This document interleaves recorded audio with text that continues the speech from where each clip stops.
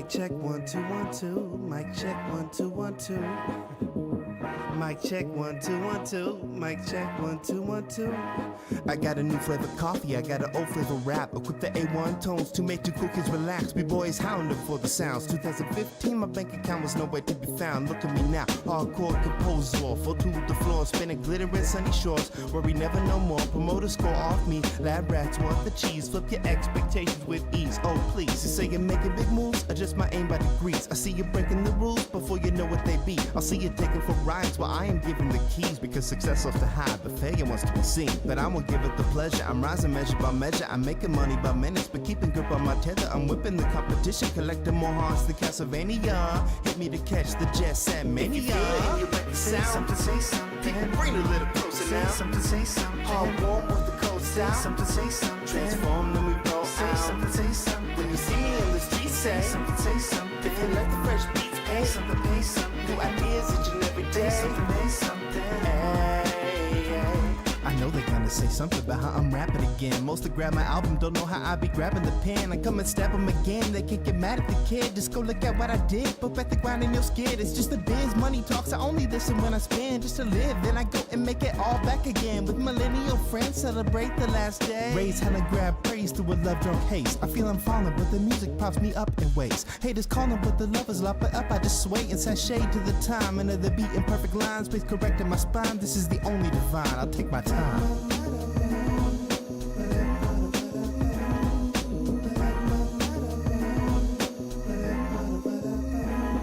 If you feel it and you like the sound, something, say something. Bring it a little closer now. Something, say something. Hard warm with the cold style. Something, say something. Transform, then we roll out. Something, say something. When you see me in the streets, say something, say something. If you like the fresh beats, pay something, pay something. New ideas each and every day. Something, pay something.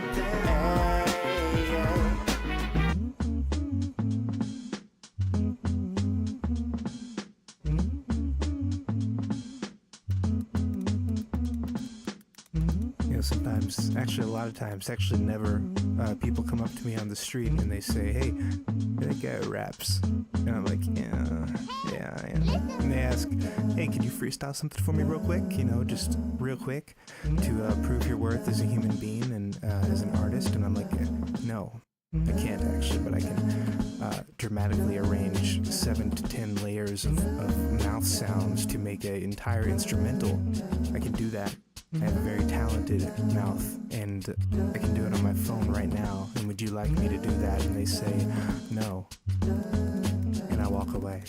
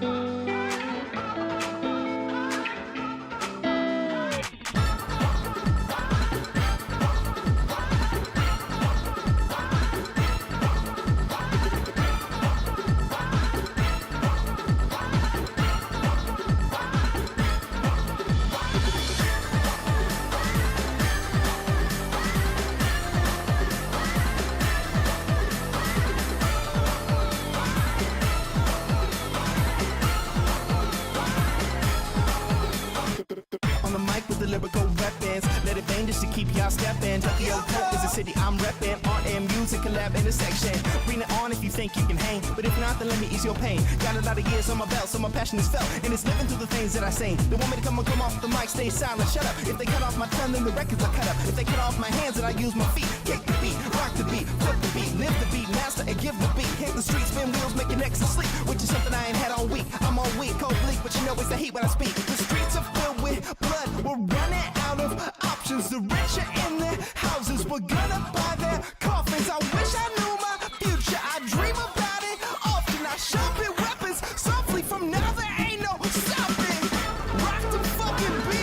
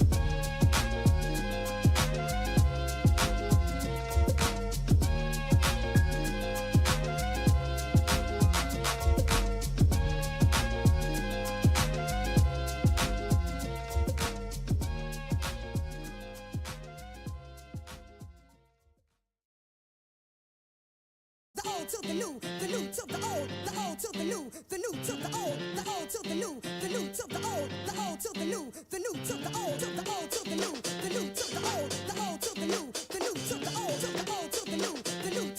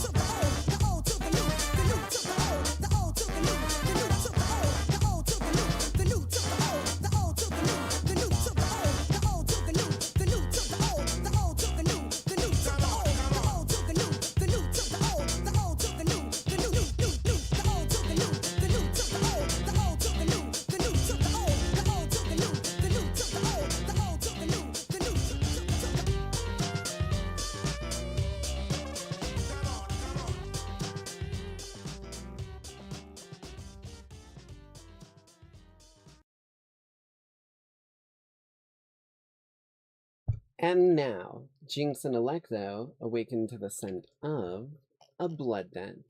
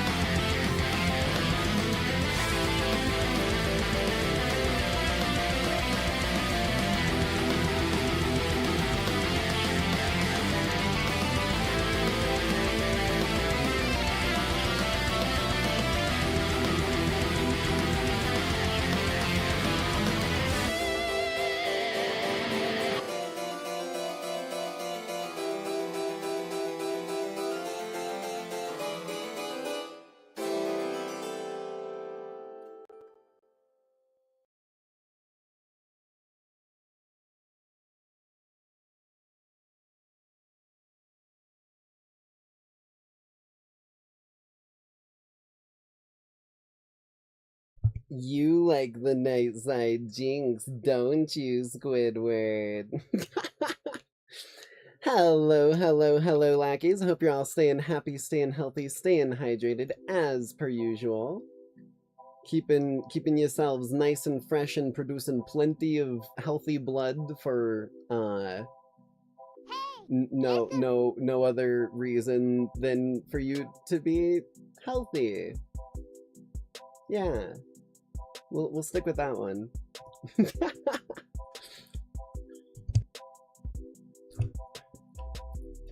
I don't know why, every time that I make like an oddly, vaguely threatening remark towards you lackeys, the only thing that my brain jumps to is that like Baki the Boxer, like fucking animated style scene of the, if I give you this sandwich, are you gonna stab me with that shard of plate? Or whatever the fuck. That's like, I just immediately see you motherfuckers going, oh, you're approaching me.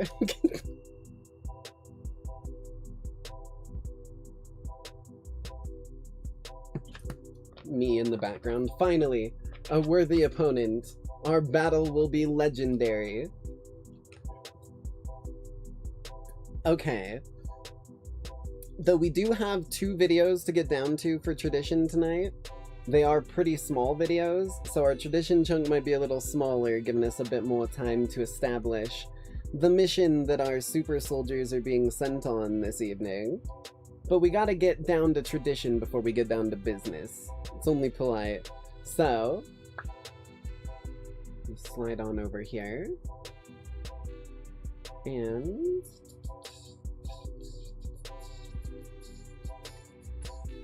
there it is. Just some quick Lancer lore bits and pieces and pobs and places.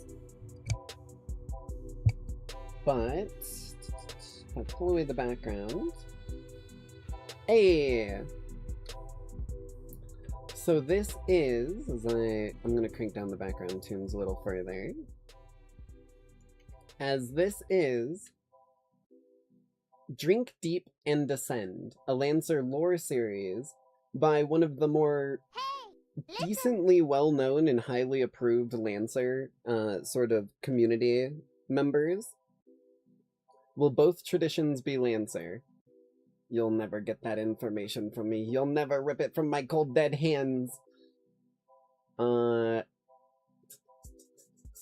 if you heard me correctly, I said you'll never rip it from my cold dead hands. So even if you get me down on the ground, it's still mine. That shit's going into rigor mortis, like, immediately. But as I was saying, also, I don't know how I'm not subbed to 11 Dragon Kid. This motherfucker does high quality Lancer content. But this is about egregorians. Now, that name may not make sense to you all, but I'll explain it simply. It's the one alien species that this world has ever encountered that wasn't humans. Suffice to say, humans did what humans did best. So, we'll see here.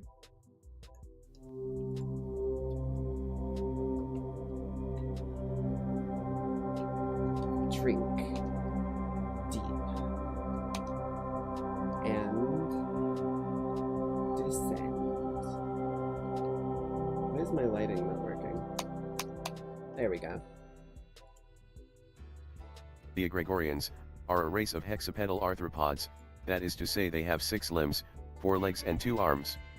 They are carbon-based like human, and are a little closer to crustaceans than insects. Standing 1.5 meters They evolved to crab, holy shit, okay. tall on average, they are covered in chitinous plating from head to toe, with vestigial scaled wings like a moth or butterfly. These wings are often pulled back, decorated, or draped in the same way a human would drape clothing. Their forelimbs are flexible and strong, with fine motor control that allow them to use human tools with minimal discomfort. Okay. Most of them also has a thick Man, all that I've heard so far sounds like they would actually just coexist with humans really fucking well if humans didn't just go burn it with fire. ruff or mane of feathery, surrounding their neck and shoulders. These are highly expressive, like a people cat's like whiskers. Moths, people One of like the most notable features of the lions. egregorians is their head plates, calcified chitin that grows in patterns, ridges, horns and crowns. They are unique, Rabbits like human up here is fingerprint, very and serve a common. purpose to anyone attuned to witness, By touching the Ooh. plate, they can see and feel information, experience, and history from its owner. Marking on the plate could even be used to identify which overmind they are associated with. This iterative building of mnemetics, from being grown over the course of life, and impression from their They're overmind, intelligent. combine to create what amounts to an egregorian's name. Given names derive from the mimetic patterns that form naturally on the cranial plates, while surnames come from the patterns granted by the overmind. Oh. Morphologically, egregorians vary based on their lifestyle and activities, growing over their early life before eventually settling into a distinct form. Okay. For Yeah, I didn't know like any of this info about them, by the way. The only thing that I knew was that they existed until humans decided they didn't. example, an egregorian that handles manual labor early in their life will grow stronger with larger head plate to carry more, while one that undertakes lots of okay. fine work will have more flexible chitin, better eyesight, and even more developed secondary manipulators. So they kind of evolve Some moldings as are they do things. a lot rarer. Warrior morphs, for instance, Oh, Jesus are nightmare in Christ. carapace, size of a draft horse, armored like a tank, with head plate grown out into fierce horns, a form fit for battle. There's apparently even exomorph, egregorians capable of spaceborne flight, but sadly, Really? no images or recordings of them were found anywhere. If there's one egregorian type that could be called as their leader, it would be the overmind. The overmind is a polarity mind around which all egregorians orient. I'm gonna be honest, Lackeys, and I want your true and honest, unfiltered opinion. No one here is gonna judge you. Would you? Because I think we all know my answer. So I think at this point I need to ask you guys whether I'm crazy. I think it might just be me being crazy. Their own individual subjectivities, although individual egregorians are still, as far as anyone can tell, their own persons. The They are overmind functions like a individuals, living okay. computer, for storing ancestral memories and experiences, Oh, both shit. good or bad, and to transmit and translate these informations to egregorians that are attuned to them. Due to how What do you mean, would you? And if it is what I think it is, then it's a maybe. I think it might be what you think it is. I don't know. Also, this motherfucker has like a crown, dude. So, okay. So they're all individuals still, even though they have this overmind. They still do kind of what they think is right for them as an individual. But the overmind just lets them tap into like ancestral memories and like things. It basically is like a data bank. It's a server base where all their shit gets stored so that they can call upon it like later if they need to. That's kind of interesting. their memory works, to them, there's no difference between past and present, like they are alive in many points of time, throughout the entire living history of the egregorians. It may be These strange, but connections I'd find a way. between the overmind and the egregorians are called witness. To the egregorian, it is a way to share a subjectivity that's both separated from them and inseparable from them. There is no distinction between the species' memory and their own. This can only change if that connection is severed, rendering the individual isolated, atomized, Oh. alienated, alone. Interesting. So they can kind of tap into any of the memories unless they get separated from the overmind, in which case they're left with only theirs. Witness is not didactic, it is paradigmatic. Egregorians do not only receive, they contribute as well. To put it in another way, witness is one method to share your thought, feeling, and experience with others, and it's not exclusive to egregorian alone. Humans can Oh. learn witness too, but how is the question? Egregorian can also engrave expressions of witness into stone and chitin, creating osteometics. By mere Memetics contact with the means worlds, the DNA of the grooves, soul. and patterns of an osteomitic pattern, an egregorian can recount and recall the experiences, feelings, memories carved into it. This is the closest thing the egregorians have to a written language and is also highly valued as an experiential art form, though it will only appear beautiful to those unattuned to witness, as the pattern would be incomprehensible. However, osteomitic encoding can degrade with age, and takes time to create. Complicated patterns that carry scientific knowledge or detailed information can take many months or years to carve. Headplate of an egregorian is also a type of osteomitic, giving off a loose but extremely personal osteomitic impression of that So individual's many, it's memories, like a mask. experiences, and It's kinda feelings. cool. Which is why it's taboo to touch one's headplate without their permission, and sometimes, headplates of members of family units are kept after their passing as family relics, in the same way that humans might keep a grave site or urn of ashes. Of course, while witness is part of the foundation of the egregorian's culture, it's only a part of it, much like how OmniNet doesn't compose the entirety of human culture, as much as a certain group would argue otherwise. Now, without further ado, let's move on to the next part of the egregorians' culture. Fire. So much fire. Can't repair what is gone, but you can mend what remains.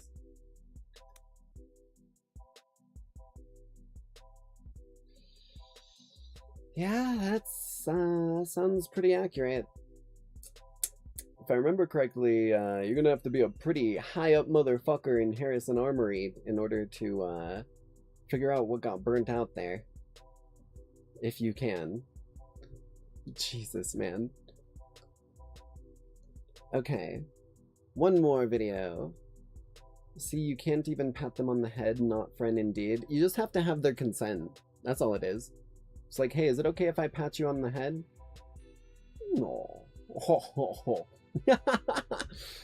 Okay. One more video. Blam. And the answer to your question, Margarine, my gay ray, is yes. Yes, it is Lancer. Now we're learning about paracausal stuff. Same channel, though.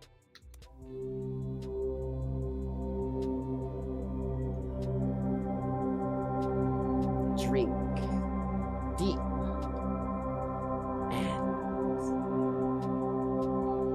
descend. There's your daily dose of ASMR. Enjoy it while it lasted. Causality can be defined as the relationship between causes and effects. In a normal timeline, cause will always occur before its effect, like stepping on a pedal to move a car forward. Okay. Basically, what goes up must come down. If it went up, other forces in play make it come down every time. But what if it came down before it went up? I think I'm understanding it a little more. It's obvious to a human linear perspective on time. Paracausality, however, is everything around that normal relationship. It is still science, but one so incredibly hard to explain due to its exact nature that one could take a quote from Arthur C. Clarke.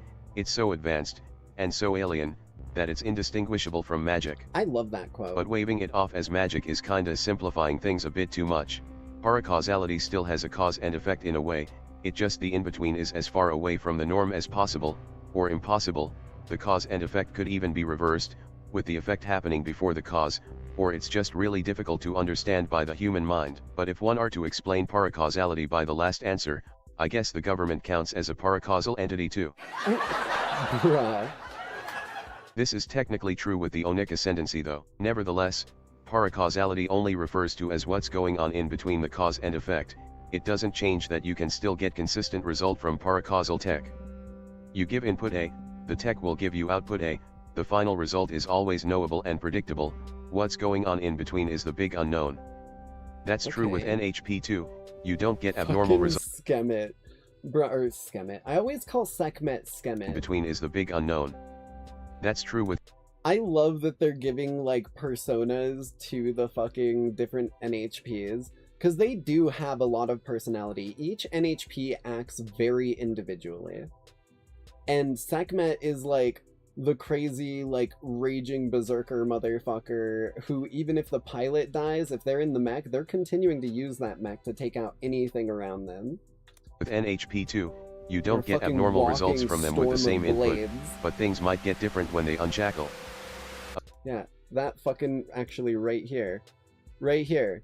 That is Sekhmet NHP in a nutshell. Officially, paracausal studies are available in a couple high-tier USB campuses. USB Unofficially, several core pro states like Harrison Armory and Horace have made headway into this field without Union's approval. Which is why, the Union Aeronautics and Astronautics Advanced Development Projects Division, also known as the Skunk Works, a secret joint project between Union Science Bureau and Union Naval Department, is set on monitoring these paracausal research centers, and maybe even yoinking something out of these black sites for Union's uses.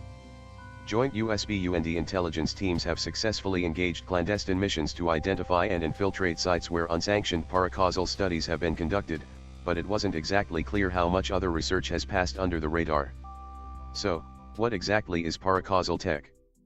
The most common of all paracausal tech are the OmniNet and Blink gates, both already Yep. break the laws of physics apart by allowing faster than light communication and travel.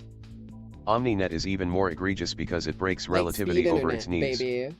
Relativity, to put it in practical and very simplified terms, is that different regions of space could have different frames of reference on time, changing how fast or slow it moves.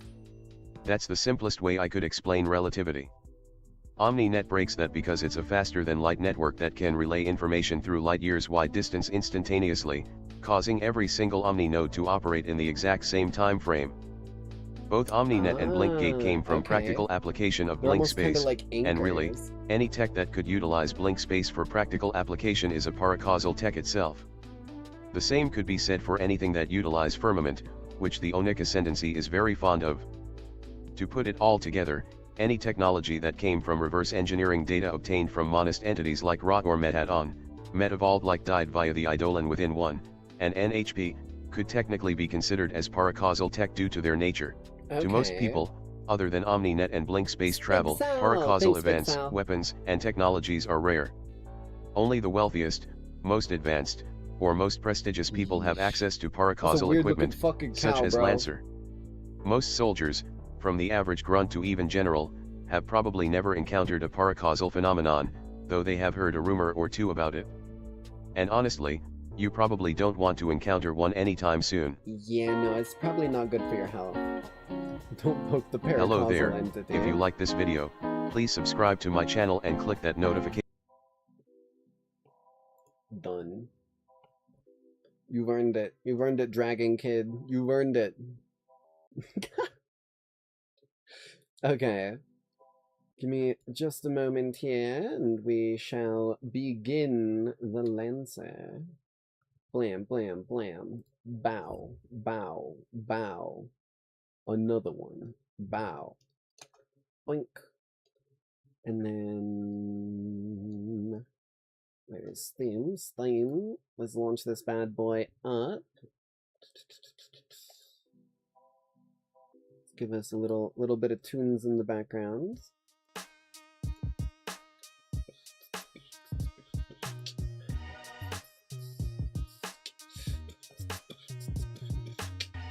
And get ourselves into comms and everything once we got the game all launched up and running.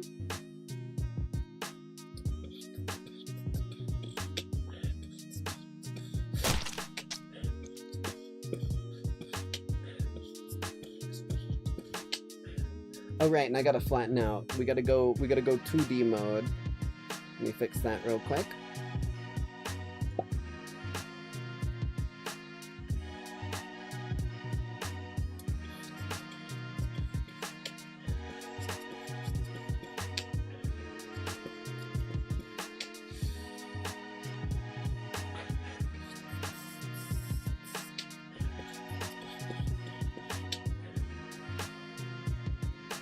There we go.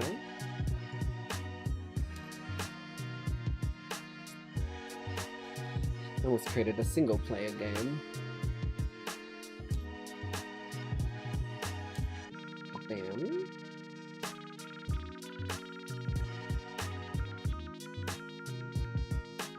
And so stream session. Load this bad boy up.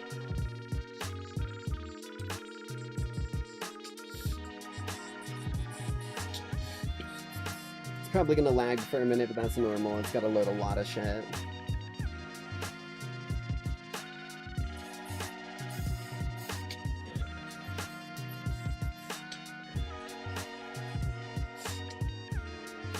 Oh, here we go.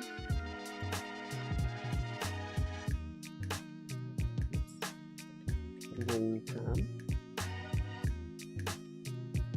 Let me just mute up this background music because we won't need it. Blam. And I believe a new should kick in.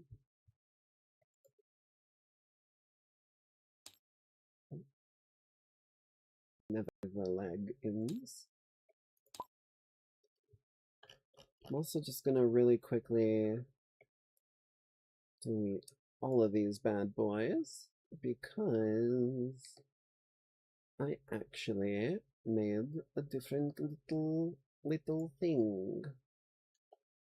Objects, music, all working music chips instead of just all music chips. I'll still keep all music chips, but I know these ones all work.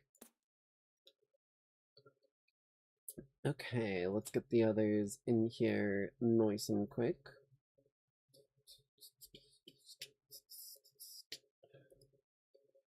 And then we'll get into voice comms.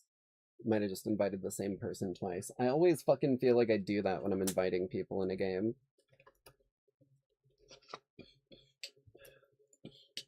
I guess I should pull up a little bit of tunes here. Let's pull... Sure, for the time being we'll pull Cobalt Core.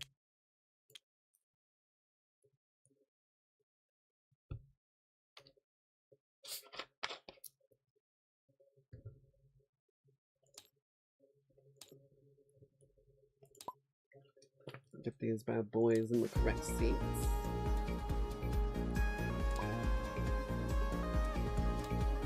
Shout out to Cobalt Core. This fucking track is, or this soundtrack is actually sick for this.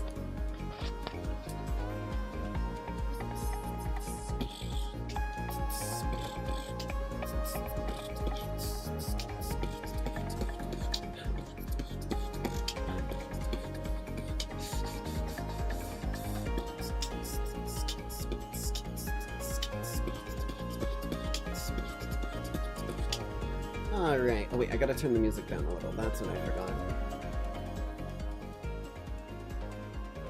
Let's get in comms here.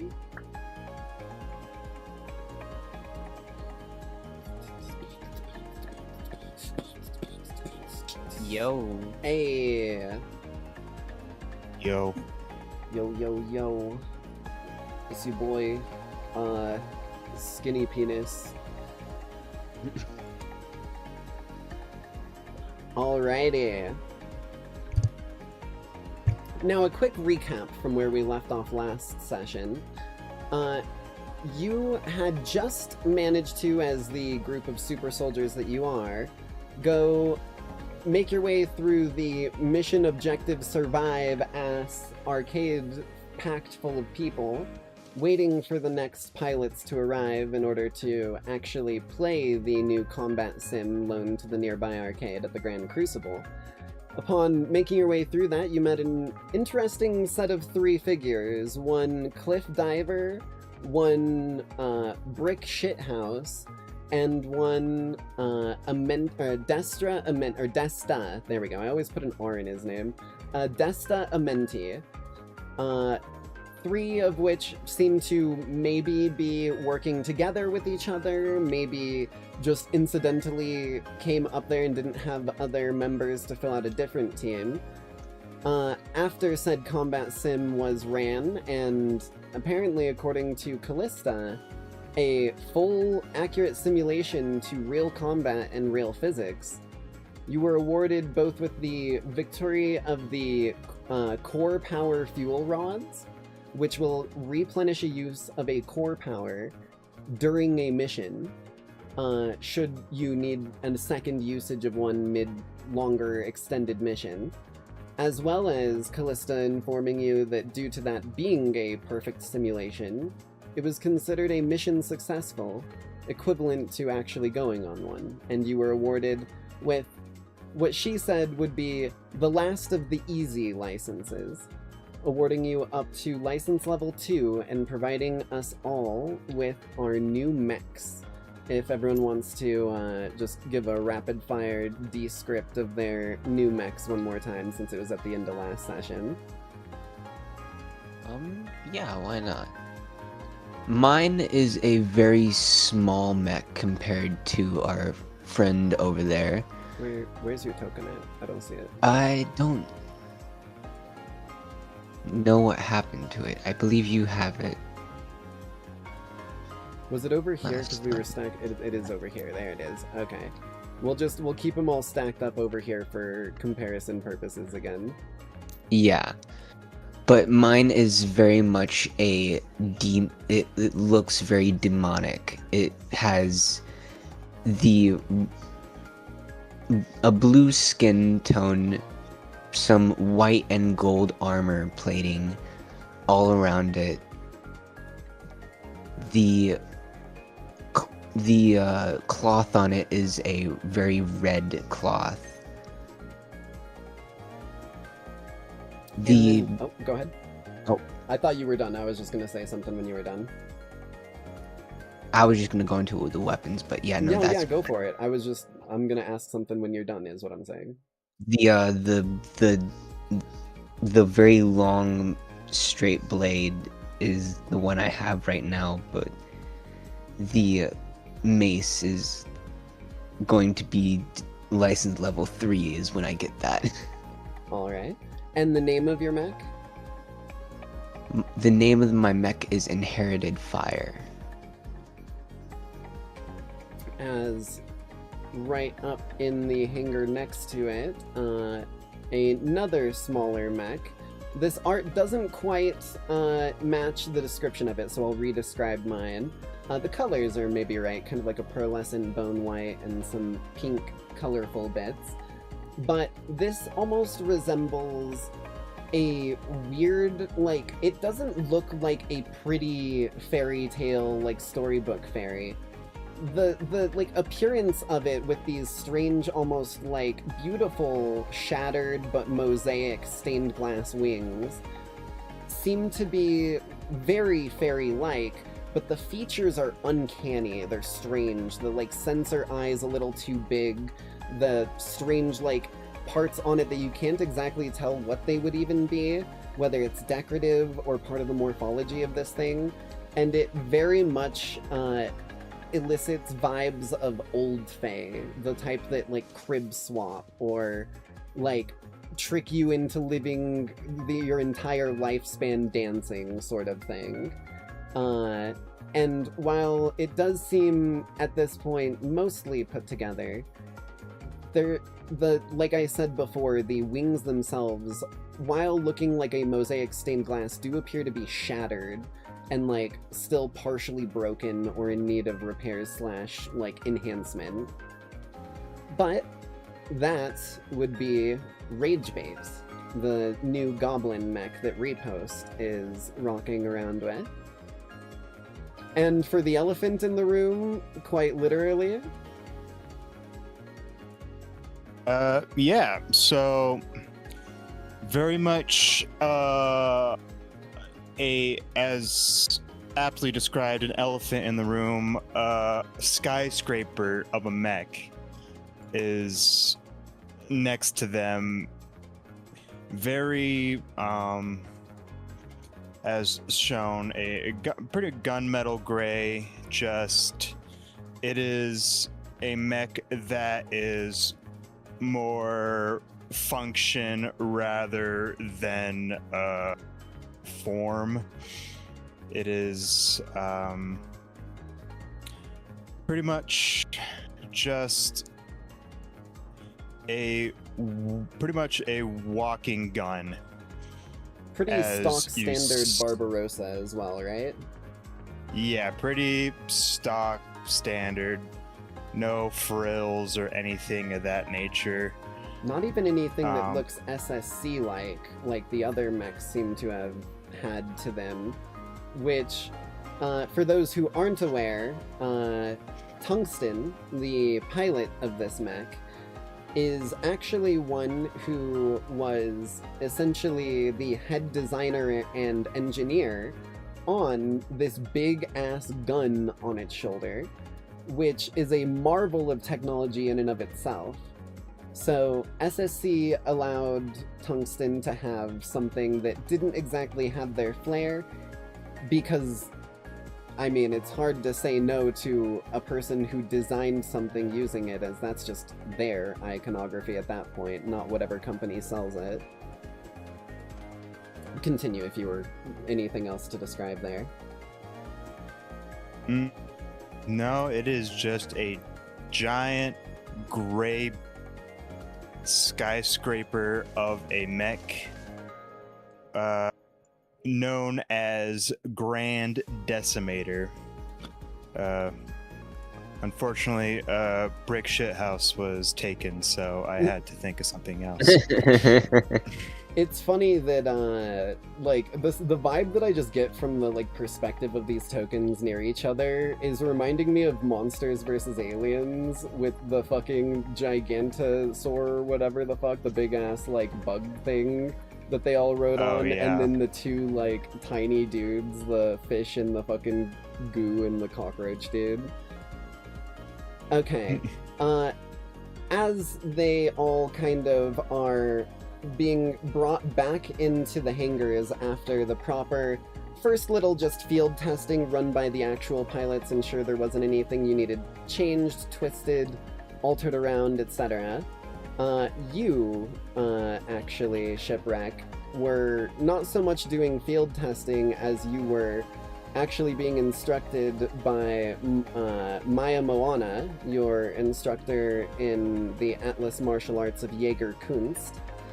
And she was running you through drill after drill and like putting you through some motions, and she didn't even have to like you could tell that she was ready to like whack you in the spots where you were like doing the wrong steps or whatever. But due to the sort of inherent knowledge of how to do it right in the suit, she was just almost circling watching you, as anytime you messed up, the suit itself would damage you in a way that an instructor would, informing you of your mistakes in a pretty hard to forget way. But after everyone kind of makes their way back in, good old Callista Brackshire comes up on the HUD pop-up. Alright, Lancers, I think that officially ends your vacation time, and it's good to see that all of your tests have come back positive so far with your mechs. We've got a specific job in mind for you this time. I know you guys are used to being able to do whatever specifically you repost, whatever you want to do, as long as we okay it. This time we've got a specific mentality and a goal for this one, if you will. So make your way back up to headquarters, and we will go over this briefing in person. And she disconnects, kind of crackling off of the comms. Repost just kind of goes, well, whatever it is, I hope it's at least fun. She kind of like climbs out of Rage Bait and leaves it just standing there, very like Iron Man suit, where he just kind of steps out of it and it sits there waiting for him. You guys coming with? Yeah, seems important since she's asking us to come to her directly. Normally she tells us over comms. As I do the stance to that I saw Moana? You can just yes. call her Moana. Moana is her last name, technically. That I saw Moana do to get out of the mech and pop out.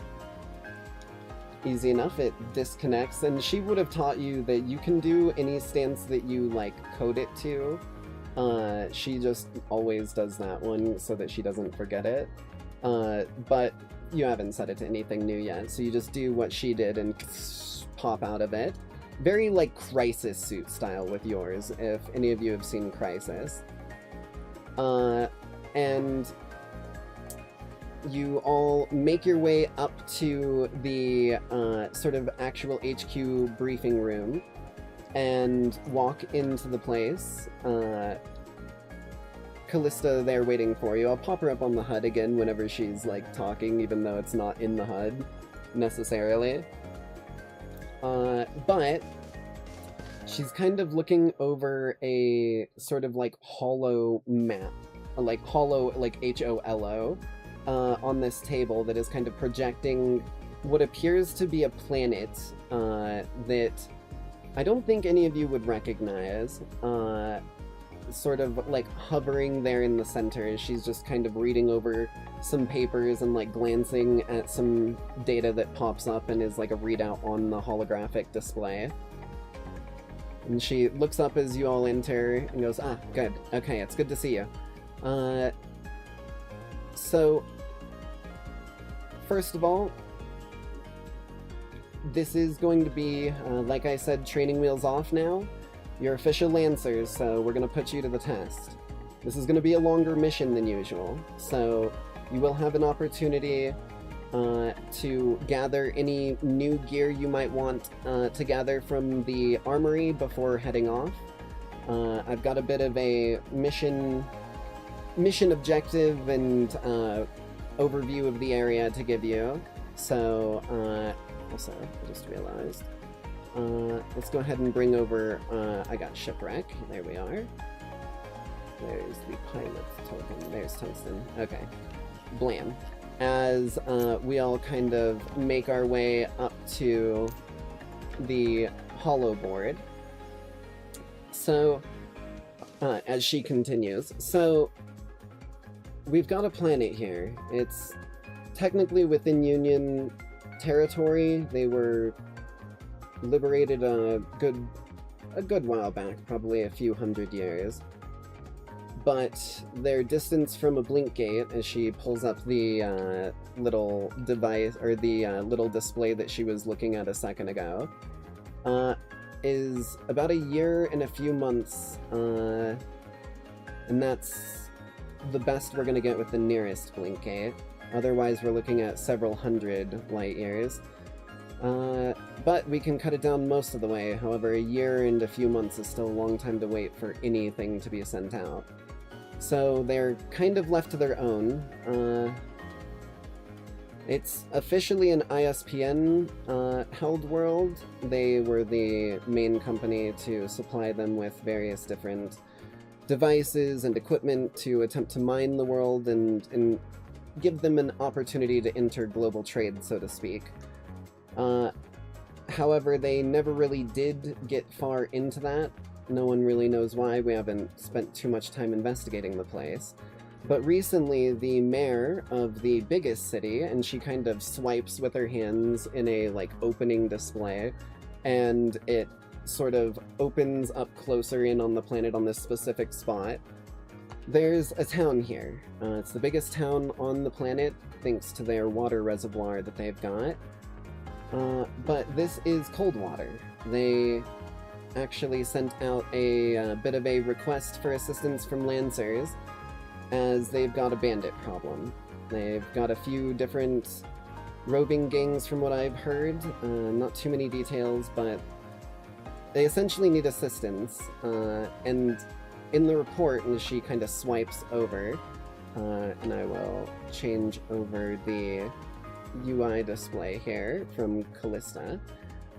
She swipes over to an image that is a Lancer's, like, pilot license image, and she says, "We've got a licensed pilot there already. Apparently they were dispatched by ISPN a long time ago to deal with the bandits. Their call sign is Wanderer. They're solo from what I've heard, and ISPN hasn't sent any reinforcements or backup, nor have they requested any outside of this time from what we're aware. So if we can, we would prefer if you could make your way onto planet at Coldwater, meet up with Wanderer, as well as, and we don't have an image for this one, but as well as, where the hell is the name of this bastard? There it is. As well as Jet Ashford. They're the current mayor of Coldwater. They should have further details on this mission, should you be interested in it. That being said, though, we will be putting you into cryostasis once we board the ship to avoid boredom, frankly, and to keep your minds fresh from training and all of the recent events you've been put through. So, if there... oh, and one more thing.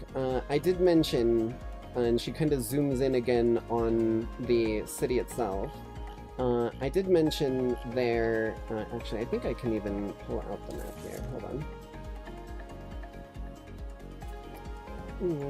Let me just pop this bad boy out. Coldwater. Bam.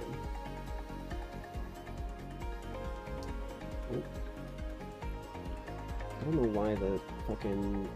oh no, that's the correct rotation for everything, it looks like. Oh no, the only thing that's not rotated correctly is this broken wind turbine over there. That's a big wind turbine that's laying on the ground and been toppled. And she kind of points out the town hall in the center of town, where there is a humongous water tower.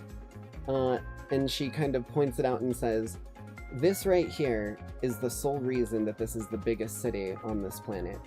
And she kind of pans over to a galactic scale again, and shows that this is the first planet from the sun in this galaxy, and you can only imagine how bad the heat would be if you didn't have water, and you do not see much in the little, like, digital display of the planet.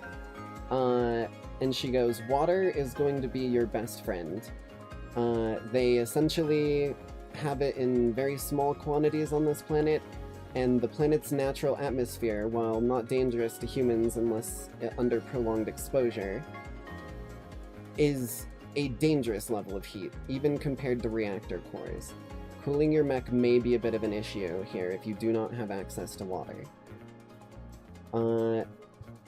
With that, she kind of swipes back over to the just like planet size scale. Oh, hold on, I gotta do this because this damn thing always bugs out on me.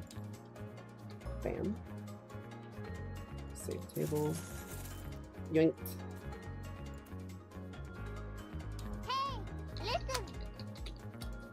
So, that being said, if you have any further questions you'd like to ask me before we get further into this, I am all ears. Otherwise, we can get you loaded up on the ship and ready to go. Again, any of your pilot gear that you wish to switch out should be taken care of at the armory. They should have most anything you might need. Hey there, Mississippi. Good to see you. I hope you're having a good one.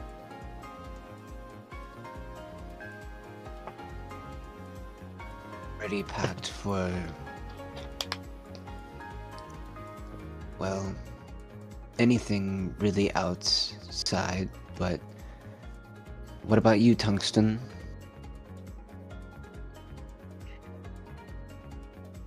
Yeah, I think I'm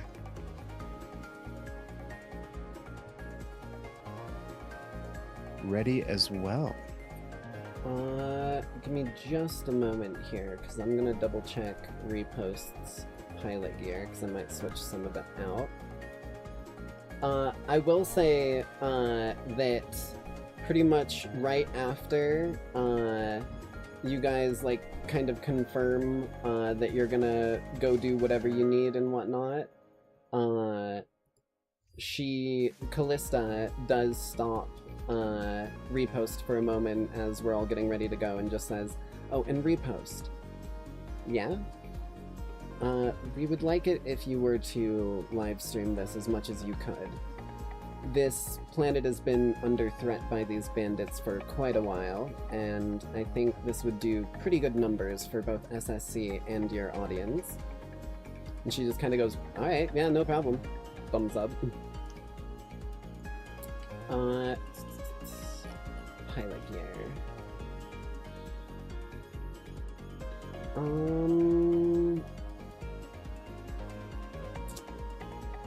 Yeah, Repost is gonna switch one of her gear. If you, I don't know if you guys come with to the armory or whatnot, but she kind of goes over to one of the armory sides and actually detaches the like robotic arm that has the like gimbal mount that she had been using for kind of like a handheld POV camera angle, and she's going to equip a I'm gonna click the other button. This button? Yeah, that button. She's going to, like, reach into the box and pull out, like, a single water bottle. Like, just, it's like, larger than just, like, one you would get from a vending machine or whatnot, but it is just a water bottle. And she kind of lifts it up and looks at the label, nods, opens it up, and begins to pour it out on the ground. Then picks up the puddle of water and begins to step into it almost like a, like, a hazmat suit, as I switch out for an SSC Sylph undersuit. You guys would, now that I'm starting to step into it, recognize it as an SSC unit, or a person with sort of whatchamacallit under SSC knowledge. The Sylph is an organic life form that can seemingly survive in nearly any environment, using breeding analogous methods defined by establishing bioengineering doctrines. SSC developed the Sylph undersuit. Sterile, living sylphs grown as envelopes and fitted to their owners. The sylph bonds to its wearer, forming a symbiotic relationship. It is sustained by the host's waste products, in return, protecting the host from a range of hostile environmental factors. These semi-biological, skin-tight undersuits can be worn for extended periods. They are translucent, semi-liquid, and able to be stored when not in use, conforming to whatever container they're placed in. They clean the host's body, aid in natural healing processes, and eliminate waste. As desired, segments can become opaque, change color, or take a new texture. It can cover the host's head, sealing against vacuum, providing protection against radiation, and filtering air or liquids, even providing the ability to breathe underwater for a limited time. As Repost puts that on and goes, I am not going to another hot planet without this bad boy. As you recall that she mentioned that she photosynthesizes, but you can imagine she probably needs a lot of water to be able to do so in a similar fashion to plants. And she just kind of steps into that, suits up my pilot armor and gear on top of it, and turns back to y'all. Alright, I'm ready to go. I've got everything I need.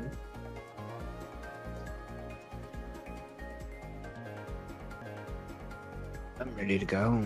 And Tungsten said he's ready. Alright. Let me save table here again. Pop all that on.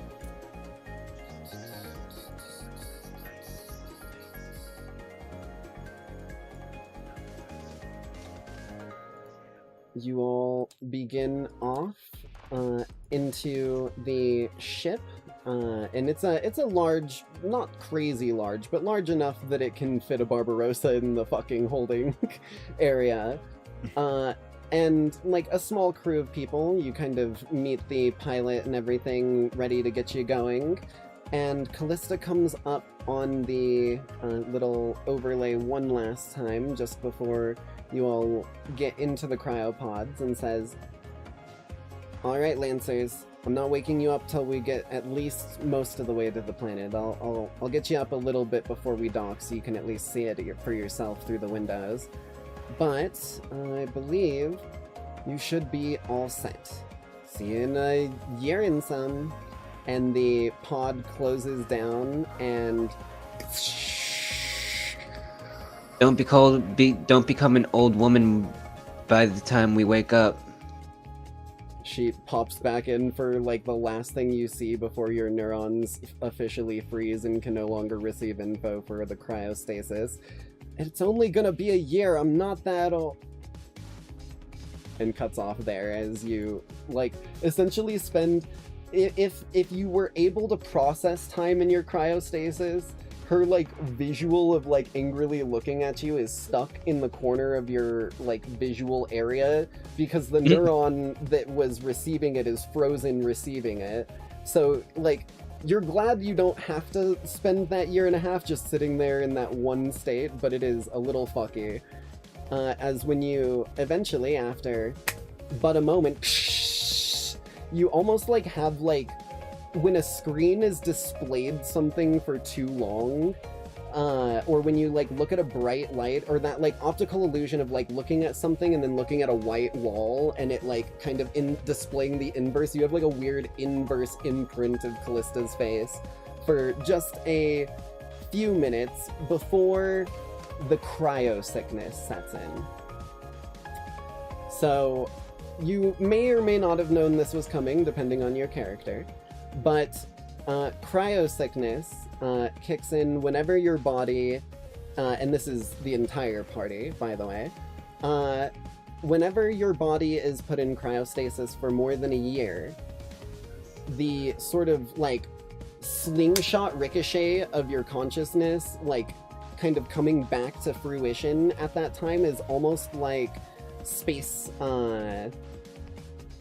madness or whatever the hell it's called, where someone who lives at near light speed has like weird flashes of where their time doesn't line up and they like have trouble processing things. You essentially get that from cryostasis as well, but only for, on average, about a day after coming through a cryostasis. Even if it's an extremely extended cryostasis, as long as it crosses that year threshold, you kind of have like that slingshot. You have a bit of a migraine, a bit of nausea, but nothing too crazy, luckily. But you all kind of come up towards the front viewing bay where the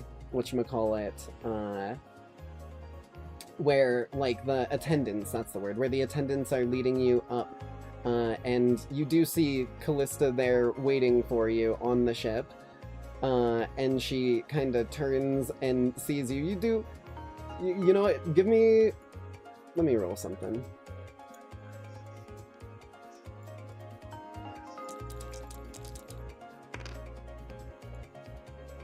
Okay, no. You kind of look up to Callista, Shipwreck, and almost immediately you're like inspecting for anything that looks older, but she looks almost identical. You get the sense she might have even been in cryostasis as well, but woken up a little earlier to like do whatever she needs to do before the end.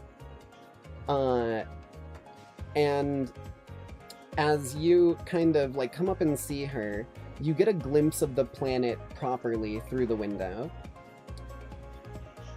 The planet of Apista kind of unfolds before you through the main windshield front deck, completely almost like taking up the horizon ahead of you. If it weren't for the massive the massive blazing gas giant, I guess, of a star kind of behind it. Luckily, the sort of bright light is automatically filtered out by the shading on the front of this viewing deck. A vast, dull brownish orange with far too few spots of green or blue, just like you were told, across it, especially with the proximity to this massive sun. The surface almost like subtly shifting, even over this vast distance as you approach.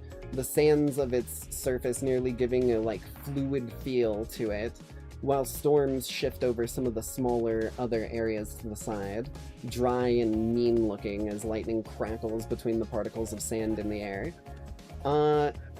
Everyone up here, give me either a spot or a survival check. Let me... what my... Ooh, I don't got either of those. Oh wait, yeah, no, that's correct. So I will just make a roll with +0.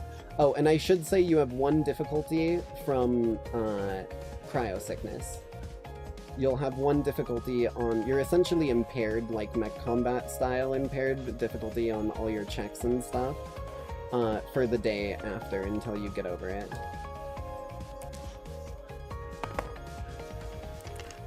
Oof, I got a 4. I got an 11 survival. And a 12, okay. Was that 12 survival or spot, Shipwreck? That 12 was survival. Okay, so both of you glance out into that so as you're kind of scanning across that area with the storm, and like at first you're kind of seeing just the roiling, like billowing clouds of sand that are preceding the storm.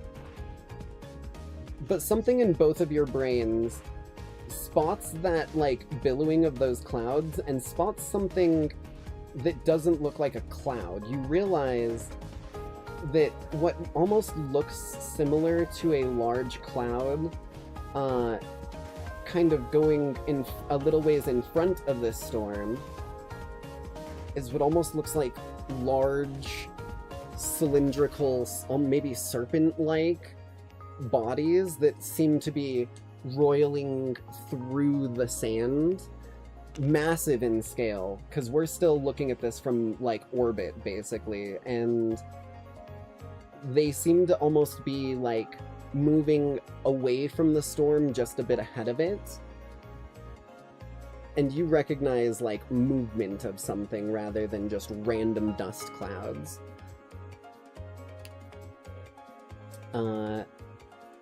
Repost doesn't see shit. Where were we at? There we are. And you notice that just as the ship engages a little bit of extra speed, shifting around the edge of the planet, kind of orbiting it for a moment in just a couple, like, seconds of travel. And as you kind of glance ahead, it reveals the city that you will be calling home for the next mission or so. Coldwater. The largest city on the planet, thanks to their history as a factory colony before Union took over, thus kind of leaving them with a wealth of raw materials left over when they were given their independence.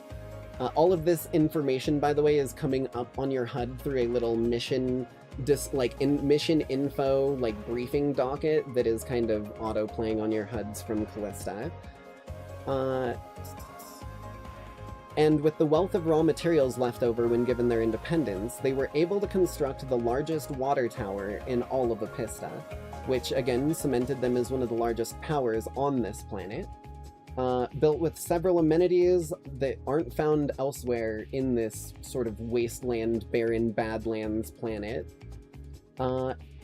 thus gaining it a bit of sway, per se, in the galactic way of things. And you all slowly begin to swing down into... So I pop that bad boy down again.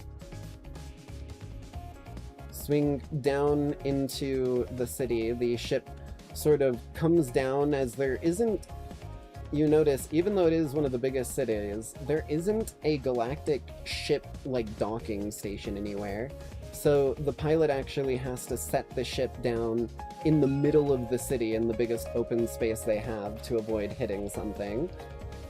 And you all are kind of dismounted, or allowed to dismount and sent out along with your mechs, sort of,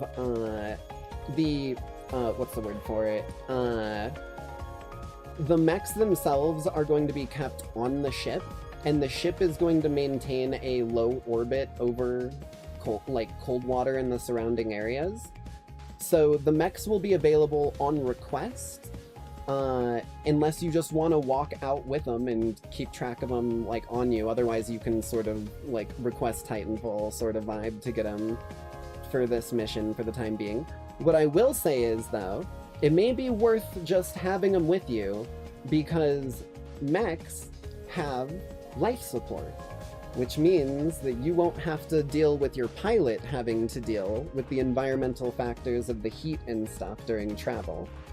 But of course in the city, you could always just park them somewhere. It's extremely difficult to steal someone's mech because they're such specialized equipment, and you actually, Grand Decimator, would, albeit not really knowledgeable in anything other than the functioning of Grand Decimator itself, you would actually have some small trusted engineers. They're not fighters, they're just engineers who understand how this works, to help you pilot this behemoth, because, or even just to do repairs and stuff throughout it. They don't really know anything other than the mech, and they can keep an eye on yours to make sure no one's messing with it and whatnot, and they'll take care of themselves outside of combat whenever you're not using it. But just for the sheer scale of what you're working with, you kind of have a couple backup dudes. Feel free to name them or not name them, or just ignore their existence. They're just there to help make the mech work more than anything. Okay. I will say, I think, at least due to the size, Ragebait is going to come down in, or Repost is going to come down in Ragebait. if you want to just place either your pilot token or your mech, whichever you'd prefer, over here in the center of town. Yeah,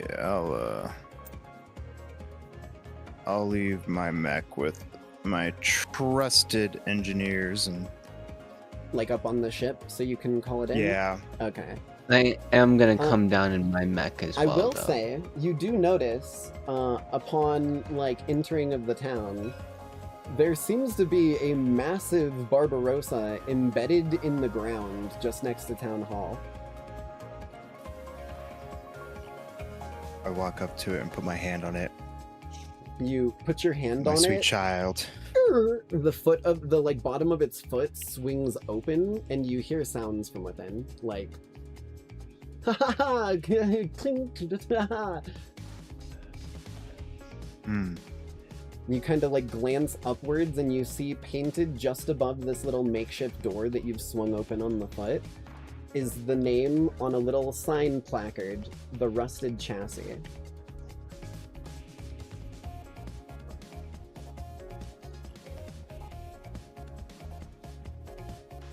But just as you're like about to kind of go into it and whatnot, you hear a sound back from behind as the mayor comes out. We'll just copy Tungsten's token because again, it's a dude I don't have an art for. But he, I mean, to be honest, I also don't have an art for fucking. You know what? We'll use something that's at least different and distinguishable. Actually, I can change the names. That'll be fine. So we're gonna have Tungsten's token here be placeholder art for Mayor of Coldwater. And then we'll have Repost's token as the second figure comes out alongside them be the sheriff, sheriff of Coldwater. Sheriff of Coldwater. As a sort of, what's the word for it? A sort of like, I guess pot-bellied man comes out wearing like the futuristic equivalent of like the Wild West mayor attire, maybe a little bit of like you know, like a sort of black overcoat that looks like it's part of a suit with the like striped undershirt, the little bow tie, the sort of like bowler hat a little bit on his head, and just like a smiling, like very happy-go-lucky looking sort of pudgy dude. And he steps out and goes, "Ah, super soldiers!" And that is kind of what pulls you back over to the group as they walk up. Oh wait, sorry, I'm an idiot. Not the sheriff. This is... Well, they kind of are the sheriff because they're the only real, like, governing force in that regard, but this is Wanderer. My character, the fucking that one, is Wanderer. The little other Lancer that you were informed to go find. And she kind of walks up with a little bit of a sort of gash across her eyebrow, kind of ragged hair, no hat or anything like that, but a little band-aid across a cheek, and just looks rugged, looks like she has probably been through some shit and she knows what she's doing. But with a warm smile still, kind of comes up and shakes each of your hands as the mayor goes, "Yes, I'm glad to see that you made it here all right. The bandits that we've been dealing with have been a problem. They actually attacked not too long before your arrival recently, and, well, they were able to make off with one of our caravans that was supposed to be resupplying us with water." And you kind of, like, look up towards the massive water tower and cock your head a little bit. Like, that thing clearly holds around 500,000 gallons of water. And, Wanderer goes, "Oh yeah, don't worry, looks can be a little deceiving. picks up a rock from the ground and chucks it all the way up at the water tower. With a little bit of like a slosh. Yes, as Wanderer so eloquently displayed for us, that was a very important resupply of water. We have currently had a bit of issue keeping our reserves up, as they tend to be raiding any of the areas where we gather our water, or if they don't, they raid the supply caravans on their way back. And with as rare as clean, fresh water is on this planet, it's become, well, worrisome for the inhabitants, to be honest. But, of course, that's why you're here, at Wanderer's behest, of course. And Wanderer kind of walks over and goes, yeah, nice to meet y'all, I'm Wanderer, and Ragebait kind of same size as a person, really, shakes hands in Mech and just goes, yeah, I'm Repost. I don't know if you have heard of me. I'm kind of popular on the internet. And he just looks at me with a blank, or she just looks at me with a blank expression. Who? Okay. She walks over to you, Tungsten. Yeah, I'll reach out my hand, just be like, yeah, I'm Tungsten. I'm kind of a big deal, you know. You know what? I'll roll a d6 for this. Because your stuff is the kind of thing that she might know. If it's a 5 or a 6, she knows. That's a 5. She goes, wait a minute. Hold on. Tungsten? I don't recognize that. What's your real name? This is my real name. I'll tell you mine if you tell me yours. Ellis. That is my real name. Wait, didn't you work on the... And she, like, thumbs over her shoulder towards the rusted chassis.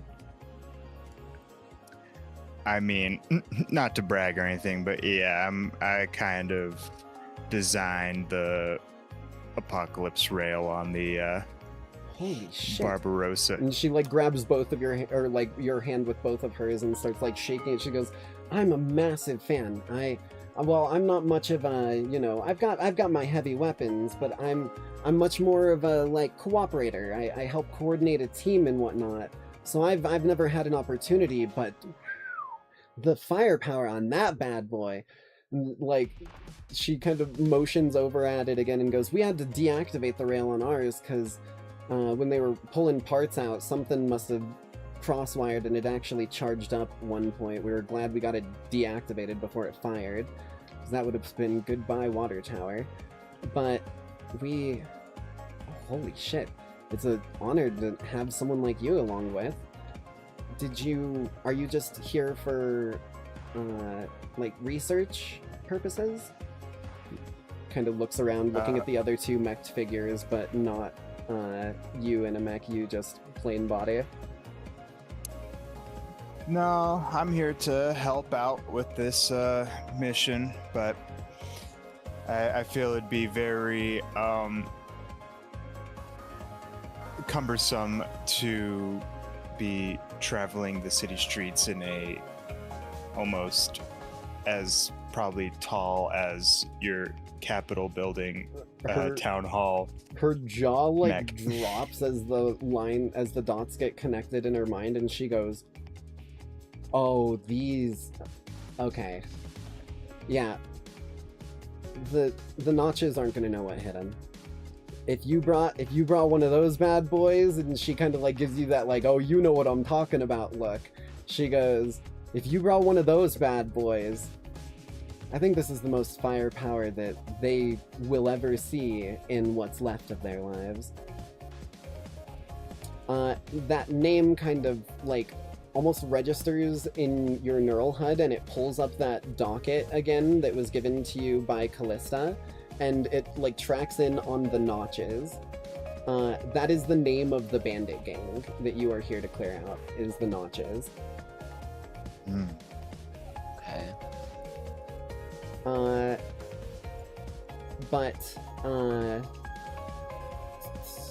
what's his face? My brain's blanking. What is his name? God damn it, I got it right. Jet Ashford, the mayor. He kind of comes over, seeing the other two inmates, and goes, well, yes, we wouldn't exactly have any good spot to store a, well, something of that size. Should the other two of you, kind of glancing between Repost and Shipwreck, need to store your mechs anywhere in specific, the best place, well, yours could fit inside, so there probably wouldn't be an issue, but if you were in need of storing it somewhere, you could probably store it over, and he points over to the big building on the side of the rusted chassis, either inside or nearby there. That's the mill. It's a factory/workshop that the community uses. There's a lot of manual machining stations. Unfortunately, we only have one functional printer currently, so it may be a little difficult for us to replace any parts that you may lose or whatnot, but that also means it would be quite difficult for anyone here to attempt anything with any of your devices here. And Wanderer kind of walks over towards the last one, holding out her hand again. Pleasure to meet you. I'm Shipwreck. Shipwreck?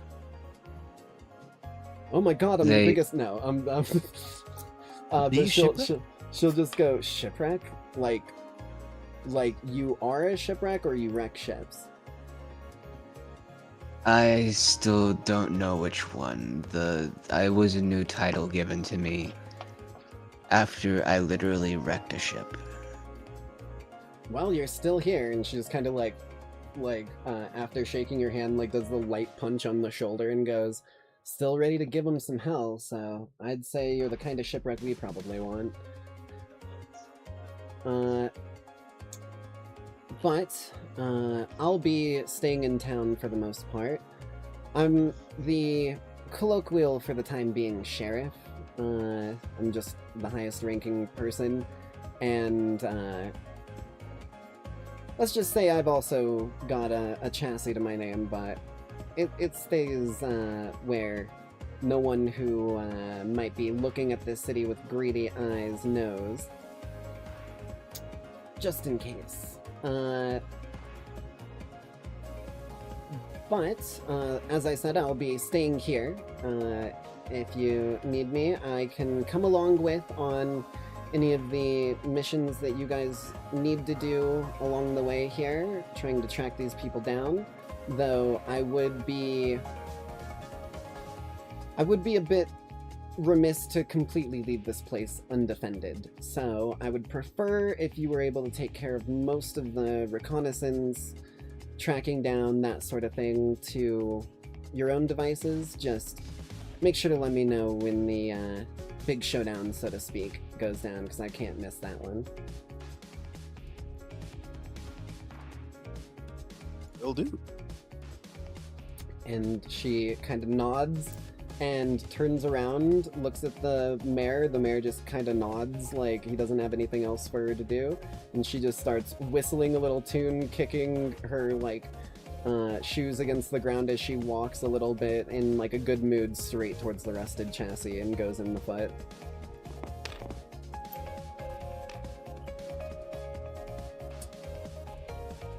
The mayor just kind of glances over the rest of you, and says, well, of course, if you've got any other questions on the job at hand, I'd be happy to inform you of any information that we may have that you don't. But I believe for the time being, we don't have any info on where they might be. So you'll have a bit of time to get used to the town, get a little acquainted, maybe do some digging of your own in the regard of the notches, if there's anything that I can't give you. And we'll be sure to get in touch with you immediately should there be any need for your assistance, or if we get any information relating to where the notches might be.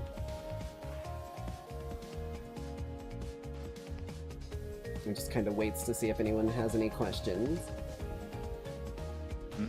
Well, you said that you have no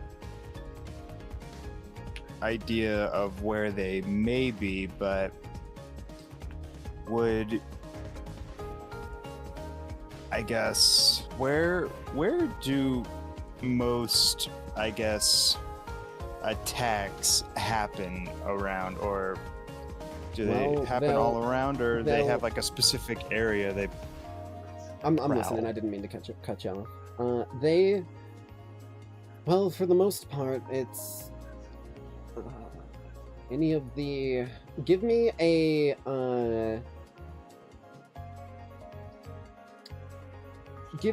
get a hold of something check if you've got that. It's not getting a hold of gear, but it's getting or word on the street. That would also work if you've got that. I do not have any of that, but so just be a flat. And it will D20. be one difficulty due to cryo sickness. What? Did you pay the one?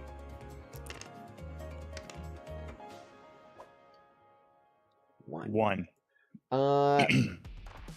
Unfortunately, the only information we really have would be that they tend to attack or defend, I suppose, like hold for a short while. Some of the different oases across the surface of the planet, places where they can gather water freely, or they'll attack our caravans that are returning with water. If you are able to, I guess, the best option for that in specific would be to either stake out one of the actual oasis locations in hopes of them going to that one, or we could send you along with one of our water-carrying troops. However, if they see that we've got mechs more than just Wanderer assisting, they likely might not even strike. They're opportunists, it seems.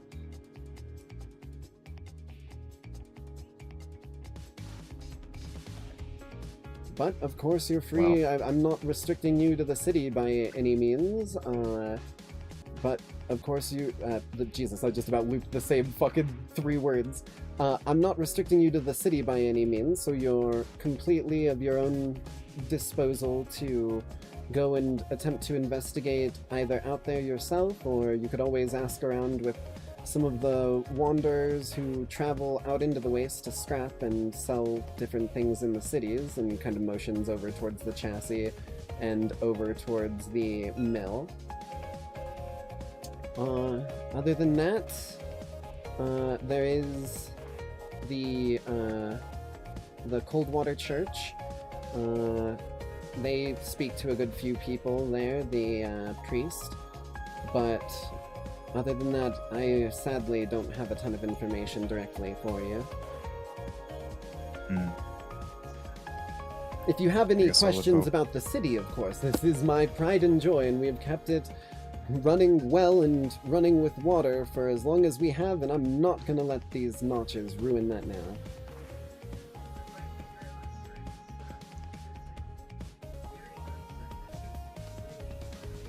What's the story with the Barbarossa?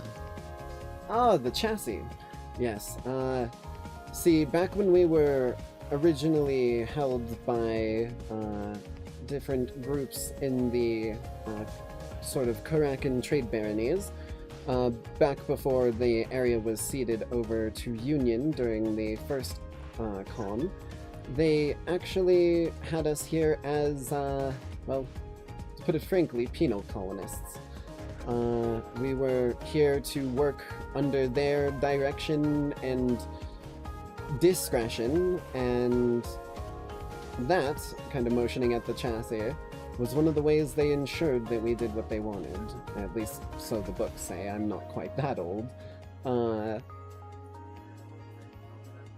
However, when it was originally freed by Union control and given back to the actual cities and whatnot, with liberty came the want to topple an oppressor.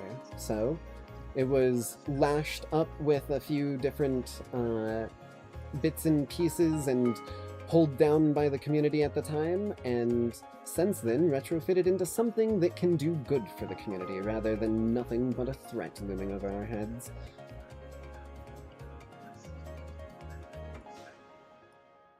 Of course, and he kind of looks at you, Tungsten. Of course, the tools are only... The tools themselves and the creator of those tools we see in no ill light. It's the hands that were using them at the time. See, even though the trade baronies may be less influential once Union takes over, anywhere outside of Union space, the 3 pillars of humanity kind of go to the wayside. The 3 pillars of humanity, by the way, for those who are from Union space, which is kind of everyone, but humanity. I'm pulling them up real quick so I can... Humanity. Where the hell is it? The pillars are listed in the core book. I could do a Google search if I can't find them real quick. 3 Union Pillars of Unity Lancer. There they are. They're called the Utopian Pillars. Real quick read out of these bad boys, just for, since it is decent information to have for the universe. Oh my god, you have to run a captcha on me right now, bro, for real? Okay. So, the 3 Utopian Pillars, which are anything within Union space, which this now technically is, are governed by these 3 rules primarily. 1. All shall have their material needs fulfilled. Under Union, it is paramount that all humans be afforded the decency of a life in which their basic needs are met. The state makes food, water, shelter, and just labor available to all who wish to take it on, and may never deny those rights. To do so is to violate the most basic of contracts. You get the sense with the distance between this place and the nearest blink gate, it's very difficult for them to request those, hence the water problem. 2. No walls shall stand between worlds. The void of space is deep, cold, and utterly hostile to life. Any civilian world, station, or moon not granted restrictions by Union edict must allow access to any who petition, allowing all to feel firm ground beneath their feet, breathe clean air, and enjoy the light of a life-giving sun, or equivalent in the case of space stations, etc. And 3. No human shall be held in bondage through force, labor, or debt. The scarcity of natural resources is a false premise, a myth and tool to enrich the few while oppressing the many. The dignity of human life is paramount in all worlds, whether core or diasporan, and to exploit people and their labor while denying them just compensation is abhorrent. Again, you can kind of see just knowing those at the edges where it kind of frays being diasporan almost outside reach of a consistent commute. But it seems that, for the most part at least, these people are free and able to seek their own choices, whether that be good or bad, considering at one point, at least according to what you've been told, everyone here was kind of in coalition across this planet when they were freed, but now there seems to be bandit groups roving. But, if you have any other questions, of course, otherwise I do have some paperwork that I need to file about the missing shipment. Where did this missing shipment go missing at? Do you know that, or I mean, the entire... just on the trade route it went missing? It went somewhere to the east. Somewhere to the east, off towards one of the oases. And unfortunately, somewhere along the way, whether it was on the way there, although that's less likely than on the way back, odds are...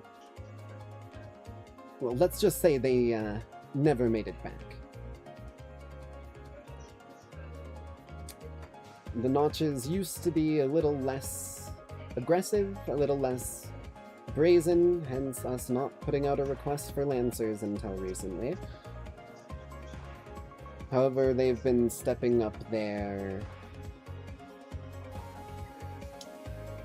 level of what they're willing to tolerate, and that has led to disappearances rather than robbed groups returning with a tail.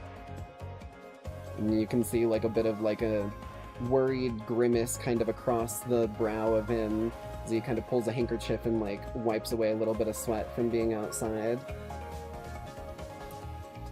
I was willing to let them do what they needed out there to survive, as long as no one's lives were getting hurt, but at this point I think there's nothing else but that to assume.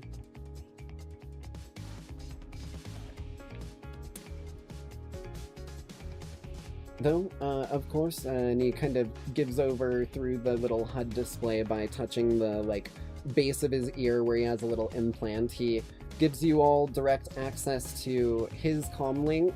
What I will state is, comm links to anyone in general, unless it is directly to Callista, because she's the handler, she has like a direct long-distance link to us, but communications to people in general are available as long as you are on the same planet as them.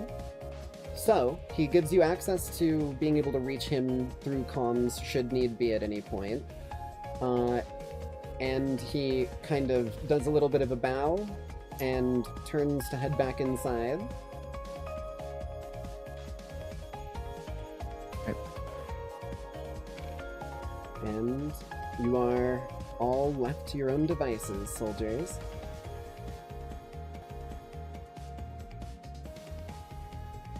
I think Repost would kind of,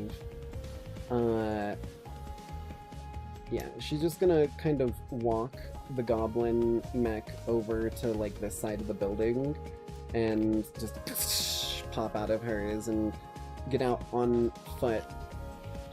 But the first thing that she's gonna say is, okay, this is, even in the mech suit, this heat's starting to get to me, so I need a drink. This is going to be downtime, effectively. So, again, you've got access to your downtime actions. I think you've still got those floating around. Yeah. I would request, please only do the ones, well, obviously you can request, but, like, if we don't have the book to explain, like, the roles and stuff we need for it, obviously we can't do that one. But other than that, you can also do things that aren't just in that listed set of things. For example, if you wanted to investigate further into where the Notches were doing their stuff and whatnot, as he said, it was off to the east, and you can get like a map essentially showing the route they would have taken to the place if need be and things along those lines, but that would be a sort of downtime action in doing so, to investigate. I think that would be, I think there's one for like investigating stuff and finding things that you, or like sticking your nose where it's not supposed to go, because I did it on one of the first sessions. Where the hell is it?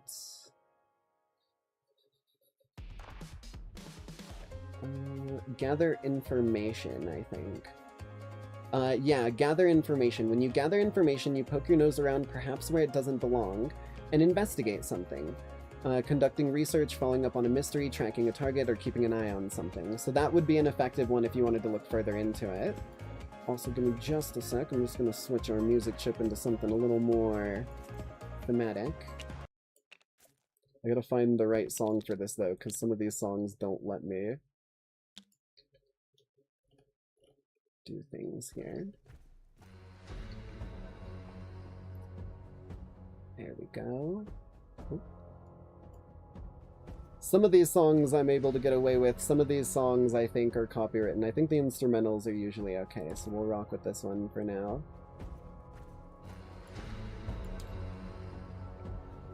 Music's a little quiet, but you know, it is what it is. You can crank it up if you want on your own music side. Your volume on your music little drop down thing is individual to the person, so if you need to switch them around. Mm.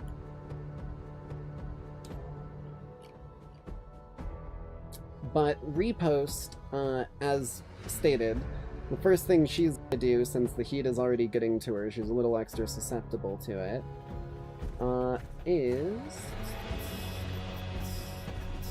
she's gonna go get a damn drink.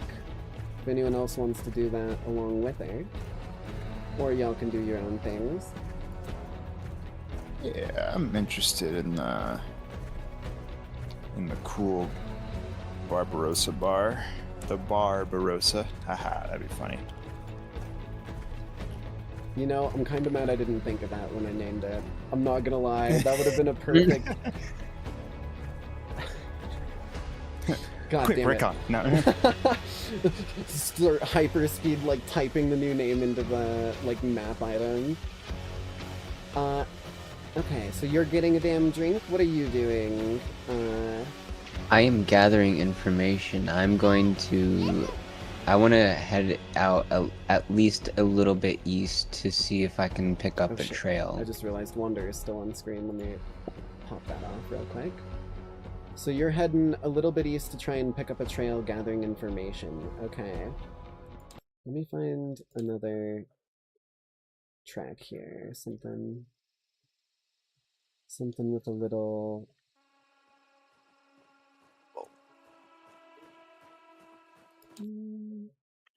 Give me a sec here. This is the Hunt Showdown soundtrack. I think this one will be good. It's a very short one, but we'll see. Give me some... Yeah, this one. There we go. Okay.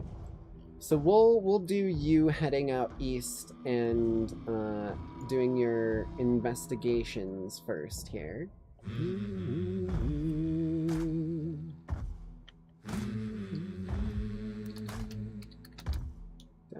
Down time. Let me get myself over there real quick. Gather information, page 53. Bam. Alrighty. When you gather information... so... You named your subject, which is the Notches. Your method is heading out east looking for a trail. Roll me a D20 here. Now what I will say is, I believe these are skill checks. So if you want to add one of your pilot skill triggers to this, I will allow it. I do. Can I add spot details, objects, or people that are hidden or difficult to make out? I will allow that, yes. So yeah, make a roll. You will have one difficulty on this, as it's the first day since Yes. cryostasis still, and you've got that cryo sickness.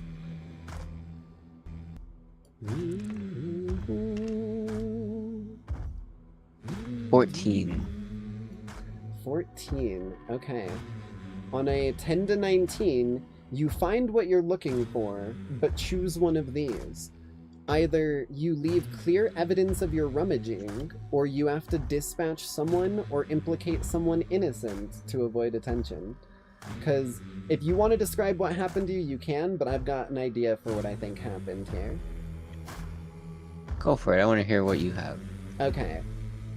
You go out to the east and you begin searching, kind of along the trail that you were given on the map and whatnot, and they have marked a couple of, like, locations where it's possible that it could have happened just because they were, like, good lookout spots or whatnot. Things like where an ambush would be effective for, like, jumping a caravan and trying to take them out and take their shit.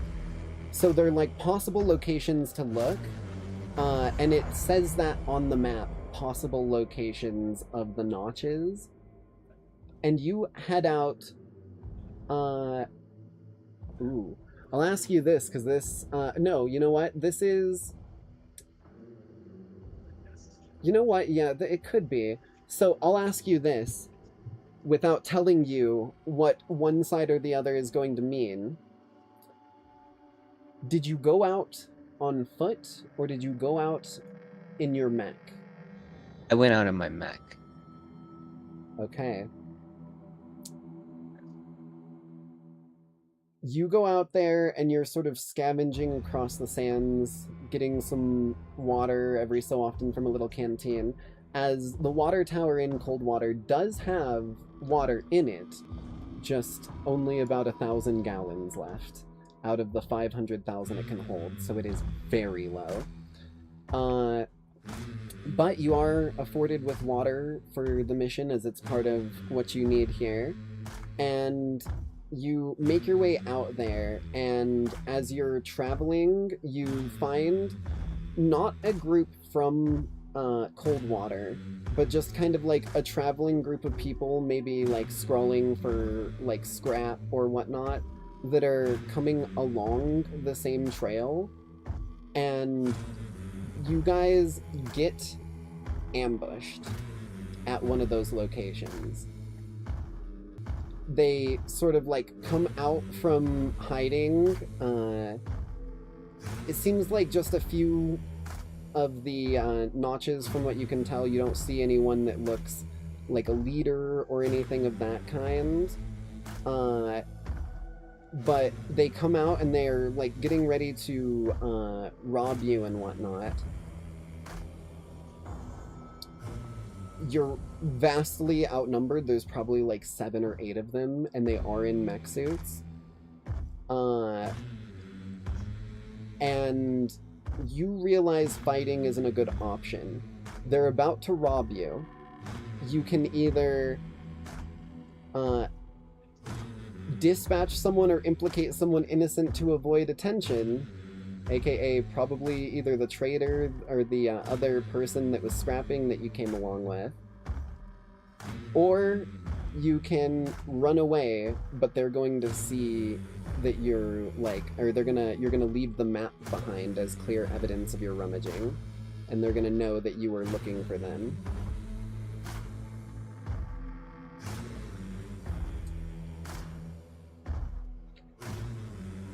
That is the option laid in front of you. Just throw an innocent under the bus. Who cares? Yeah, like you can basically, if you wanted to, you could like hide the map on them so that when they rob them, they think they were looking for them. Or you could drop the map and run, and they'll know you were looking for them. No, drop the map and run. Okay. So you do Coward. find out that they are seemingly, for the most part, posting up in fairly large quantities, as from what you've heard, there's only about 20 members of the Notches in general. So to have such a large number in one ambush, you get the sense they're probably operating to the east. Okay. So you got what you needed, but as you book it off like full mech suit power into the distance, they see a little piece of paper left behind on the ground, pick it up and sort of flap it out. And this is for the camera, and you guys can quote-unquote see it because you would know that this is the consequence of this. But he kind of pulls the paper up as he sees you like running off into the distance beyond their speed they could do, and kind of like flaps the sand off of it and sees lines leading from Coldwater towards like these different ambush locations, one of which they just ambushed you at. And he kind of turns around to the rest of the Notches and goes, "All right, it looks like Coldwater may be mobilizing against us. Let's tell the boss." And they sort of take a little bit of the spoils from that innocent, like, other person as they were going to anyways, but it seems you running away and showing that they're kind of being seen stopped them a little early, so they don't fully rob the other person at least, but they do know that you're looking. Now for the get a damn drink. Let me pull up that one real quick.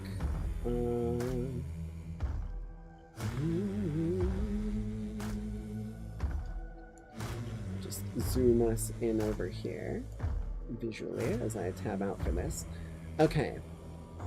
When you get a damn drink, you blow off some steam, carouse, and generally get into trouble. You might be trying to make connections, collect gossip, forge a reputation, or even just forget what happened on the last mission.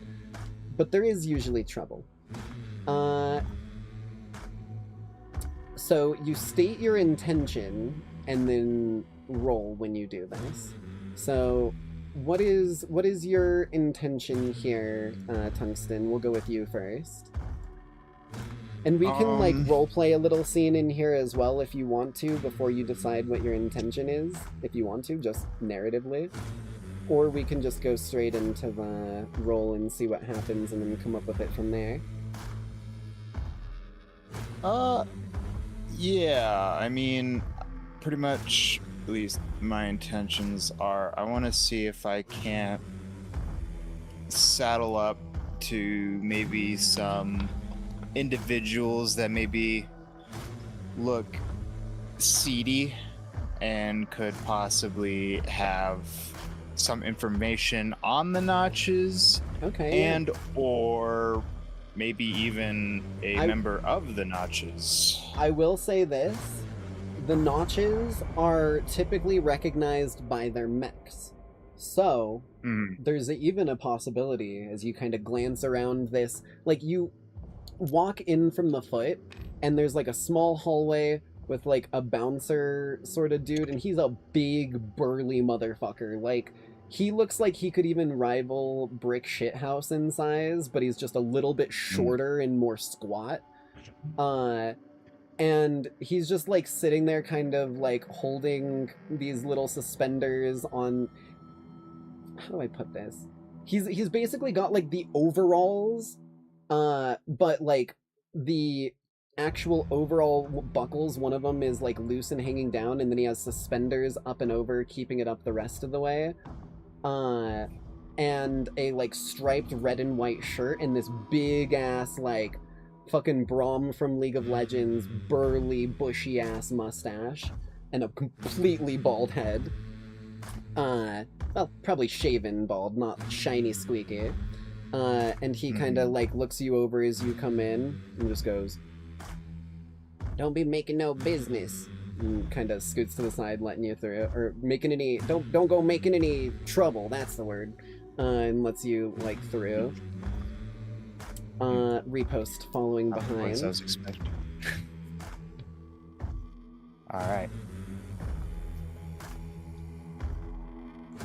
Well, I guess, look out there, and it's an interesting bar because it takes up pretty much the entirety of the center of the chassis. And it, like, is very old-timey saloon, but with that high-tech vibe where they have, like, vats of the drinks, not kegs, and there seems to be, like, electrical lighting used from place to place and whatnot.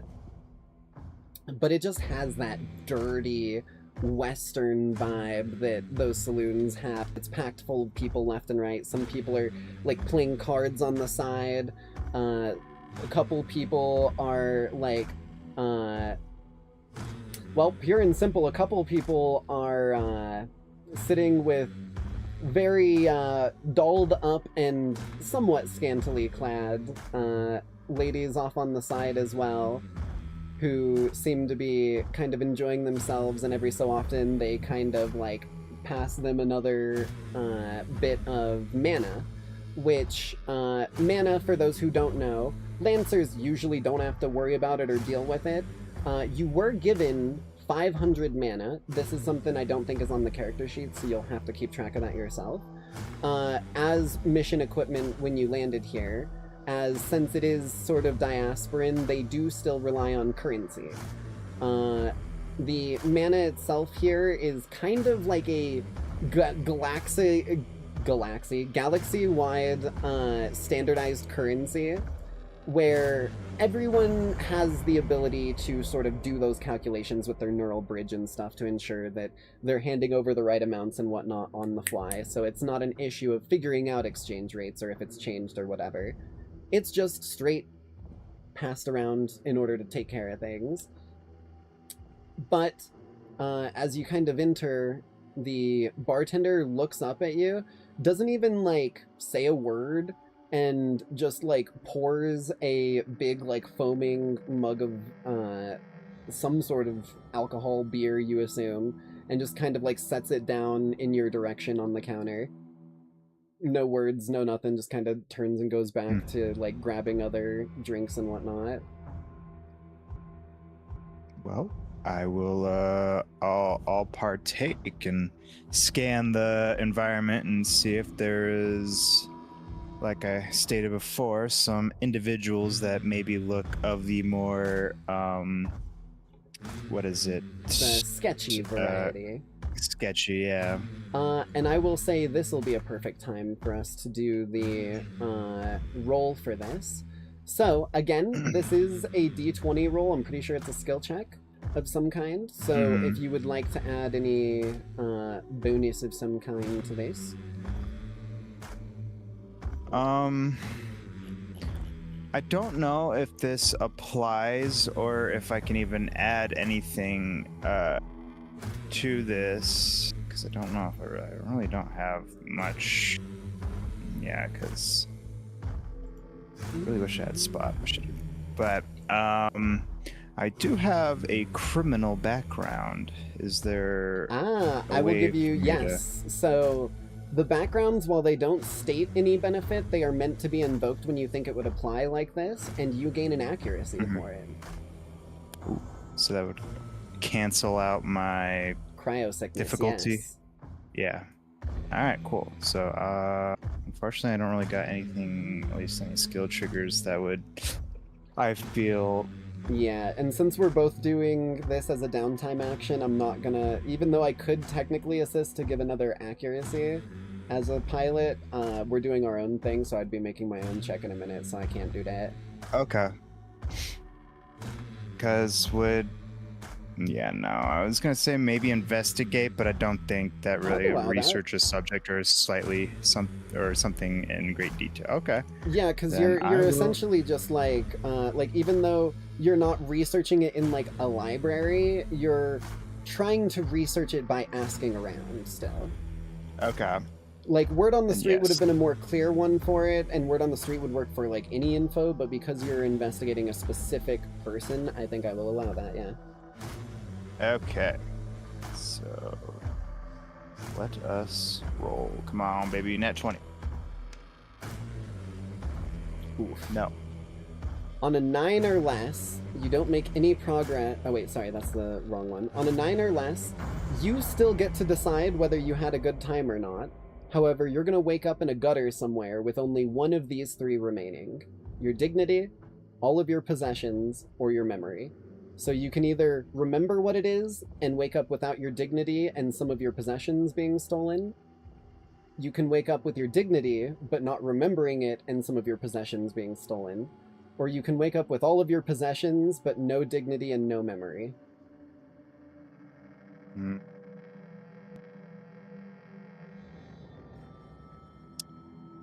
Dang, that is a tough decision.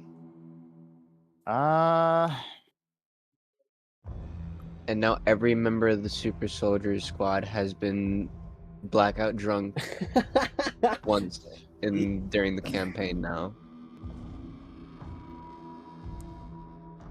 Well, I guess You down that mug and you start stumbling almost instantly. That was some firewater ass shit, and like your vision goes like wavy. It's like you've just sat there in Red Dead and downed like 3 or 4 shots back to back, and like this is what you are experiencing as you're experiencing it, because you're not making memories unless you choose to make memories here.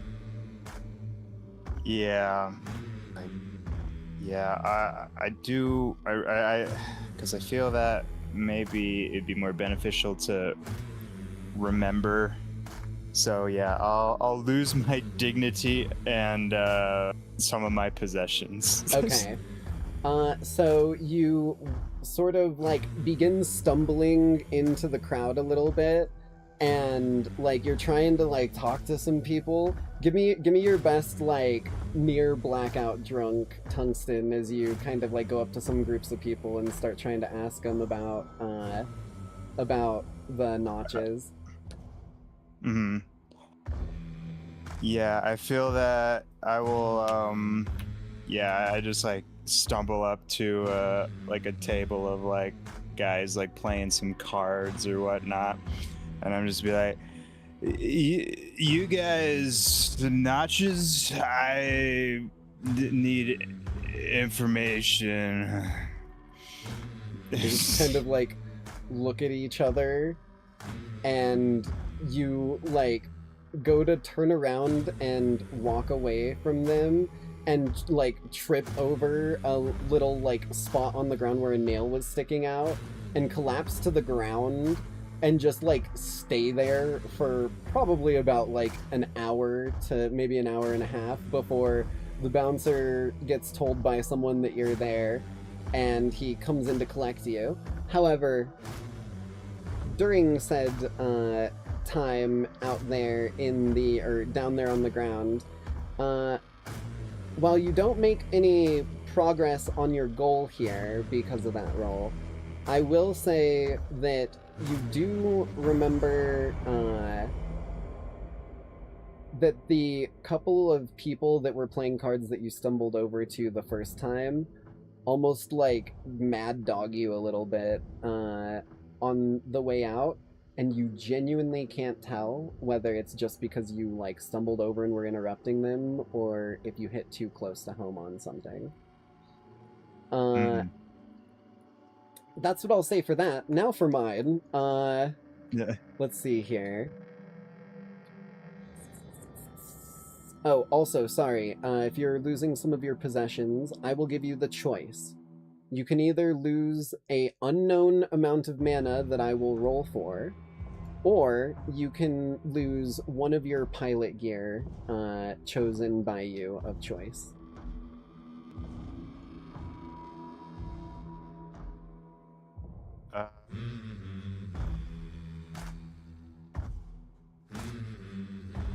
Yeah, I'll lose a pilot gear because I think it'd be funny, and I'll lose a frag grenade. My frag grenades. Yeah, so you hit the ground, and like you're still making memories, and your vision is swaying. When they mad dog you, the like second one who like mad dogs you spots something and just like reaches down and pulls the frag grenade off of the like holster on your side and pockets it before he walks away. Okay.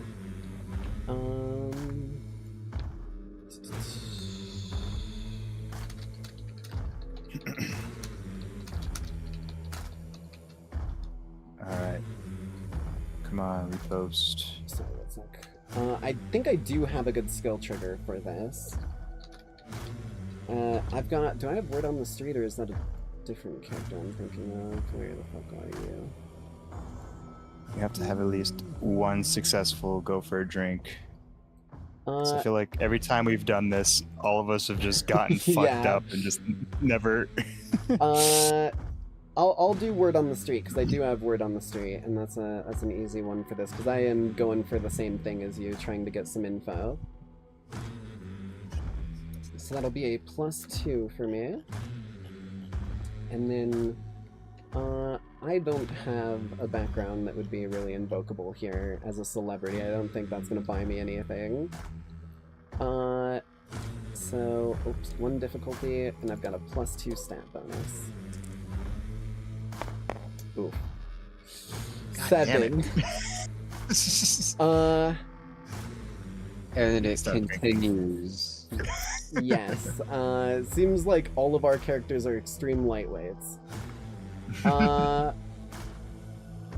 Okay. Yeah. I got the same result as you, so what I'm gonna do is I'm going to wake up with my dignity.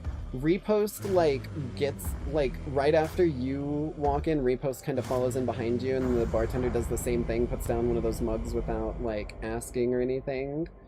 And she just, like, oh, sweet, some water, thanks, I've been really... Oh, it's not water. I still like it, though. And, like, slurps down the rest of it, and then she turns just in time to see you, like, collapse to the ground and goes, oh, fuck, I am a lightweight. And, like, collapses to the ground, almost Family Guy death pose.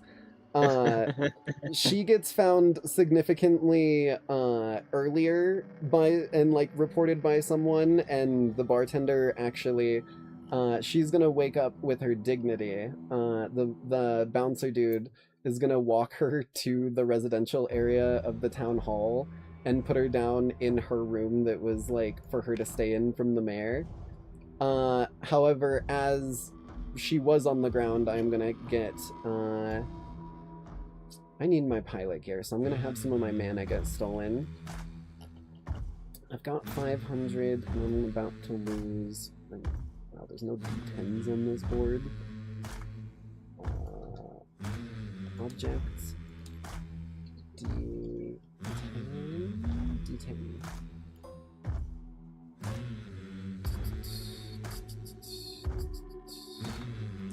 I'm gonna roll them slightly separate from each other so I can keep track that this one over here is 10s, because it's a D100.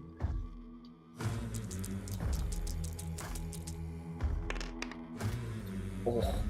Okay, I only lose 5 mana, thank god. If that other one had been a 0, I would have lost 100 mana.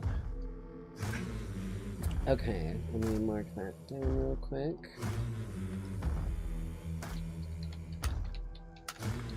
The post mana count is 495. Okay. But yeah, she doesn't remember fuck all, but she wakes up in a nice comfy bed. And then just goes, man, maybe Shipwreck was onto something, saying that we're all fucking what's the word for it? Maybe Shipwreck was onto something, saying that we're all basically what the fuck? My brain is blinking here. You just said it like a second ago. We needed to get something out of... Shipwreck was right saying that we've never been productive when we drink. That's what I was trying to say. It like evaded my brain the moment I went to say it. You're still drunk after waking up. Yeah, basically. Okay. Now, for typical downtime opportunities like this, you do have a second round of it. So, back to the top. If anyone wants to do something different this go-around, or double down and try it again. I'm gonna break this cycle and go to the bar just to blow off steam. Fair enough. Let me look at a couple of the other options here.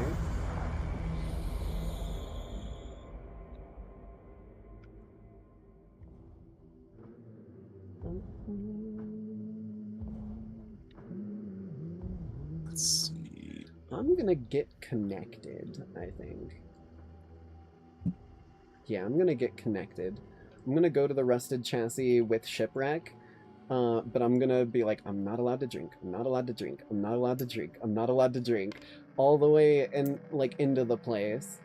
And I'm just gonna try and make friends with the bartender, or with maybe some of the traders that like maybe not recently due to the threat hanging over their head, the fucking I almost said Damascus sword, the Damocles sword, but people who maybe used to trade water to see if they've got any info or stuff like that. So we've got one person drinking, one person going to get info, or get connected, I guess specifically. What are you doing, Tungsten?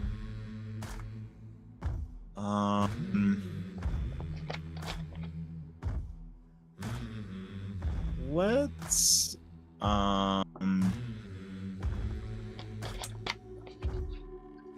yeah, If you want to ask about one that you're not sure if it's available, I'll happily tell you as well. Just because I know those downtime action things have some extras that we don't actually have until I get those damn books. Which I do want to get those books, because dear lord, this game is so good that I'm like wanting the content, even if it's just lore. Yeah, I do want to gather information as well. I don't know if Uh-oh, I glitched out. Oh, okay. I can reinvent you real quick. Load it back up. Yeah, you're Gucci. But I would assume that this would be technically public information, because I do see that there is a prison. Yes. Maybe I could head there wander, And- you kind of like go over that direction, and you do actually see Wanderer Yeah, I kind was gonna of say. over in this post for the most part throughout the days. Mm-hmm. That's all I wanted to say, is like when you head that direction, you see that they seem to be stationed nearby if you needed to get or talk with them specifically, figure anything out, aside from your downtime action, obviously. Just whatever you need. Just kind of nods your direction. I can edit this token out right now and give us a good visual of Wanderer.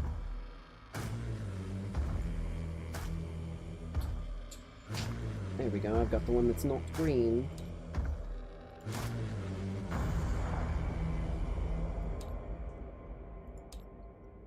There we go.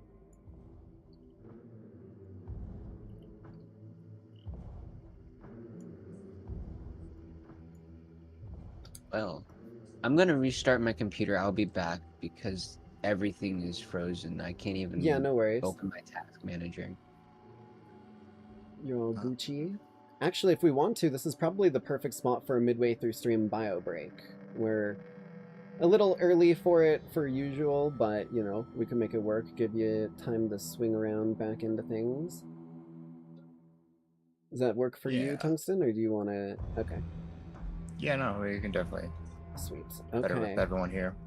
Yeah, I'll just get us into a nice little locale here to leave the stream at. And then I will pop on some tunes that aren't this, despite how good it is. Okay, I'm gonna mute up in the Discord. I will message like usual whenever I get back, just so y'all are ready. Yeet. Okay, give me just a few minutes here, Lackeys. Oh, right, I need to... Bam. Oh, wait, I guess we'll just crank that down, that'll work better. And then I can pop on the music. The musical music.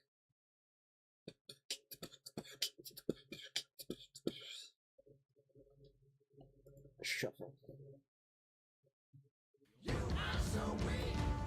God.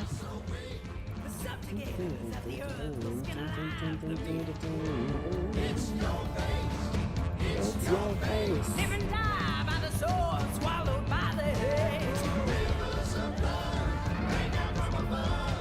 What is rising from below, drowning all you love? Take your own brain, take your own brain. The worms will devour you, your souls. Cannot be saved. In his anger, God shall be hostile towards you forevermore, and punish you for your sins 1 billion times over. You will There eat we the go. flesh of your sons and the ripe flesh of your daughters. An unending bacchanalia of cannibalistic catastrophe. Do you hear me? Bam. Okay, I'll be right back. Give me just a few minutes, Lackeys.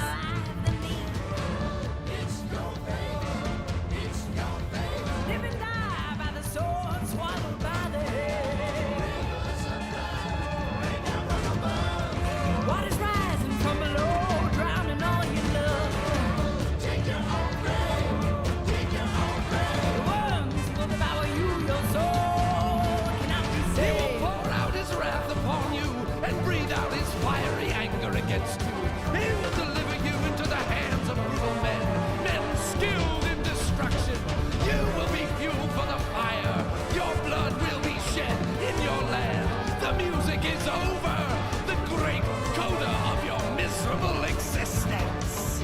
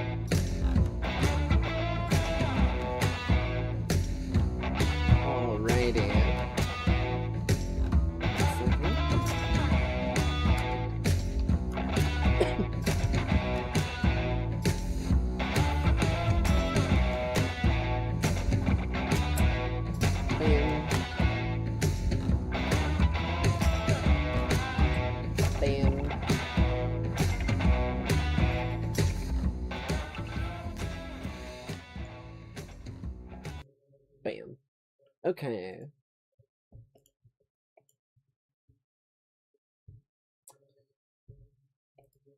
Kapuya. Okay, we should be back now. Yes, no, maybe so. Hello? Yes, we are back. Okay. Yes, I am here. Let me just get Karnyx back in here. I mean, whoops, gasp, inhales, shipwreck. I can't break the immersion, guys. Okay. Right. The in here music. There we are.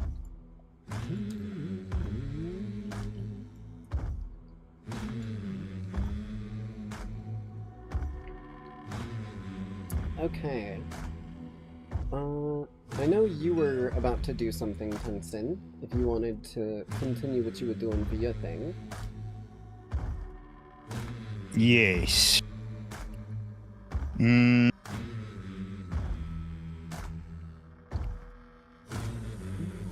Yeah, I'll go up to Wanderer. Blip blip blip blip. Oh, wait.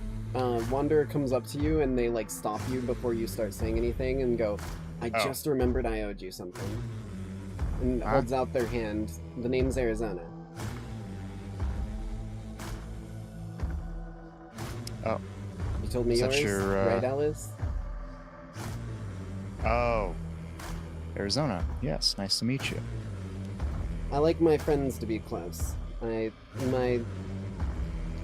My main way of working is, well, I'm a decent fighter, and I've got the firepower to handle it, but I tend to keep any allies I can close, because that's when I work best, is when I've got friends at my side. Hence, me actually requesting that the mayor called you all here. Well, it was probably a pretty smart decision, because I mean, you being who you are, that's easy to tell. But what do I not know? yeah. But Was there not something other than just you being the creator of the Barbarossa? Well, at least the Apocalypse Rail. Kind of like goes back into like stars in the eyes for a moment, but shakes their head and goes back to business.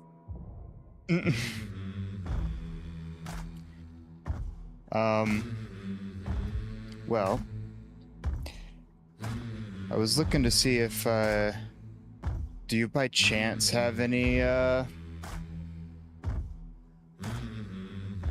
any of the Notches as prisoners, or anybody who maybe has information?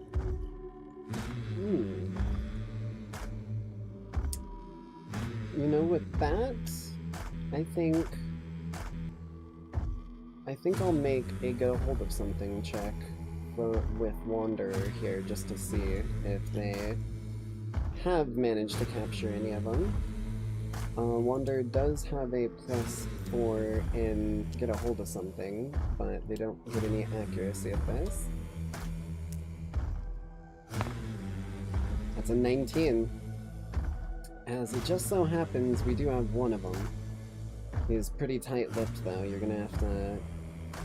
Well, it's gonna be an attempt to get him to talk, if that's what you're in for. He's kind of motions over towards the hole. He's been in there for...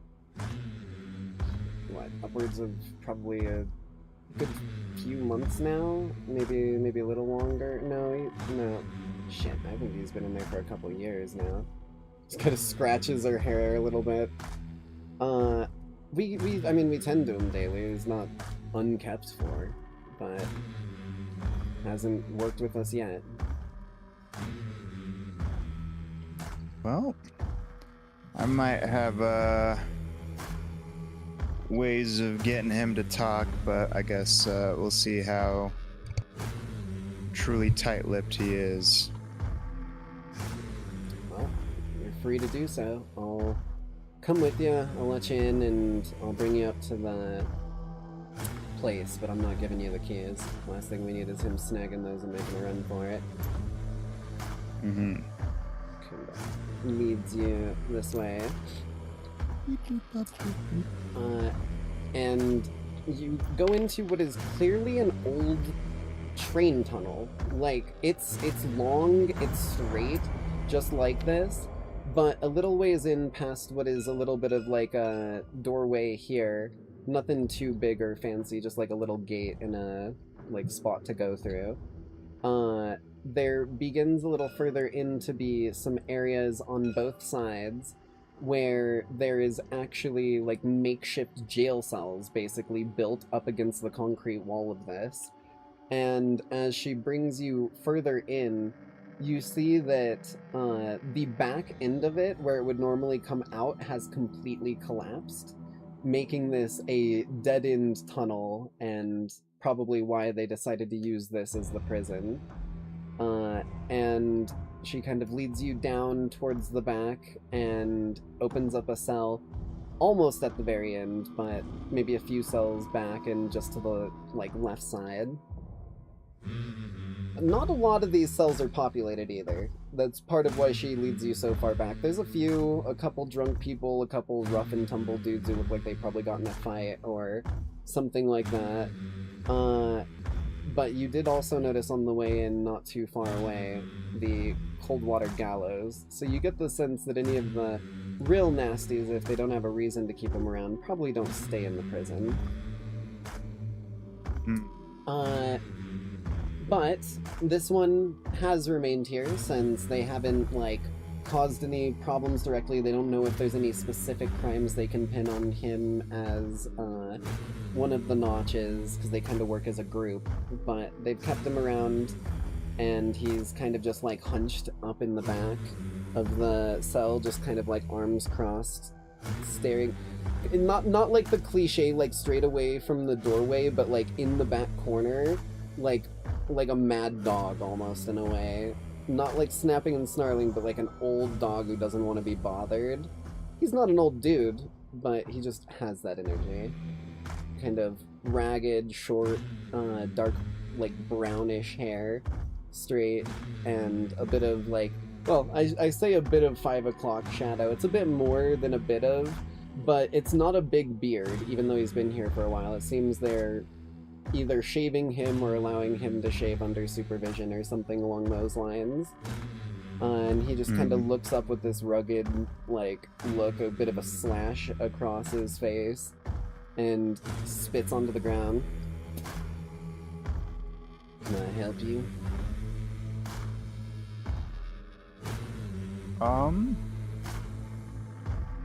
Why, yes you can. You see, we're trying to, I guess, pin down some associates, I should say. And, I feel that you would be a good, source of information. So, just kind of looks over your shoulder back towards Wanderer. Like, you can assume probably thinking about all the times they've been asked this question before, and they haven't given anything up before, and just kind of looks back at you. That's all he says, is that so? And he's waiting to see if you can do anything that might sway him beyond what he's done for a couple years, probably at this point. Yeah.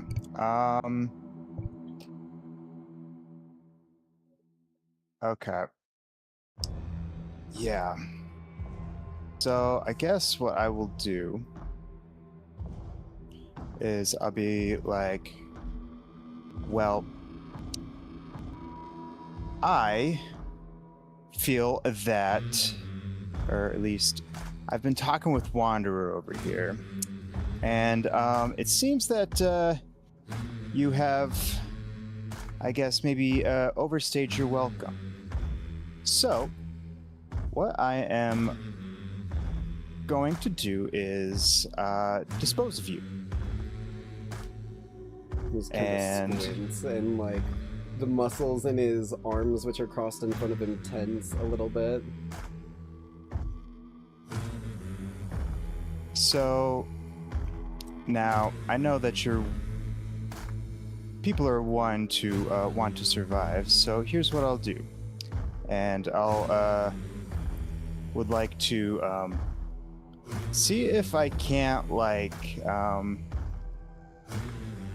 maybe at least in my brain, I would like to think that I have maybe could I possibly You've got some invent narrative or create? control. Yeah. What do you? Okay, you want to invent / create? What do you want to do here, or do you just want to have something? Yeah. I mean, I think could I have like a dummy grenade or something of I will say, give me an inventor create for that, just a little ahead of time as you're walking into this place, if that's your plan. Yeah. I will also allow blow stuff up, even though it's kind of the opposite of that. It's understanding that enough to not blow something up. But Okay. what I will say is I did learn you cannot stack skill triggers, so you will have to pick one or the other, not do both. Yeah, let's do inventor create. Okay, yeah. This is a little risky, and I mean, granted, you're outside the hole at this point, but this is a little risky because you are literally trying to fully disarm a live grenade. So the only thing that means is you'll have to get above a 20 for no consequence. If you get above a 10, it's still a success, but there will be a minor consequence. So I just realized I never put you over to blue. Boink. There you go. Alrighty.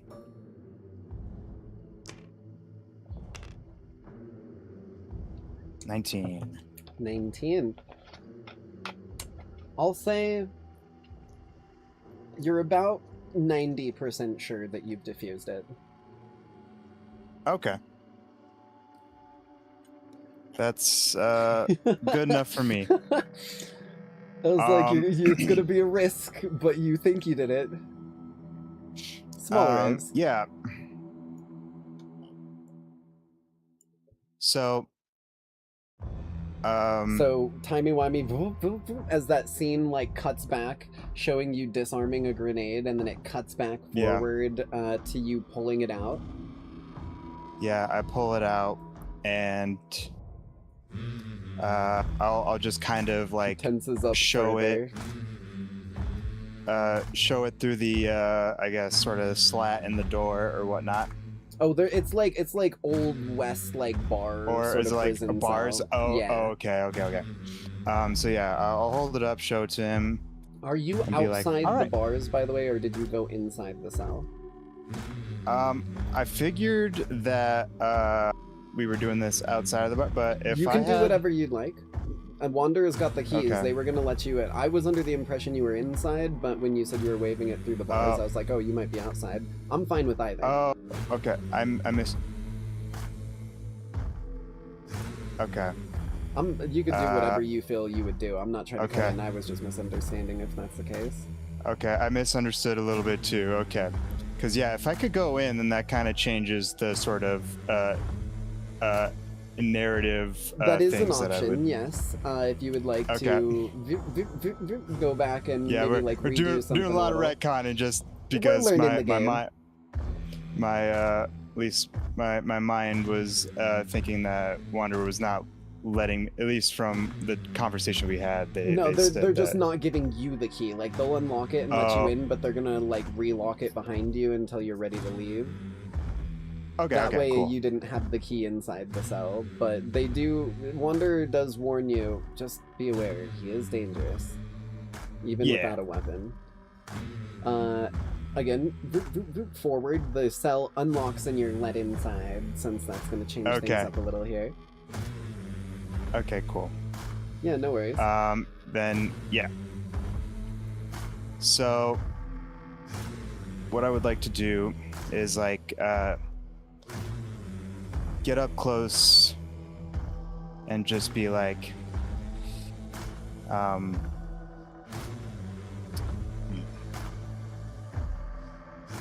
I'm just gonna throw caution to the wind. We'll let the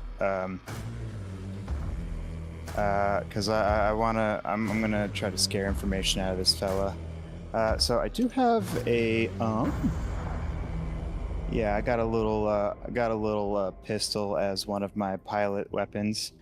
I'm just gonna walk up to him nice and calm, and then I'm just gonna put the barrel right to his head.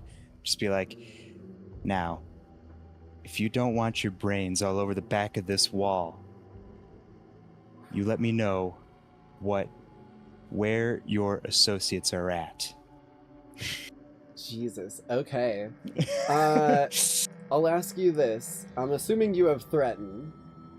Mm-hmm. Is it the same plus as... You know what? No, I feel like this is a little different of a roll. So, yeah. Go ahead and... This is a risky roll. And due to how long this dude has been locked up here, this is a difficult roll. So you're gonna have one difficulty from that. It has been more than a day, so the cryo sickness isn't in play anymore. Okay.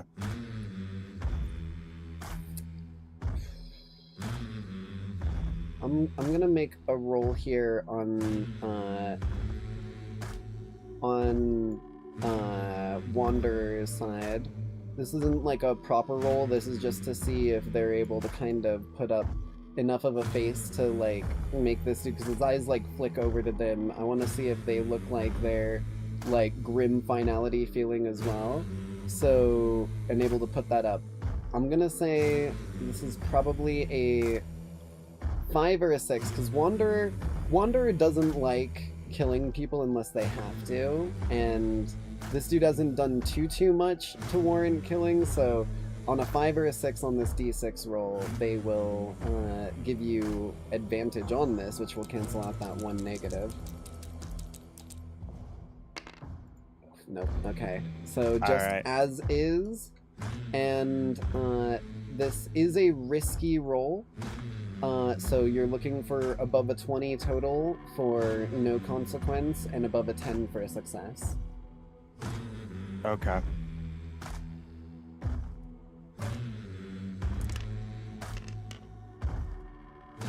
Thirteen.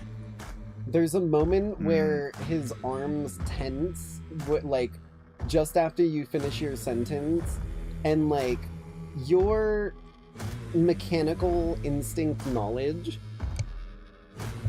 on, like, the way that things move and where they're gonna go, and, like, just base, like, physics understanding, you recognize that, like, if he had followed through on that twitch in motion that his hands did, he was about to grab for the pistol and try and, like, turn it on you, to, like, do the, like, quick disarm shit with the pistol. But with a success on the 13, I'll say that you get what you're looking for from him, as it was a success, but the minor consequence is gonna be that he, like, looks you in the eyes like he's memorizing every detail about you, and just kind of, like, moves slightly to the side, like in a dismissive sort of, like, or submissive sort of, like, not continuing the confrontation, pulling the barrel, like, away from his head a little bit, and spits on the ground a second time. Alright, well, if my time's up, what do you need to know? Because it ain't doing me no good to keep nothing hidden. Seems he despises you, but you've managed to get him to cooperate under guise that he's going to be killed. Maybe even honesty that he's going to be killed, who knows?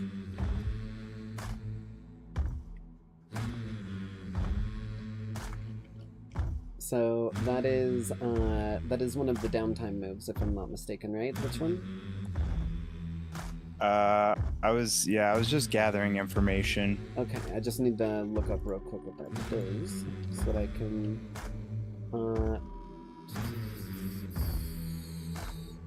There we are. So that was...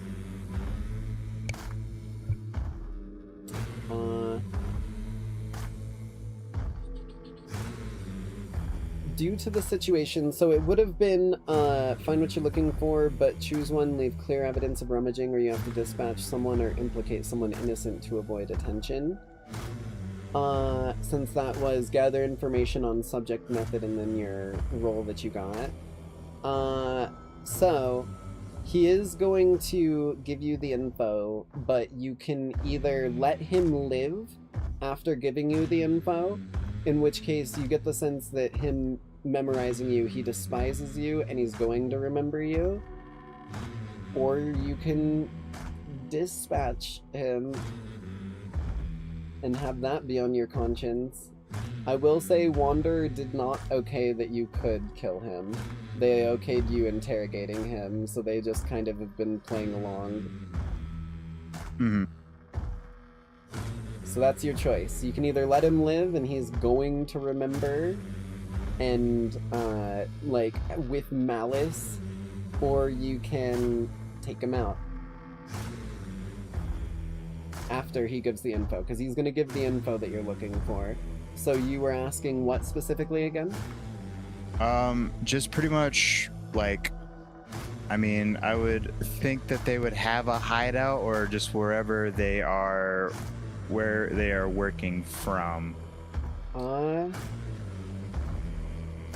Yeah. Okay. So he's going to, like, just say, you got a map? I do.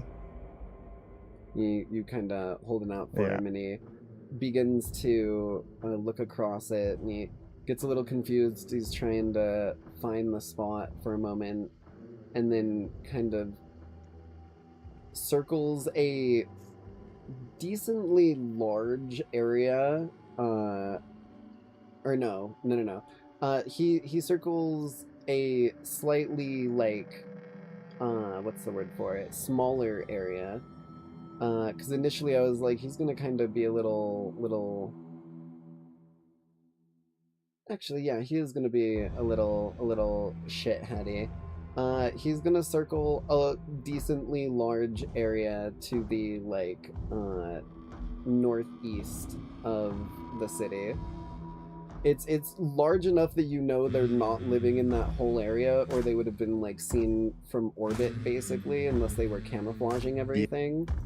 But he gives you the general direction of what should be their base. But he refuses to narrow it down any more than that. Seeing that, could I, like, seeing that he is being a bit of a shithead, could I, like, pretty much just, like, cock the weapon back, or like, activate it in a way that's like, hey, yeah, it's whatever you want your weapon to do, because the signatures are for your pilot. Yeah, I'll sort of like pull the hammer back on my firearm and be like, this is a bit of a broad area. You mind narrowing it down for me? I haven't been there in a couple of years. Had me in this shithole. If you want to, I will give you... is there like a... I'm trying to remember the different skill triggers. I'm trying to think if there's a good one that works for... I mean, I think there... like an insight vibe. I've got it around here somewhere. There we are. Triggers. I feel like there's gotta be something. Read a situation. Do you have read a situation? Not as a skill trigger, but could I still roll it, or? Yeah. You can make a roll with any skill trigger. If you don't have it, you just don't have a bonus to it is all. Alright. Do I also have difficulty on this, or? No, I don't think this is a thing that you'd have difficulty on. Okay. This is you just trying to look over the dude, and the cryo sickness is gone. 18. 18.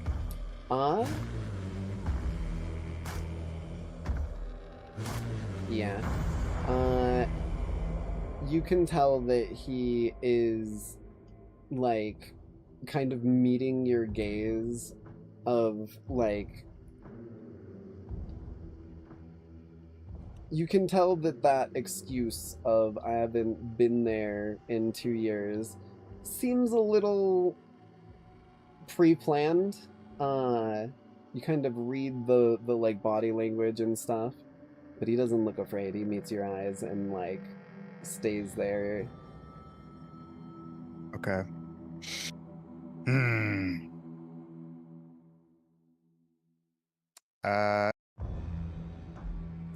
Yeah, I'm then again, I'm still figuring out the moral compass of my character. Yeah, I'm gonna shoot him in the leg. Fair enough. You just kind of, like, pull it to the side and fire. Go ahead, make an attack roll with that weapon. Since he is not seeing it coming, he will get the stationary object armor block, or evasion, which is 5, so just don't roll below a 5. Also, Okay. something that I needed to remind you of, actually, because me and... Actually, I think I've been fucking it up again. I need to keep this in mind. Grit. Your pilot has grit on the character sheet. It's the, like, star stat to the far left by your, like, stuff. Grit gets added to all skill checks, saves, and, or maybe not saves, but it at least applies to all skill checks and attack rolls. So at license level 2, it's always half of your license level rounded up, so you'll have a +1 to this. I need to keep that in mind because I just remembered it recently and I've been trying to do better about it. So if I look up...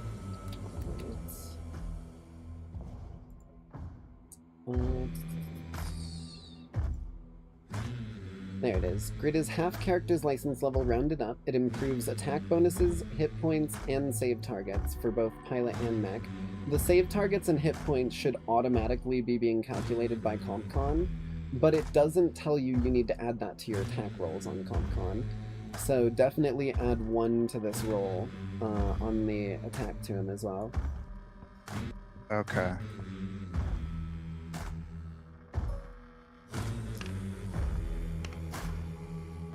Eleven. You blast him right in the leg wherever you're aiming for, be it calf, foot, or kneecap. And he just... Ugh, you son of a bitch.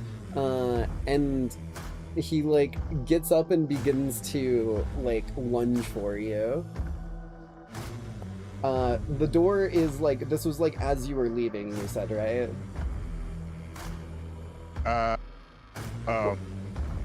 I thought we were still kind of like, I was just hoping, because if that's what I get, then yeah, I would just dispatch him. Oh, okay, yeah. But well, you if- shoot if- him. You if shoot him this in the is- leg, and he immediately goes from, like, willing to listen to aggressive and goes to lunge for you, pulling out a switchblade that he had in his waistband. So if you just want to cap his ass, like, how much damage does that thing do normally on that first shot? It deals 2. It doesn't really have like a, what is it? Yeah, it just says 2 variable damage. So yeah, he like is still standing, but like barely. You get the sense 1 more shot will put him down. So as he jumps up and pulls out the switchblade, he's like too slow to do it because you've already shot him in the leg. So if you want to put a second shot into him, you've basically got an opportunity. He will have the normal evasion of a human of 8 though. Yeah, I'll just pop. 1 more shot.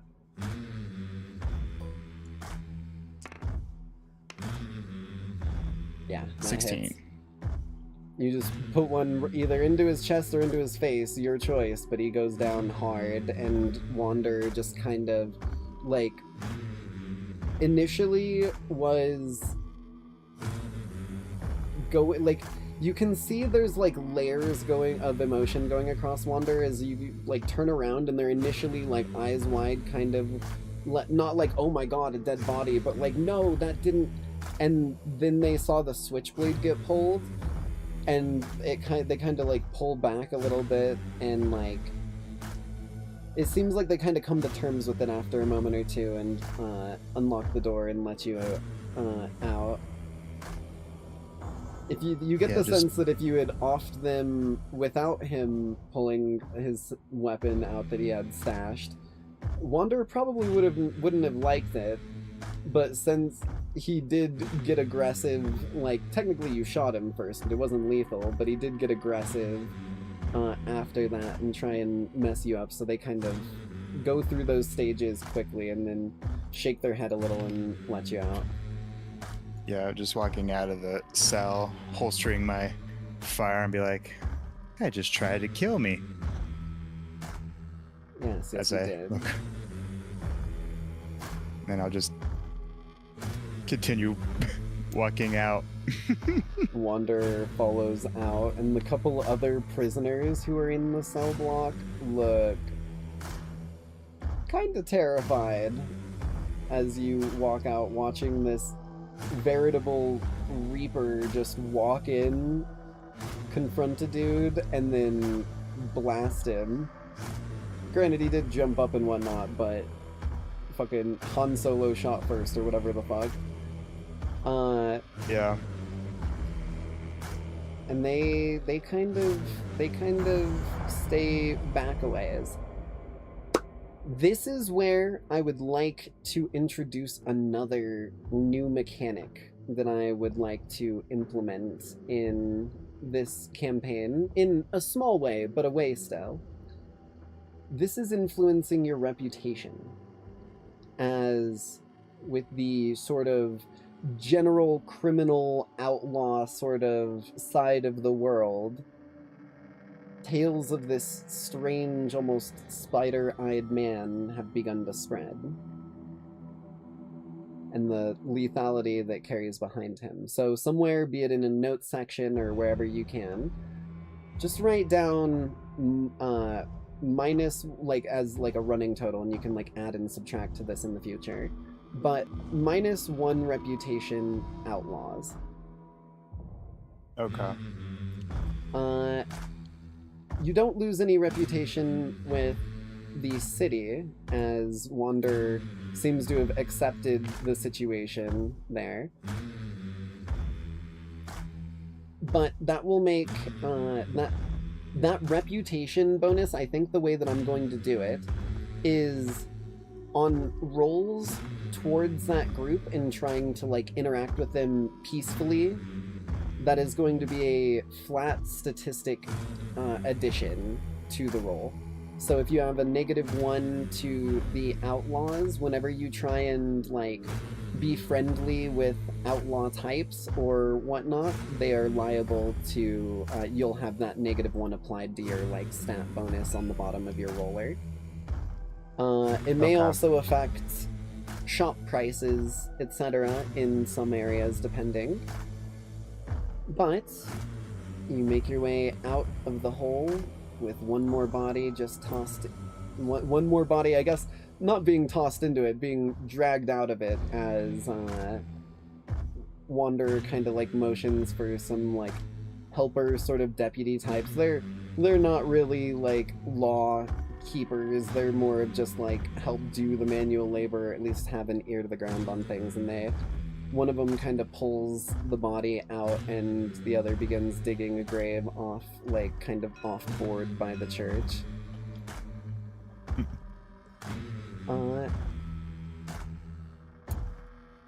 That was that.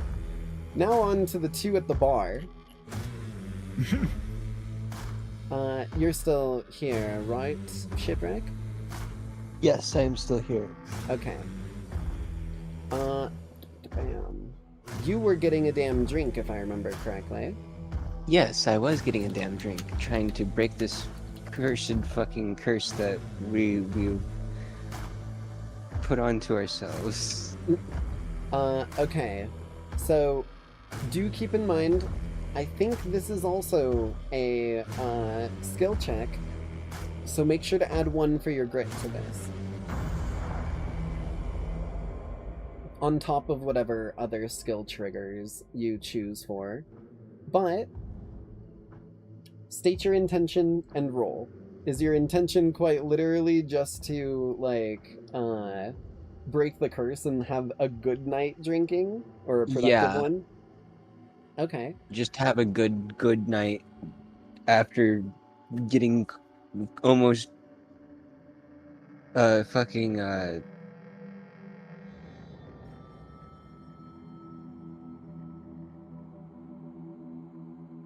I went out and the pirates almost got me as well. No, Yeah. not I get what you're saying. yeah, I'm trying. But yeah, so you don't have any direct intention other than just to have a good night. So go ahead and give me, I don't know if you have any skill triggers for this or not. Let me. I got a +2 in read a situation. Sure. But I don't really think that. I guess like reading the situation to make sure that you're not drinking too much or anything like that. If you want that, unless you've got something else better you want to use. Yeah, no, I'm gonna do read a situation. Okay, so you've got the bonus from that, and you've also got the bonus 1 from your grit. Don't forget that. Ah. And this is the second day, right? Yeah, you don't have the... This is probably more than the second day. This is probably like the 4th or 5th day, technically. Okay, so we don't have the... Yeah, no, no cryo sickness anymore. Okay. 12. 12. On a 10 to 19, you gain 1 of these as reserves, but you also lose 1 of them. So you can either gain or lose a good reputation, gain or lose a friend or connection, gain or lose a useful item or a piece of information, or gain or lose a convenient opportunity.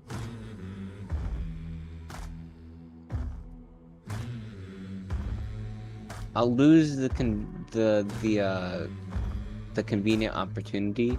Okay. And I want to gain a connection, was it? Or a friend or connection. Yeah.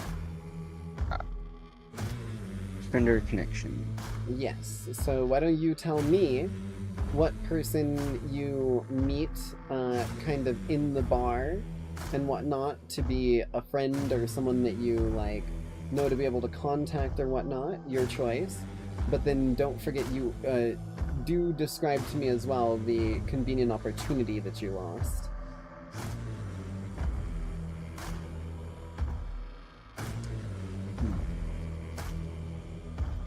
I make friends with the bartender. I get him chatting for a bit, and we become kind of friends.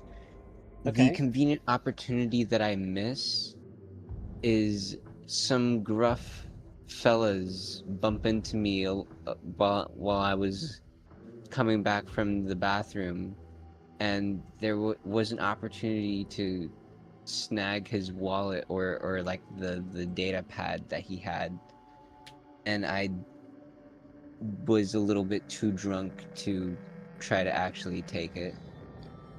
I think a little less specific than that, because I don't, unless you're just robbing random people.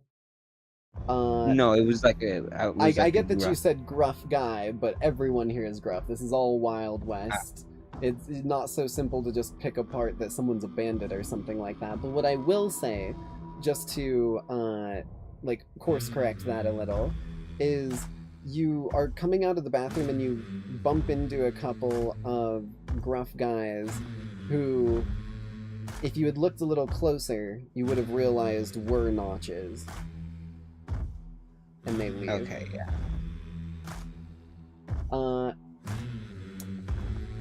Now my turn for get connected. So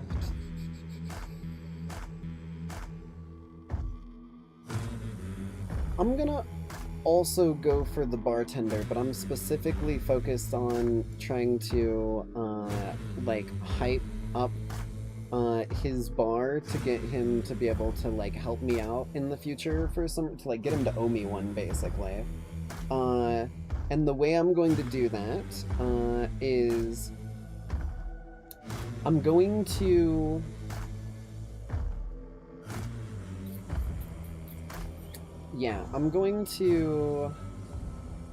live stream, because I do live stream like pub crawls and stuff. I've done it in the past. So I'm going to live stream myself doing like all of the like wild-ish west like bar game sort of like trick things that they have, like 5-finger fillet, stuff like that. And though it may be a bit of a stretch for the skill trigger, I am going to attempt to use charm here to attempt to charm the bartender as well.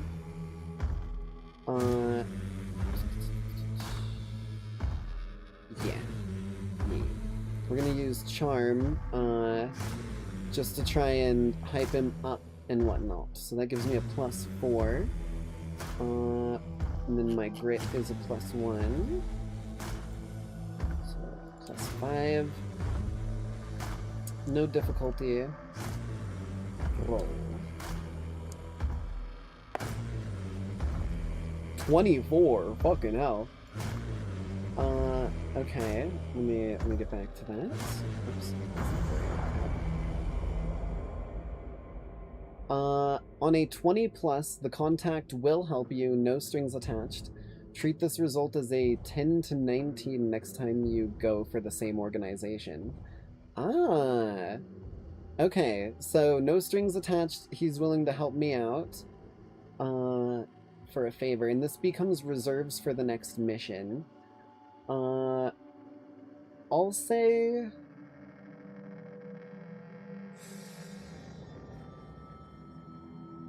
I get him to give me water as reserves. Now, this is a good time for me to mention the heat mechanic on this planet in full detail for you. So, where is it? All heat gained by any source during the day is increased by 1. And in order to cool a mech properly, you will need access to water in decently large quantities of around about 100 gallons, which is about like a 3 foot by 3 foot cube of water, maybe a little bigger than that. Doing so, like flushing your system with 100 gallons of heat, will allow you to cool it over a few minutes, or you can use stabilize to... Stabilize essentially will not clear heat, but it will clear the exposed condition if you have it at the time, if that makes sense. So you can still remove the double damage, but the ambient heat is so hot that it can't really cool it effectively. However, having water as a reserve, given from a downtime action or the like, will be a equivalent amount able to clear heat either, again, over a moment of rest and repair, or you can expunge it as well during a stabilize action to cool your mechs the normal stabilize way, if that makes sense.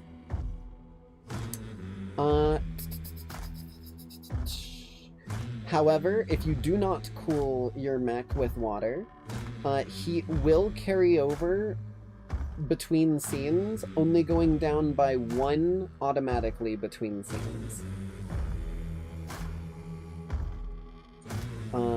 So that's how the heat is going to work for this dry, deserty world. But I do gain 1 reserve of water.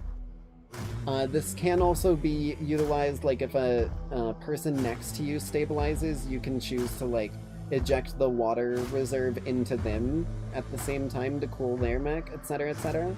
But it is a mobile capability of cooling in the deserts.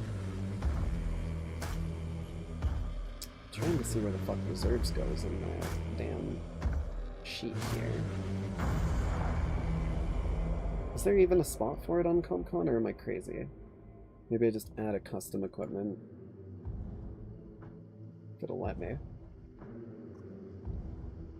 Have you guys added anything like this before? Where did you put the reserves when you got the ammo thing before? I added it in the not in the active mode screen. It was the other one. I don't know if you can add them during the. I'm not in the active mode. I'm in the like narrative profile bonds mech hanger tactical profile. Yeah, narrative profile, and then you go to reserves and bonuses, and there's a little edit. Oh, there it is. I just didn't know where it was. pencil. Okay, one sec. Yeah. There we go.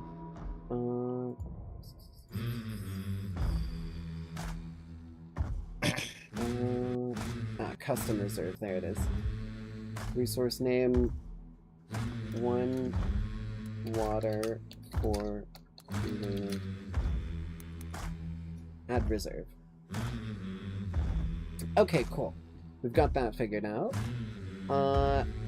And then the next time, essentially, for getting that 20, the next time that I attempt to get connected with the same bar dude, it'll automatically become a 10 to 19, which is a not critical success, but a good success. Good success. Okay. And that is our second downtime for everyone taken care of, if I'm not mistaken. Yes, but that is. So, as everyone finishes up their evening here, getting their drinks, getting their connections, and getting their information, Callista comes up on the HUD from the orbiting ship above the city. And as she pops up for a moment, alright, Lancers, I don't think the city's gotten word of this yet, but we just got a confirmed scan reading of some notches out in a nearby oasis. If you're able to get there and prevent them from gathering water at the oasis, then odds are it'll be a massive blow to their capabilities for future missions. That being said, though, you're gonna have to move quick and mobilize immediately if you want to catch them before they get enough water and leave. Let's go. And deployment begins. Please go ahead and just remove your tokens from the board that you might need, like your pilot and your mech, if they're both out here. Bam. So we can pop all of this away. Let's enter the fire, wander. I will ask this. Are you guys requesting that Wander comes with, or are you leaving them to the city to protect it in case there's any other attacks? We can leave her to the city. Yeah. Okay.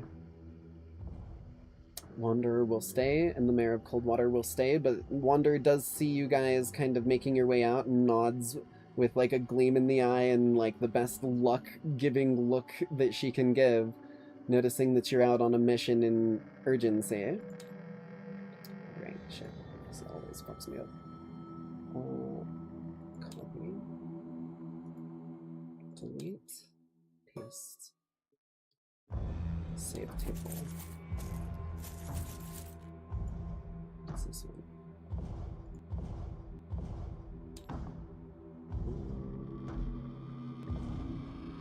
That's something from the last fight. I don't think we need that for now. Okay, let me just mark this as cold water so I don't forget it. Cold water. Bam. Okay. Let me go ahead and pull out the map for this mission, sitrep.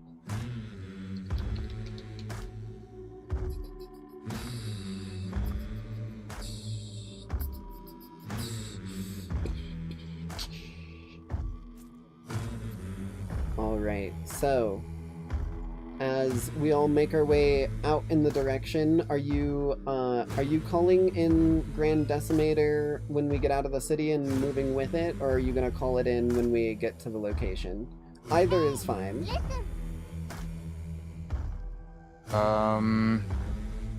Yeah, I'll call it in when we get to the location, just so that... I was like, speed-wise, I'm not gonna cause any issues about it. It's just whether or not you want to deploy into the zone in pilot form and then call in the mech, or you want to deploy in mech form. Oh. Then yeah, if there's no I guess, yeah, speed requirements, then yeah, I'll deploy with my mech. Okay.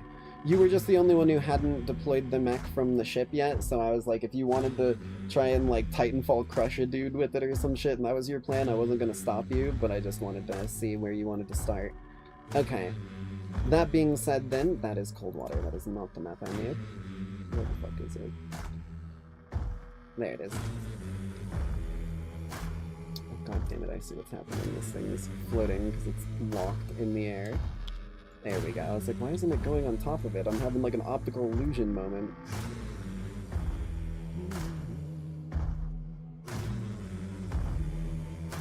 Okay, this table is a little bit sideways from how we usually do things, but it should still be effective.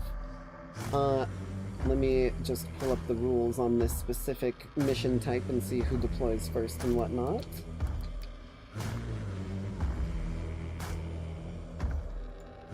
Skip past all of these other things called gauntlets in the weapons category. There we go.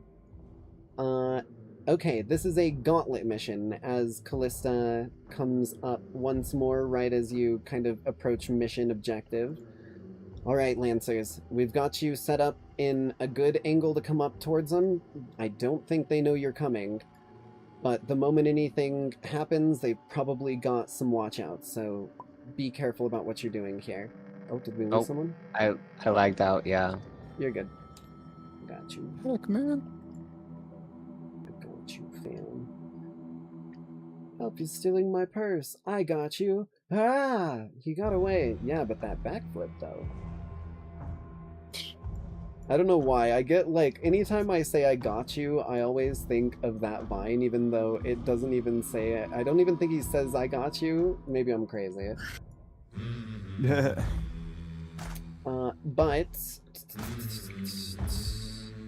Alright, Lancers, this is going to be a difficult mission. They're, like I said, they don't know you're coming, but the moment that you start making movements towards them, which I should clarify, each of these red lines is one size tall terrain, meaning that the elevation sort of shifts as you go up this way to a higher elevation.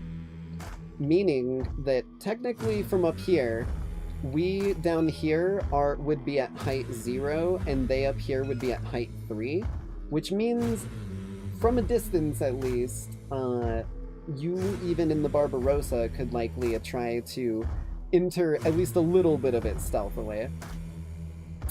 But she just says that the mission objective will be to push them out of the oasis and keep a hold of it. As long as you can, at the end of the 8th round, as long as you guys have control of the oasis, they should be forced out and not be able to collect enough water.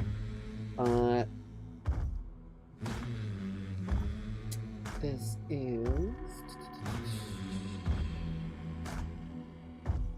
reinforcements, right. I'll go ahead and...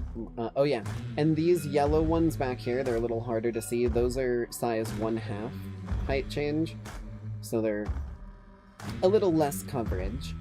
And then I did realize just now that I never painted the ingress zones for the enemies to enter for reinforcements. Sorry, I need to... I'll be back again. My fucking PC just froze up again. I can't do anything. Yeah, I no can't worries, even no worries. get into my control panel. You're Gucci. There. There. And... yeah, we'll say There.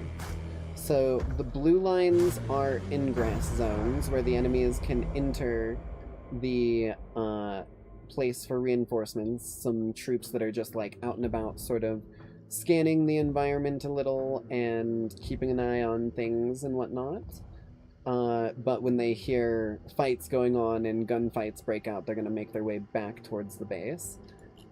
It's fine that Karnyx has to do this for a moment, because I actually have to prepare the enemy types for this, because I don't pre-prepare those, since I like mixing around the things we're dealing with a little bit. So, similar to normal encounter, but hold half as reinforcements. Okay. Also, GM deploys first, so I'll get my dudes down before you got to worry about yours.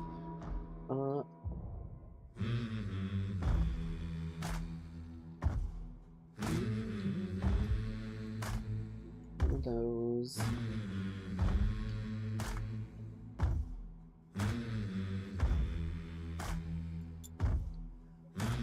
Mainly these.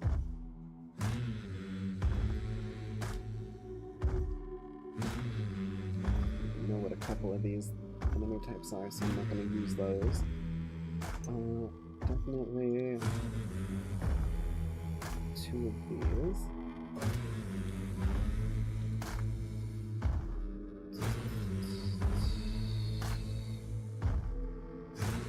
And then I don't know what this one does. I haven't really looked at it yet. What does this do? Hold on. I'm gonna look up this enemy type real quick in the book.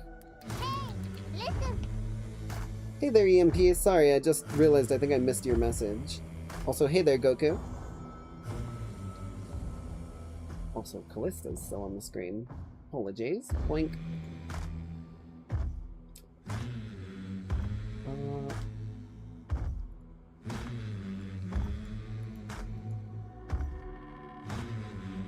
The Revenge.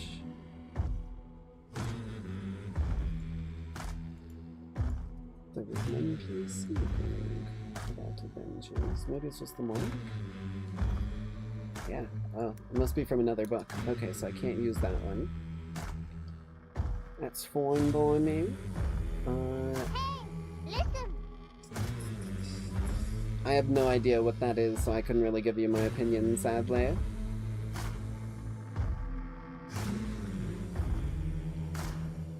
What? You haven't watched Chainsmoker Cat? No, I have no idea what that is. Is that some new thing that came out? Yeah, it's like about like a cat girl who's like... Oh, okay, I have seen clips of it, if that's the one that smokes cigarettes.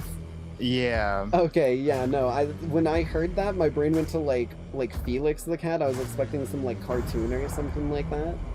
I haven't heard of it either. Or I haven't seen it either, other than some little clips. And I don't know, it seems interesting, but I don't know how to feel about it, because I don't like watching like sad stories, and I feel like there's not many directions that can go but a sad story. Yeah, I think, honestly, Okay. yeah, I don't really, I mean, I've never watched it personally, I just get it through bits and pieces through it, but like, some of the scenes are pretty like raunchy. I see. Like there's one where like her landlord goes in, sees her undressing, and then immediately runs out, has to start jacking off, and then Jesus. she then I think she accidentally like drinks like her cigarette water or something like that, and then she just shits her brains out. Oh my god, man. As someone Yeah. whose dad chews tobacco and has like a spit cup thing, I can only imagine what that shit would be like. Fuck. Okay. Yeah, I think it's supposed to be like intentionally like the main character is like an awful person, but I could be wrong. I've never, like I said, I haven't watched it, but at least from what I've seen, it's I would say you should go for it if that is your cup of tea.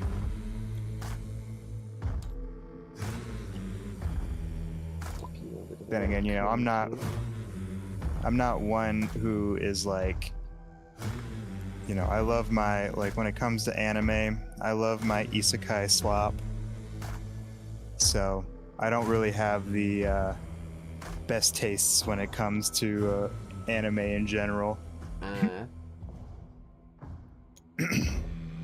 I mean, I think the things that you've recommended to me before have been pretty solid.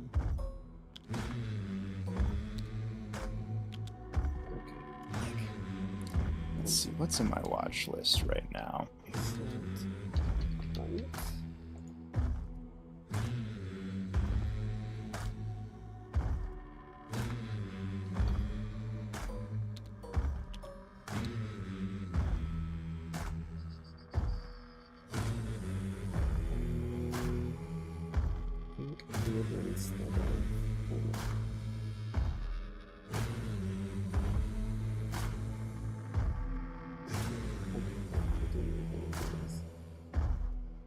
Like, when it comes to this season of, like, the summer season of animes, I've been really liking The Exiled Heavy Knight Knows How to Game the System. That one's pretty like an good. interesting ass one.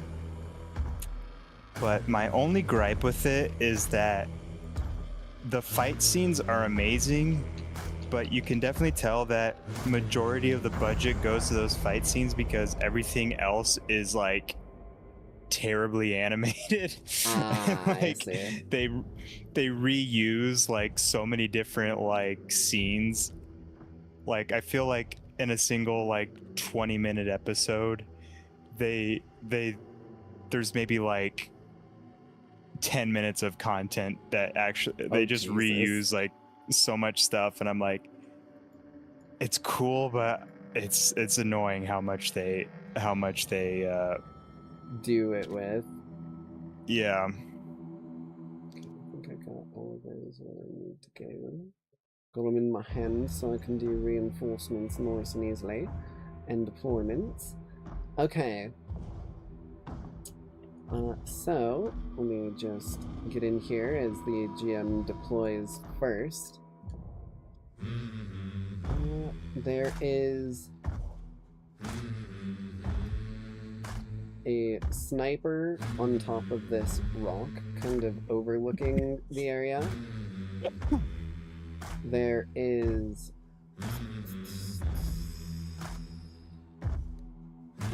a slightly bigger mech over on the sort of far side there.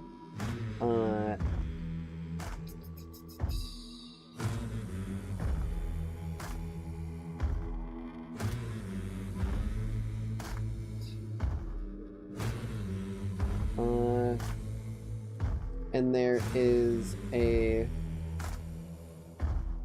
Oh, Jesus Christ. This motherfucker around.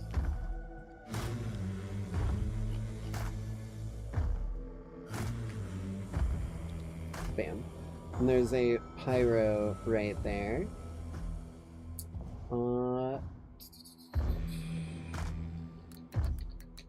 Back to the gauntlet page, but I believe, yeah, hold half as reinforcements.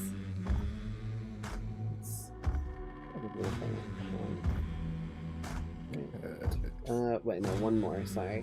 And there is a regular assault right there. And then the players deploy immediately afterwards, anywhere within the player deployment zone, which is the green line.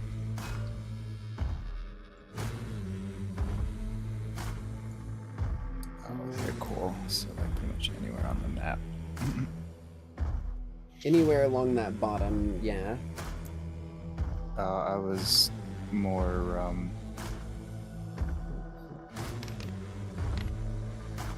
There it is. there we go.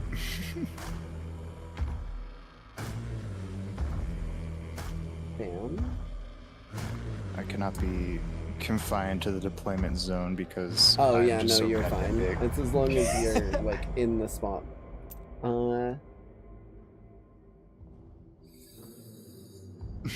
trying to think on. I just gotta double check something on Rage Bait here. Because does it say that it has to be something bigger than me? My guess would be yes.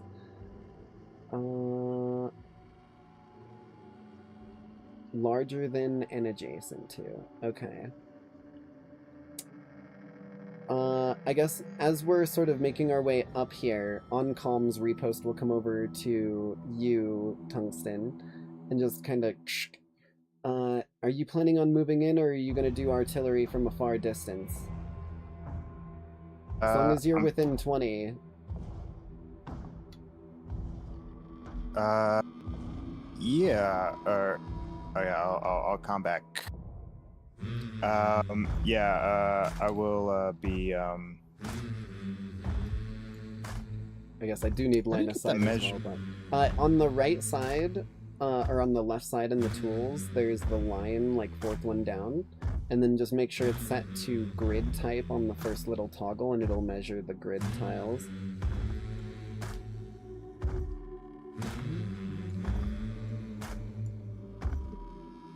Do you see it or no? Is it the line tool? Yeah, it's the line Or- tool. Oh, okay. Just not the line one that's a sub option inside the draw tool.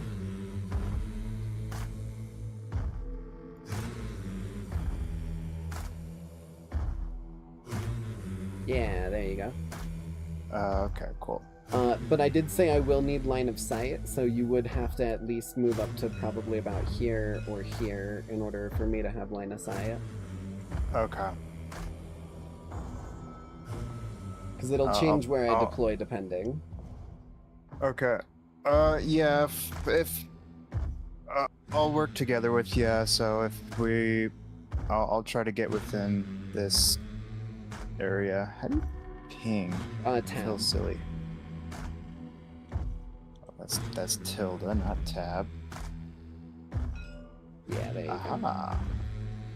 Okay, so if that's the case, then I'll start next to you.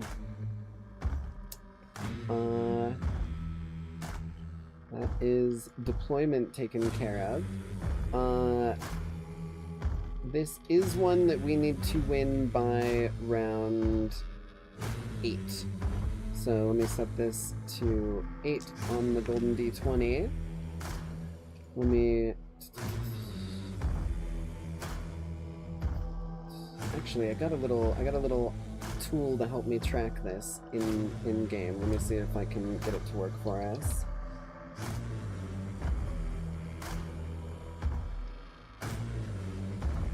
Lancer turn tracker. I'm gonna mark this bad boy. Slowed it up here. Okay, so we've got Tungsten.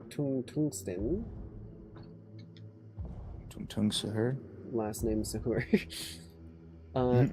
Tungsten. Then we've got Shipwreck.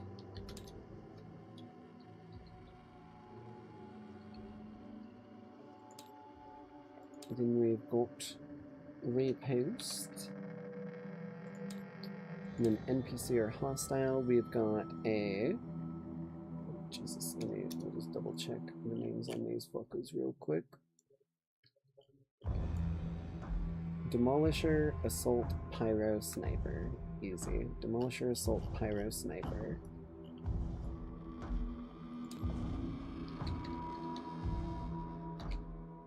Demolisher. I don't think I spelled that right. Oh well.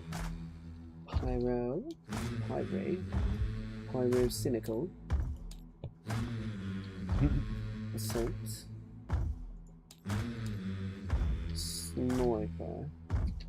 Demolisher. With an O. Did I fucking Demnolizer. I am the Jesus. Demnolizer. There we go. Okay, and now I can pop this bad boy out here. And it'll keep track of our rounds for us, which is nice. So this is players first. Who would like to take the first turn? I could take my turn, if you wanted. I've got one thing. I'm just going to use basically my core power, and then I'm a little out of range and LOS of pretty much anything else.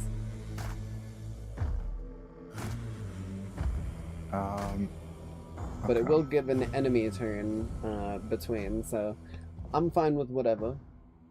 Actually, no, you know what? I am gonna go first because I remembered mine's a protocol, I'm pretty sure, and I need to do it before moving, which means I need to be next to you. Yeah, I'll take the first turn because I know I can't really do anything. As, after hearing you say that you're gonna move in a little bit, Ragebait just kind of goes, okay, then I'll take a bit of a ride. And, like, kind of like a freaky-ass, like, fey creature climbing up the leg of someone in, like, a Renaissance painting, it climbs up to, like, just, like, you see me crawl across the vision in the cockpit, basically. Like, some freaky-ass tree frog, almost. And I basically come to a stop right on top of the flat headpiece, and as I activate my instinct rig, my mech retracts its major systems and attaches itself to another mech, becoming more like a vestigial blister than a separate entity. The host must be allied and willing, not already hosting another goblin, larger than me and adjacent to me. While attached, I occupy your space, I move with you, and I don't benefit from hard cover. But I can still be attacked and targeted separately, the only difference being that I do have hard cover. And any conditions or heat taken from my host will also be applied to me. So don't burn me alive while I'm attached to you, but other than that, that's fine. Also, if I take heat, it's applied to you. So it's a symbiosis. I won't burn you, you don't burn me, at least too bad. My Actually, host... I'm sorry, but I found another goblin while we were at Coldwater, so no. Shit, man. I knew you were gonna break up with me one of these days.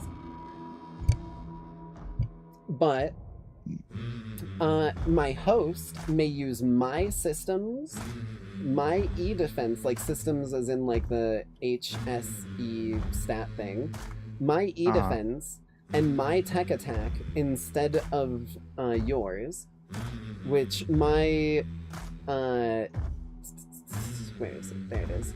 My E-defense is 14, which I'm assuming is higher than yours, and my tech attack bonus is a +4. Additionally, from the beginning of the next round, I no longer will take my own turns. Instead, I take two quick actions or one full action on your turn. I'm not able to overcharge or move, but I can still take reactions and actions normally. Host turn counts as mine for the purpose of end of turn effects, blah blah. Effect either lasts for rest of scene or until you detach as a quick action. Or until my host becomes stunned. When the effect ends, I don't get a turn until the next round. So I just attach onto, like, the top of your mech's head, like I was saying, and just become, like, a little, almost like head ornament of these, like, fancy little wings on the top of your chassis. Again, I don't have line of sight or anything on the others. Let me see real quick. Don't have... Yeah, I don't have anything extra I can do here. So, that will end my turn, is all I'll get over here and do that. Enemy turn. The sniper dude who's on lookout is the only one who will take a turn until the party is spotted. Each time enemy turn comes up, it's not like a round going by, he's just gonna go in between each player turn. Technically from his oh, go ahead. Oh no, I was just gonna make. I was just like thinking that all the mechs are just around this oasis, just like slurping up the water, just like. Just fucking like, bro. Basically, is the what the fuck was it? The vacuum in Teletubbies. Just... Yeah. But what I will say is, due to you being size 3 and this being size 3, this dude being up a little ways does give him a possibility of seeing you. Though he will What? still have a difficulty. I mean, he can see a fucking 50-foot mech just in the distance, just lumbering towards him. Well, it's right now the top of your head is basically level with the ridge here. So he's like just seeing like a round shape kind of like slowly move that way if he spots you. And he does with a 20, so... Yeah. At that point, he is just going to kind of call out, looks like we got incoming. Something big. And it has wings on its head.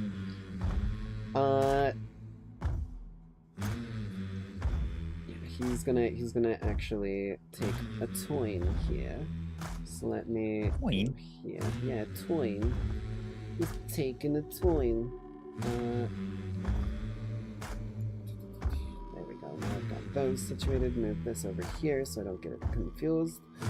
And then we go with the... What is it? Compendium. Okay, sniper.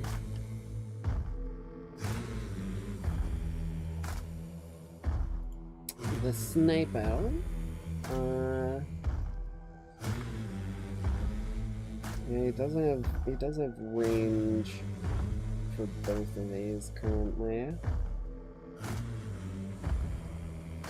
I'll say he knows that it's something big, but I don't think he knows what it is yet.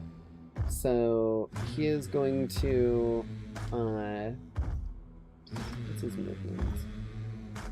4? Yeah. He's just gonna stay where he's at, and he's gonna take a shot with his anti-material rifle. Ordnance, so he had to shoot before moving, but he was thinking about repositioning if there was a better spot. He has a difficulty on this, due to you essentially having hard cover for the most part against him.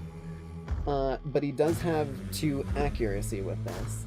So he's going to have 1 accuracy and a 2 statistic bonus on this as he racks this big-ass rifle that's kind of built into the arm of his mech. He, like, holds the arm out straight, and it, like, is built into the whole forearm, bicep, and even probably a bit of the shoulder. And he, like, pumps his fists, almost like getting ready to fight, to rack it, and aims in for the shots.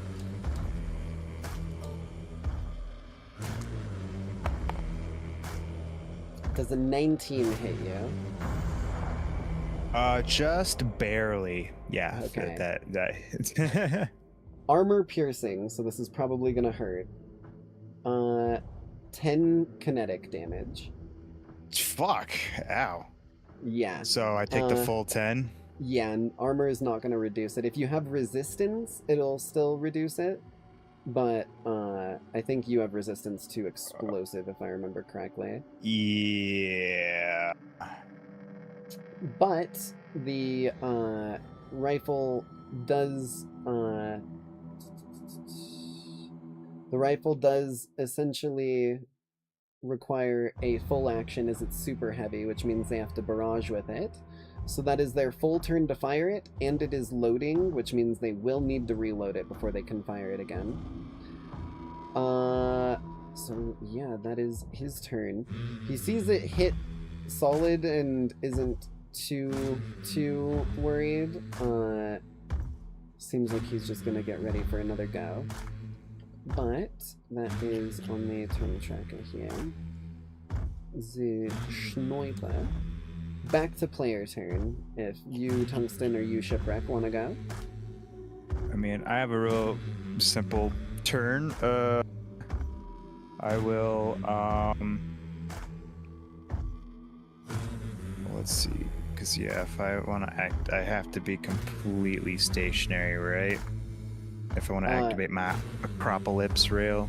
So you can activate it. Once you activate it, it turns on, and then it counts down when you're stationary for a turn.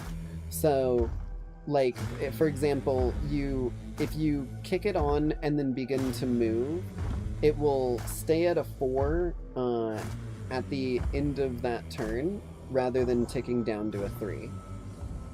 Okay, And then if it's down to like a 2 or a 3 and you move, it resets to a 4. Also, I'm just gonna switch up the music a little bit here, find us another good instrumental for this. Actually, do I even want to use my...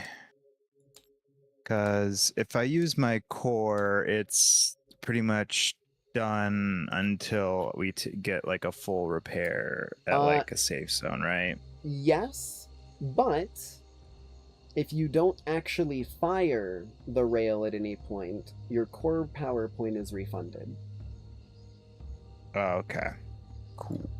Right? I'm pretty Then sure that's how it works. I'll double check real quick.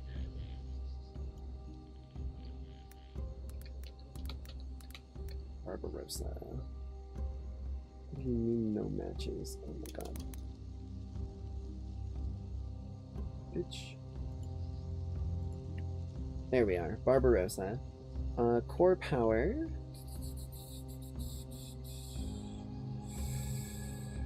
At the end of the scene, if you reach the end of the scene without firing the Apocalypse Rail, you regain your core power point. So you can charge it to find the perfect moment, but as long as you know that once you pull the trigger, that's when you lose the point. Okay. And yeah, I will activate that. And then that is a protocol, I believe, for you. So you just kick that on at the start of your turn like mine. You've still got your full turn. What I will say is, this is 1 high, which for most mechs would mean that you have to spend 2 movement to climb that space. You are big enough that you can actually step up this space, so it is not a problem for you. Alright. Well, luckily, I have a crazy movement of 2. You can boost still. Oh, okay. Well, whatever you want to do. I'm not trying to step on your toes, tell you what to do. I was just mentioning if you want to go like 2 more, you can boost. Yeah. I'll do that. So I'll go 1, 2, 3, and 4. Nice. Switch your way forward. Bring you up 1 tier, putting you and me technically into line of sight with at least this dude who's up on the rock. The other dude is tilted. He's not on the rock. He's just next to the water. But I guess he is a little bigger, so he's visible above as well. Anything else for you?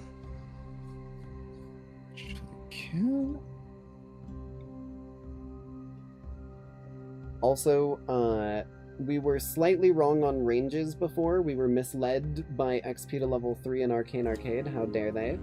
But the way you measure is from the edge of a space you control. Because there's literally, even in the mech combat thing, I can show you real quick. There's a little page where it shows how they measure things. And it literally has something with range 3 to it, right here. This thing has range 3, and it's going 1, 2, 3. So it is literally the number of squares from a square you occupy for range. Okay. Which, if you're using the line thing, you can measure if you just click at the edge of one of the things that you occupy and then measure out. Then once you hit, like, here it becomes 1, and then beyond there it's beyond 1, etc. Okie dokie. Let's see. Is there anything else I can do? No. No. Yeah, because that's Not in range. Nah, yeah. You can overcharge if you want to boost again. You'll take 1 heat since it's the first one in the mission. I'll also take 1 heat, but I am okay with it. Up to you, though. You know what? Yes, I'm overcharged. Take a heat, It's getting hot in here. So and then take I'll off go. all your goblins. There we are. 2. There we go. All right. I I'm think just that gonna gets track you my around. heat on the token because I don't have active mode pulled up right now since we're using the other tracker. 1 heat taken. Y'all can track yours wherever. I'm just doing mine somewhere where I know it's not gonna get futzed with. And then what were you saying? And then I believe that's all I can do. I mean, I did my action movement. They are within sensors. So because you get to use my sensors, which are 20, if you want to lock on or another tech option that you've got available to you. I don't know if you've got anything special, but all characters have lock on and fragment signal. There it is, fragment signal, which impairs and slows a character until the end of their next turn. You would have, again, line of sight on both the sniper for that, as well as the 2-size breacher kind of in the background.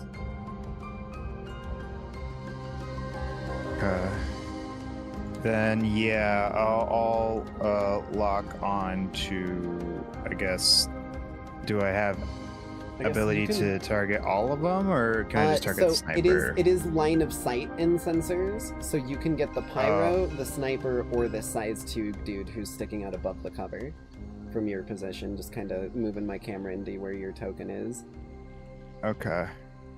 I guess I'll come over to the goblin on my head, my mind goblin. Anyway. I didn't even think about that. No, and then be like, which one are you thinking about going for?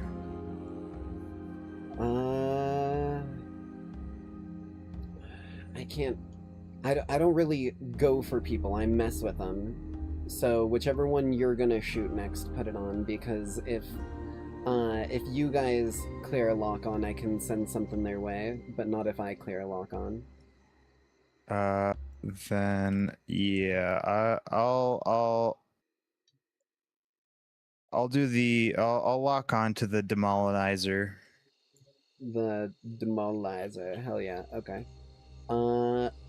That is both quick actions and your overcharge, so that should be all for you if I'm not mistaken.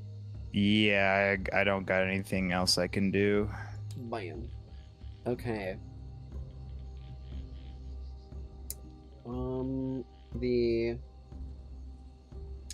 I think the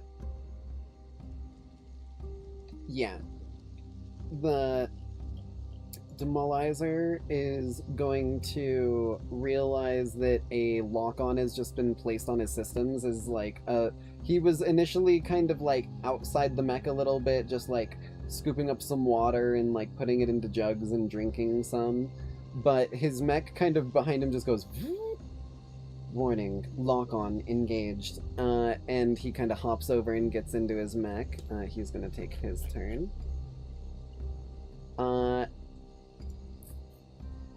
This bad boy.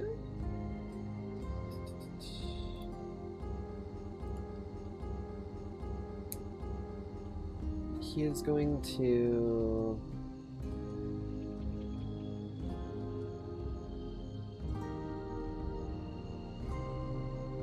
He doesn't have range for anything right now.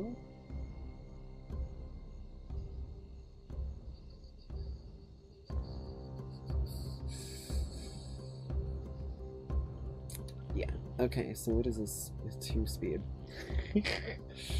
This dude also is a little fucked. He's gonna get up and go, because he's kind of in that square there, he's gonna go 1, 2, and kind of curve that corner, boost,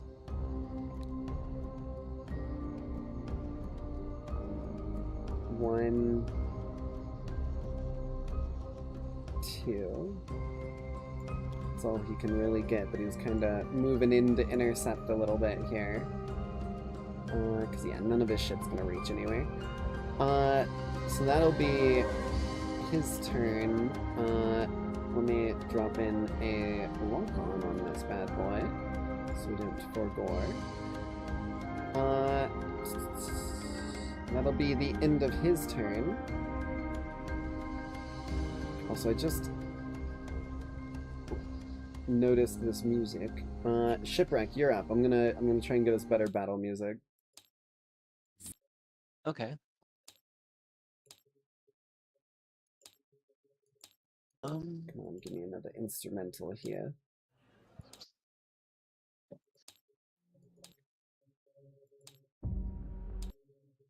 Oh yeah, I do have that visual. Holy shit. Where the hell? What? Maybe.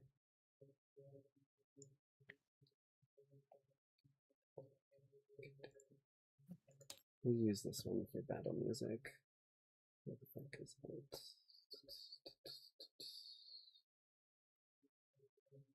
I think there was some good ones in this.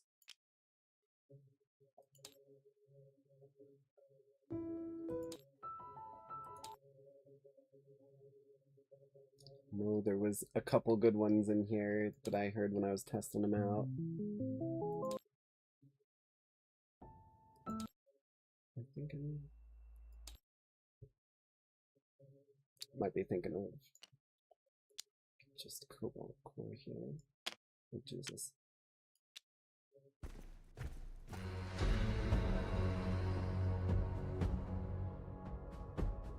There we go. We'll just leave this one on. I think this is good.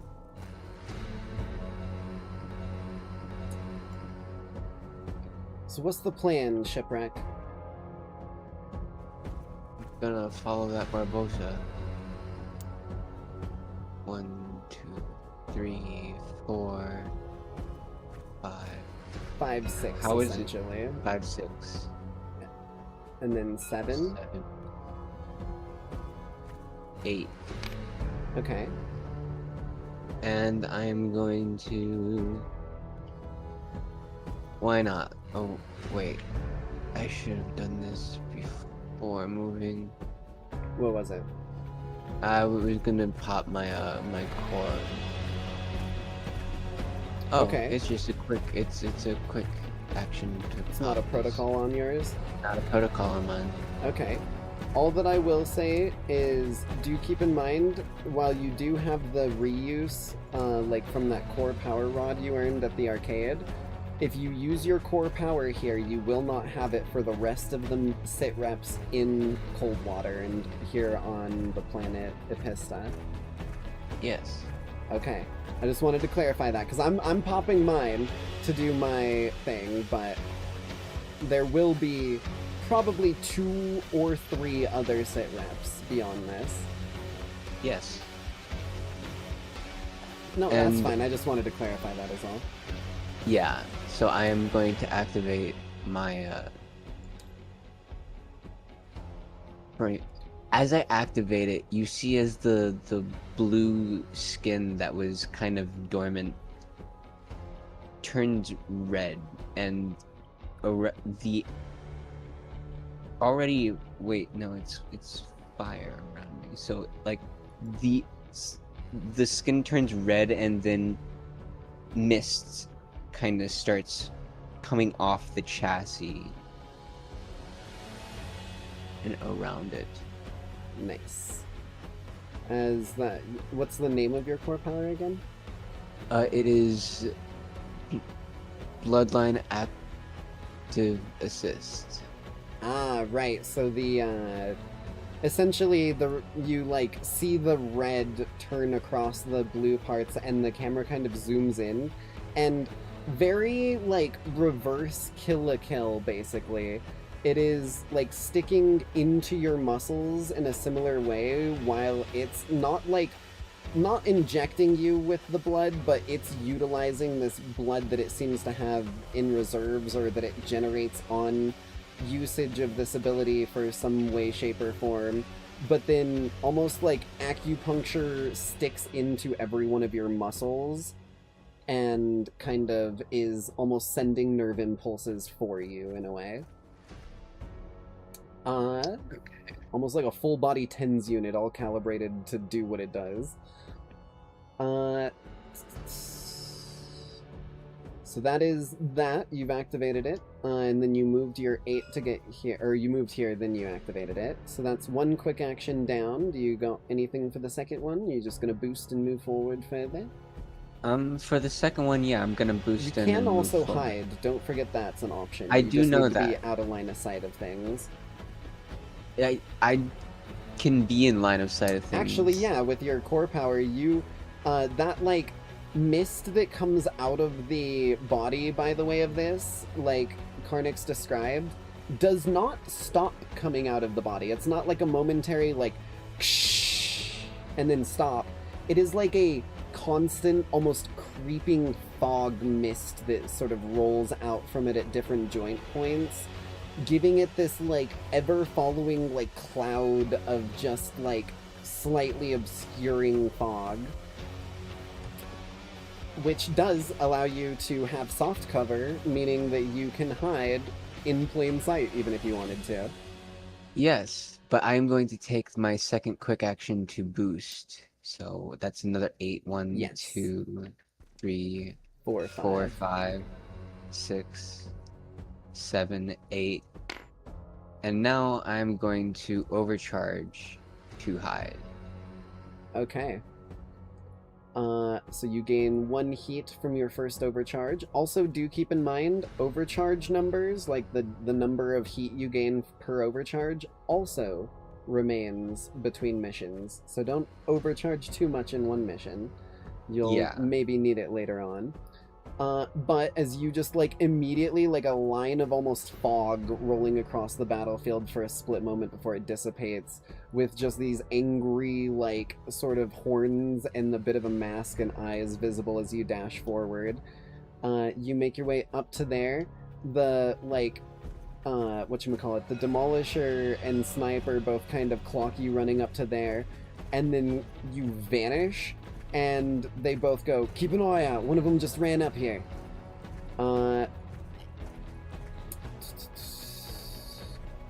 So you are officially hidden. I don't know if there's actually a status token for that. I don't think there is, because these are all, for the most part, bad tokens. Yeah, there's not.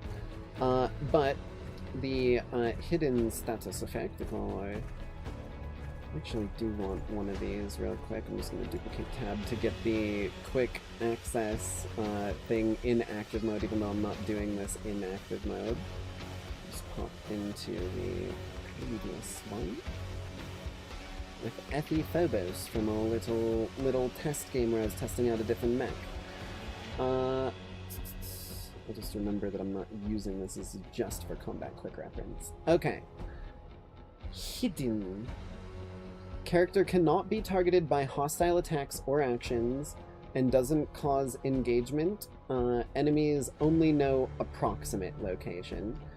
And that would normally break if you were to ever move within line of sight of people, but you permanently have soft cover, so you remain hidden. Just try and remind me if I forget that and have some dude, like, attack you or some shit. Yes, I will. But that is your turn there? Yes, that is my turn.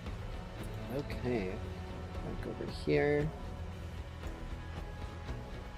Shipwreck has gone. Now the Pyro and the Assault get to go.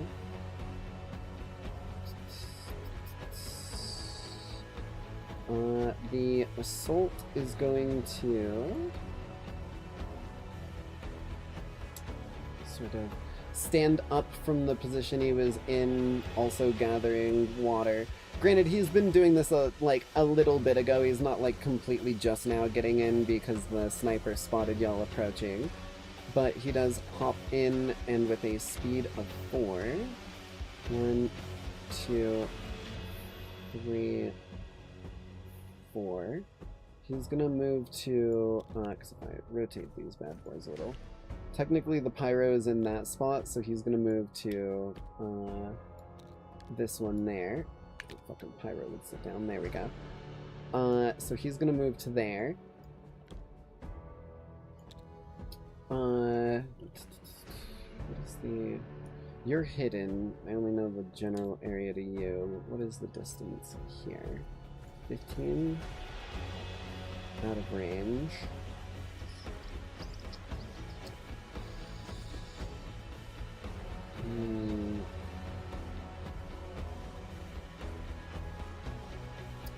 I think...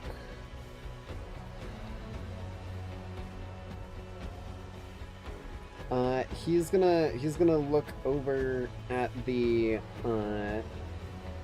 he's gonna look over at the sniper and be like, where was it? Where were they? The one that ran up close. And they kind of motion your general direction.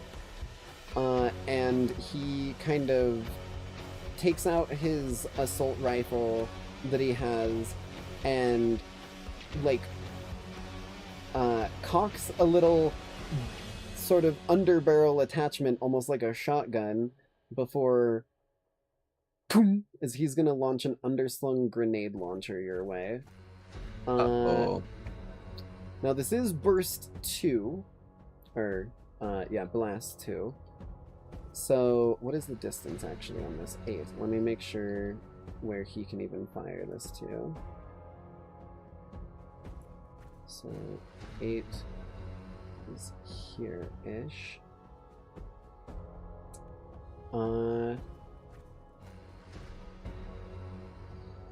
He could fire it over in this area too.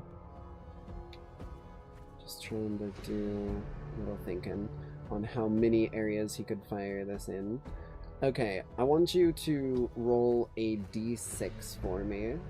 If you roll a 1, he is going to manage to kind of pinpoint your locale with this, because he doesn't know whether you moved more after hiding, and there's a few different areas you could have ran along to here that are within range. That's a 6. That's a 6, okay. So he launches the grenade right there. And even with the burst 2, meaning that it covers, I'll just draw this out for a moment just to show you how big this grenade radius is. So that would be burst 1, meaning that that is burst 2. So he had a decent chance of catching you here. But he shoots it there and it blasts, erasing pretty much just a bunch of sand and maybe a little, like, plant or two somewhere in the mix. That is marked as well, because that's loading.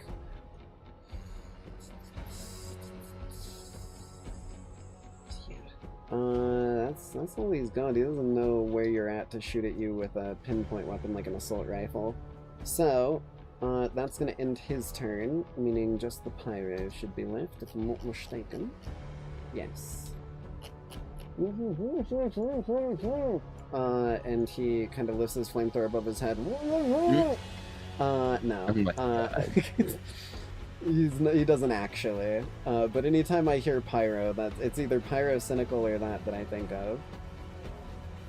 There it is, pyro.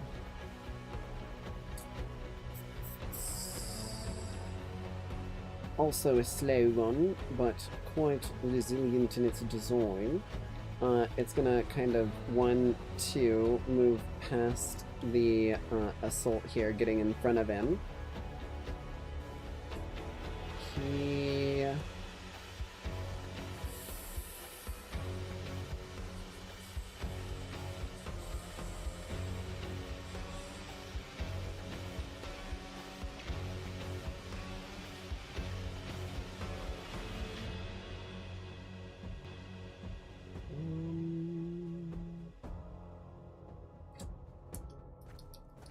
yeah, he can only move that 2 for now.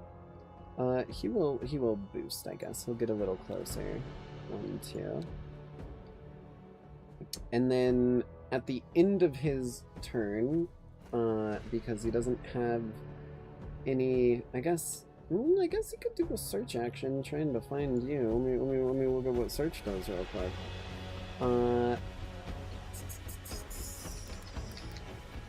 Search. Systems check against the agility of a hidden character within sensors. So I need, wait, let me check his sensors, because you might not even be in this dude's sensors. He's kind of a bulky dude. Sensors of 8. I think you might be in range for that. Let's see. You are? Yes. Okay, so I need an agility check. He's gonna make a... Oh god, where is it? Systems check. And he has a -1 to this. I have a +4 to this. Yes, like, you're not likely to get found. But he doesn't have any other action he wants to do here. So he has a -1. Bam. Well, he could pull a nat 20 out of nowhere. He pulled a 7, though. Let's see if your agility Okay. is better than a 7. Yeah, I did 23. He kind of, like, checks the little blip on his sensors and then looks over that way, and you're not in that zone anymore. So that'll end his turn. He's gonna Fire Break Shield. At the end of the Pyro's turn, they create a line 4 energy shield, 4 spaces high, and free space within line of sight and with at least 1 space adjacent to the Pyro. It does not block line of sight, but it will provide soft cover. And when an attack is made against a character benefiting from the cover, it'll miss on a 4+ on a d6. This lasts until the start of the Pyro's next turn, or if the Pyro moves or is stunned, this does not stack with Invisible. So, let me just draw this out real quick. 1 space adjacent to the Pyro. We'll draw this in... Let's do kind of a brightish orange with less opacity for this. Let's say line 4. Yep, line 4. So 1, 2, 3, 4. He creates the Fire Break Shield there, just kind of in the direction of the enemy.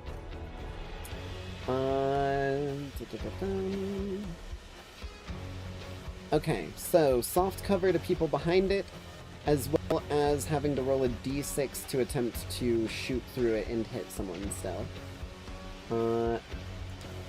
That is the end of the Pyro's turn, which puts us back to the top of everything here, with player initiative up.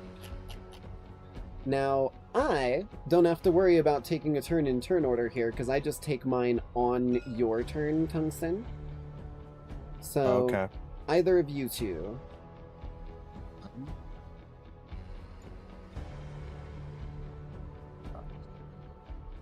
I mean, I have a plan,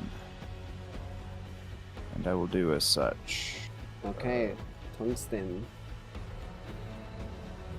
Activate you, also activate me. I guess I'll remove myself from the turn order for now until I come off of you. That way it keeps that track proper.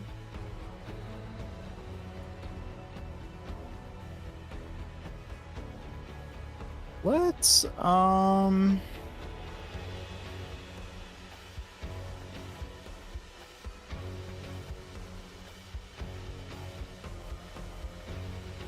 yeah, because I did.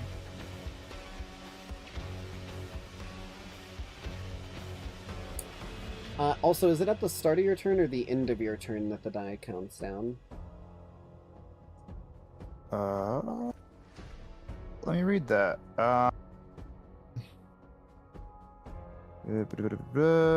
Belongs for at the start of each of your turns, lower the value of your apocalypse die by 1. Okay, so at the start. Yeah, so you've got a 3 count die right now. If you move this turn, it'll just go back to 4 is all. Yeah.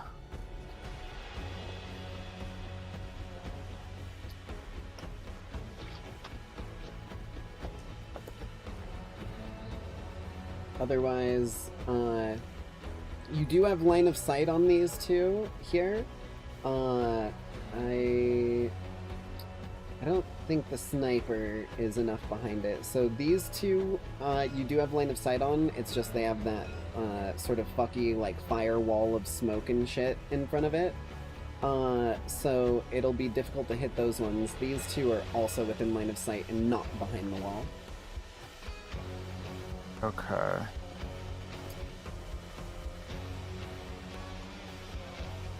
I will...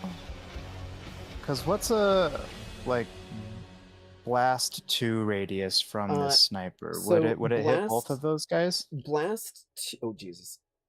Nothing lagged for a minute. Blast 2 essentially goes out 2 hexes in all directions from where it lands. So if you targeted here, it would go all the way out to there. And then kind of, like, around. So if you're targeting the sniper, it'll essentially go 2 squares from that center piece. So if I grab my line tool real quick. Sorry. Bam. So centered on the sniper's kind of slightly in between a position, but he is kind of in, like, the hex grid spot there. So that would get that square, and then it would get that square and that square, not quite getting the assault. Okay. What I will say is, I'm pretty sure it just says a blast area. It doesn't say centered on a target, because I think you can, well, I think you can target someone, but I think the idea is you blast an area and then make an attack roll against everyone within it. So you don't have to target a specific person. You can be like, I shoot, like, here. Because it's also made for just removal of, like, encampments and barricades and shit like that. Like, it's a fucking terrain/object destroyer. Okay. If So it's then I the guess if apocalypse I- rail that you're talking about. No. Oh, my bad.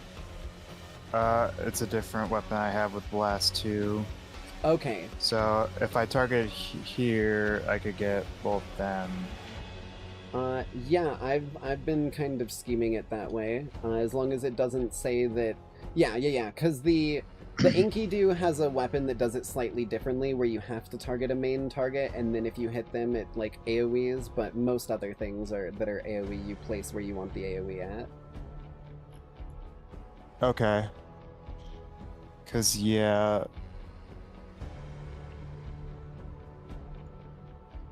Yeah, plus this weapon has arcing, so as long as I don't even need line of sight, as long as they're in my path, I can still hit them.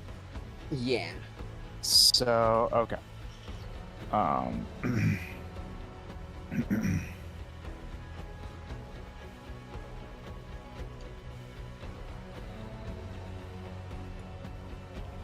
So I will attack with that. What weapon is it? Oh, sorry. I'm gonna attack with my howitzer. Ah, okay, yeah.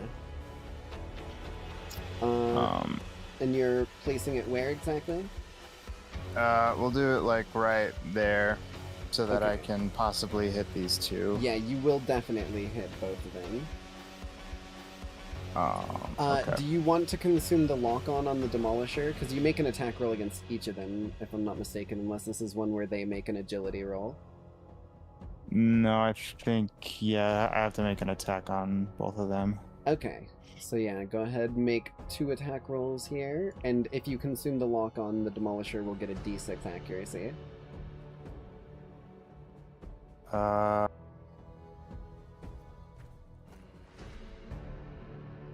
Yeah, let's consume that. Why not? Hmm. Okay. Don't forget to add the +1 to these attack rolls from your grit as well, if you haven't already. Oh, okay. And then it is difficult or inaccurate, so I do have to add a Yeah, so difficulty that'll to cancel this. it out. Or no, not cancel it out, that'll, yeah. Difficulty. Okay. So I guess we'll start with fella over here. Okay. Make that roll with the accuracy. Oh my god. A modified 0. Oof. I mean, I guess, and then I'll roll a d6. Does a 3 hit?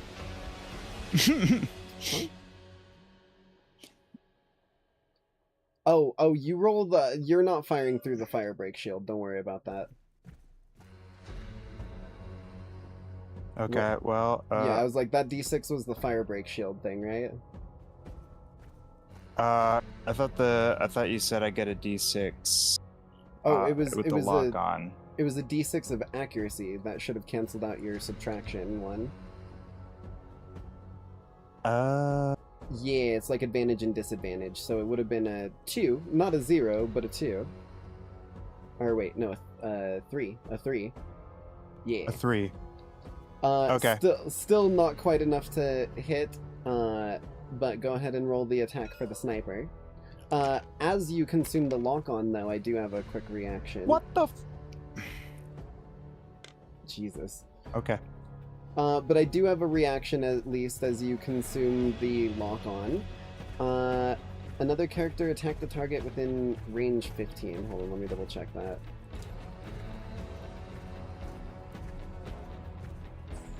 Well, why is that on inches, the book? It's like 25. Just barely not within range. That's fine.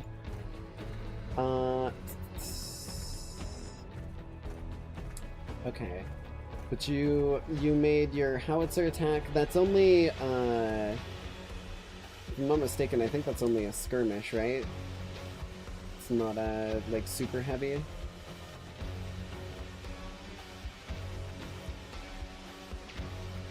Tungsten?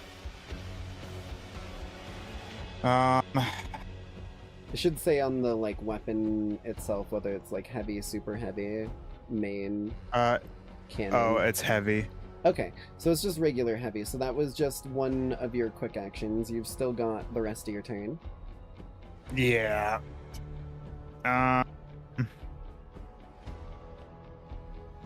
Well, that is some bullocks.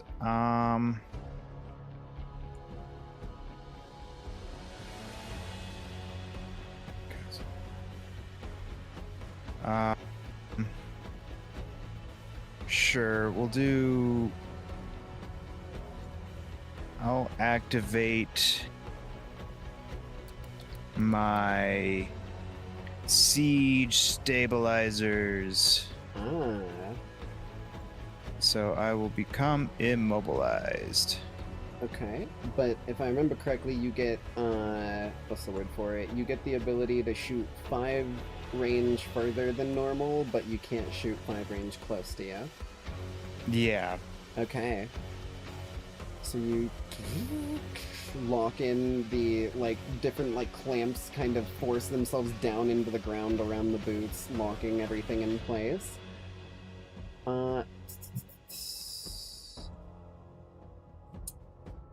Okay. And that is both of your quick actions. I will go ahead and real quick on your turn, since that's how I do my shit while I'm stuck on here.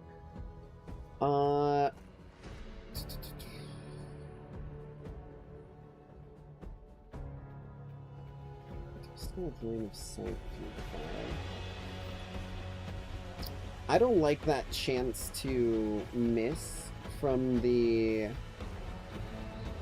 Yeah, I really don't like the chance to miss from the fucking fire break shield.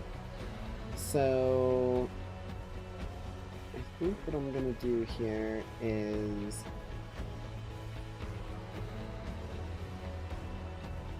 we're gonna get a little fucky, a little shenanigans on this dude. Puppet systems. What game are we playing? This is Lancer, the Mecha TTRPG. I recently found out about it thanks to XP to level 3, and we're enjoying it. But we're gonna puppet systems here. This is going to make my target if I hit on a tick attack. Is this a tick attack? I think it is. Let me see here. Yeah, it doesn't say a save, so I'm assuming this is a tech attack. Which means I get a +4 to this.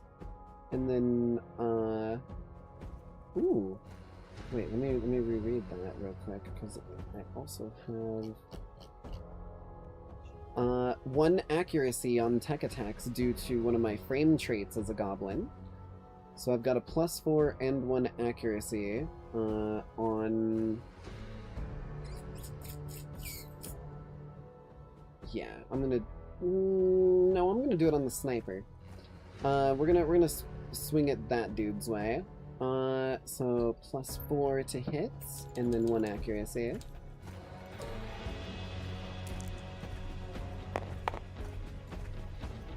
That's a... Oh shit, a 20. Okay. That'll crit.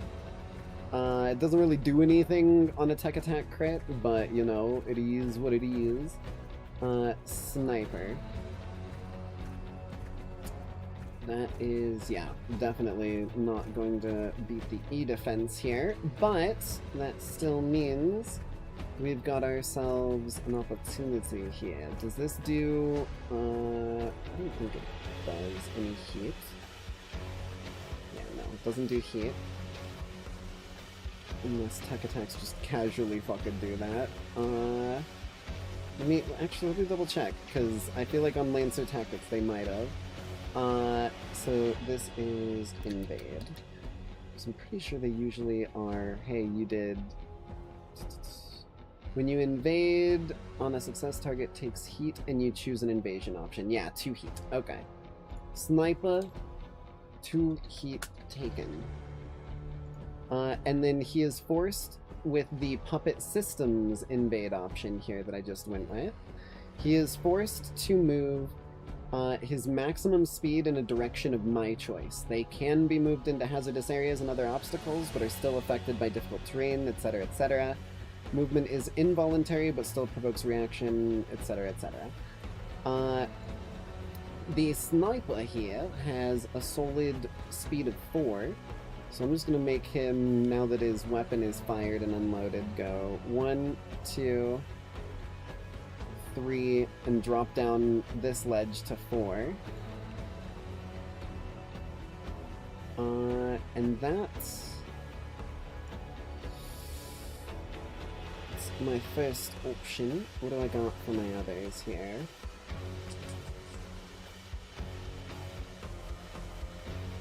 Yeah, I'm gonna do a little goblin shenanigans here.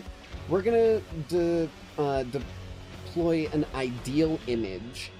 So you will watch as, like, there's a moment where Ragebait in the little, like, wing blister form that they are on top of Grand Decimator here kind of, like, flickers their wings, and there's a moment where space, like, I think there's a couple little shards of the broken mosaic sort of fairy wings of stained glass that fly all the way over to here, because I believe that's within sensors here. Yeah. They fly all the way up to here, right above where this, the sniper, I almost called him a scout. I'm a frickin' force of nature.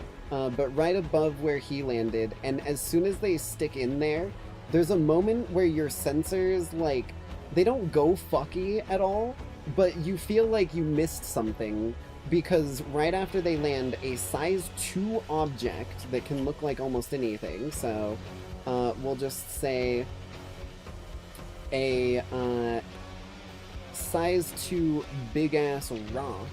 I'm just gonna grab one of the... Where the fuck is that bag? There it is. Size 2 miniatures for it. But a big-ass rock that was not there before is now, like, blocking the spot where he just climbed down from. Ideal image. You create a data construct in a free adjacent space? Oh, fuck. I can't do that. Didn't really... Wait. There's no way. Hold on. The fuck? Is it really adjacent? I didn't realize that.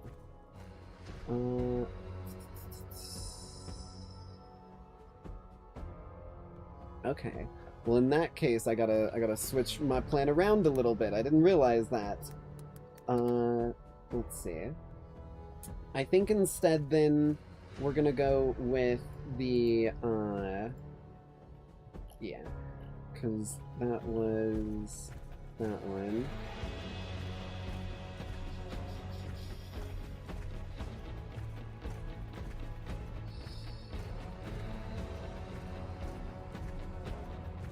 Yeah, we're gonna go false idol. So what we're gonna do is you watch as instead of yeah, it's the exact same as the ally. So this one I can do at a range. So rather than that strange rock appearing, I will choose a free space within sensors, which is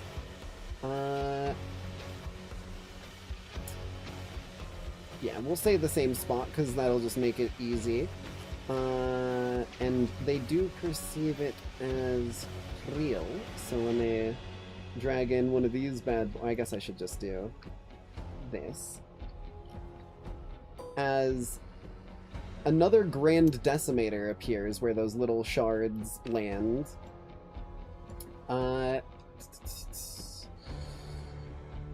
There we go. Okay, free space within sensors and a target, either myself or an allied character within sensors. I create a false idol, an illusory decoy of my target in the chosen space. Before attempting to take any hostile actions against my target, aka you, Grand Decimator, characters within line of sight to the false idol must make a system save. If they fail, they don't lose the action, but they have to do the action targeting the illusory version, believing it to be the real one. False Idol is the same size as target, can benefit from cover, and has evasion 10, E defense 10, 1 HP, and it will disappear if it takes heat or damage at any point, or at the end of the scene. So, if anyone tries to target you with anything, they're gonna have to roll a system save or target this. And if they miss it, it sticks around. If they hit it, it'll vanish. So that's both of my quick actions. I'm kind of stuck onto you.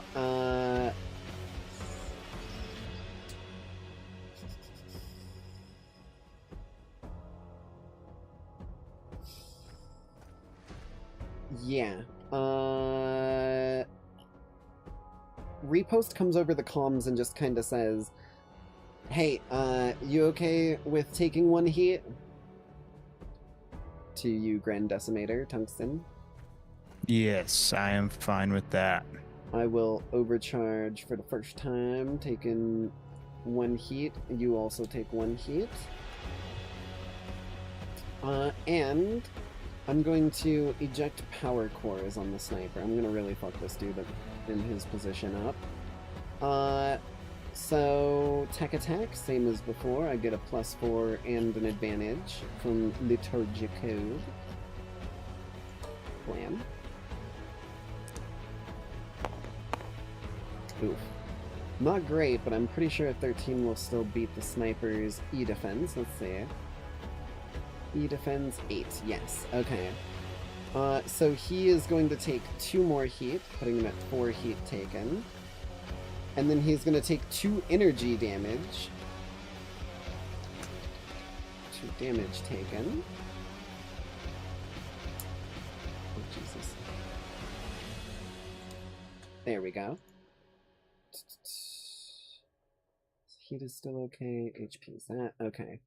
So he is still alright for now. He hasn't stressed or structured. But he is jammed until the end of my next turn. Or until the end of their next turn.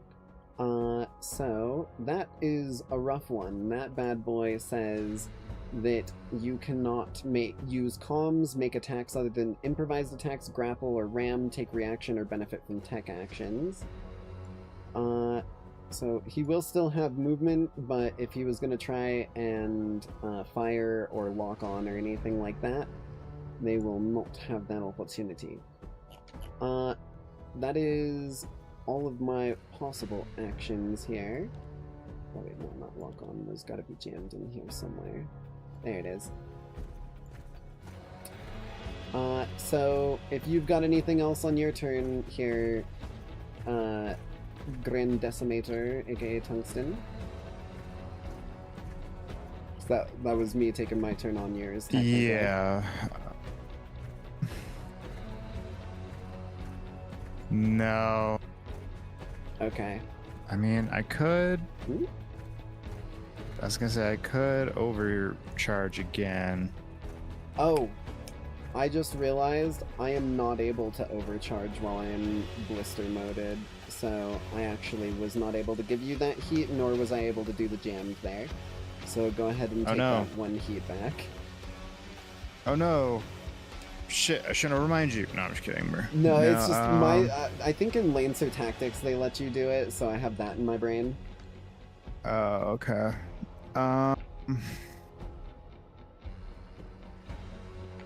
Because I do have a +5 now to my range. Do I Yeah. have?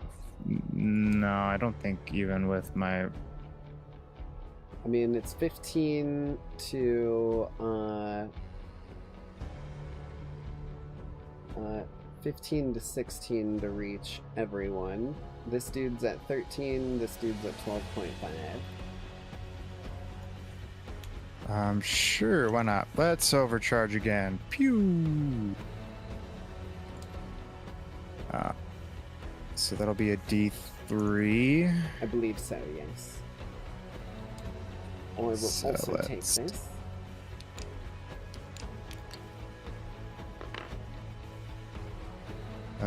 One. Okay, Hell cool. yeah. So let us I'm gonna just so I can do another quick action, right? Yes. And it can even be one yeah. you've done earlier this turn if need be. Granted, I think the howitzer has ordnance or loading, one of the two, which means you Loading, can't do yeah. that one.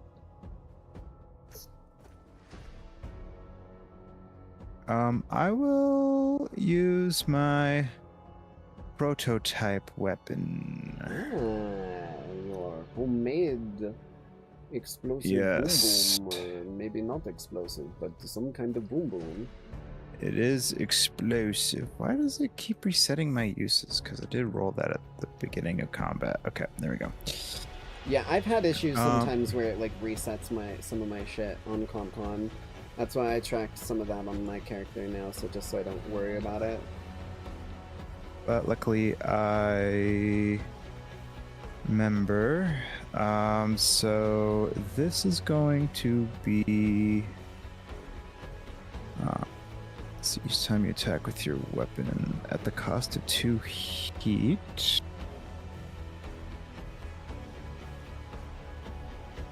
I can do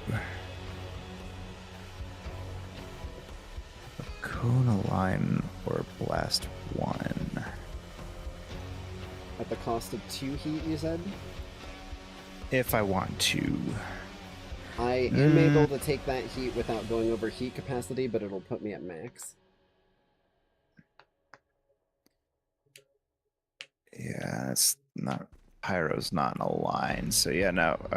We'll just go for the Pyro. Okay.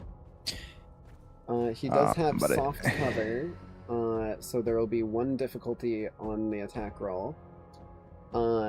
Okay. And then before you attack, you need to roll a d6 as your shot is going through the fire break shield.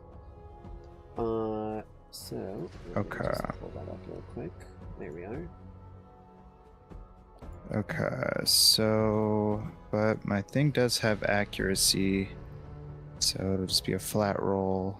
Yes, but roll the d6 first. Oh, okay. Because this is because it's going through the shield specific. 3. Okay. It wasn't a 4, 5, or 6, so your attack can still go through, so go ahead and make the attack roll. Nice.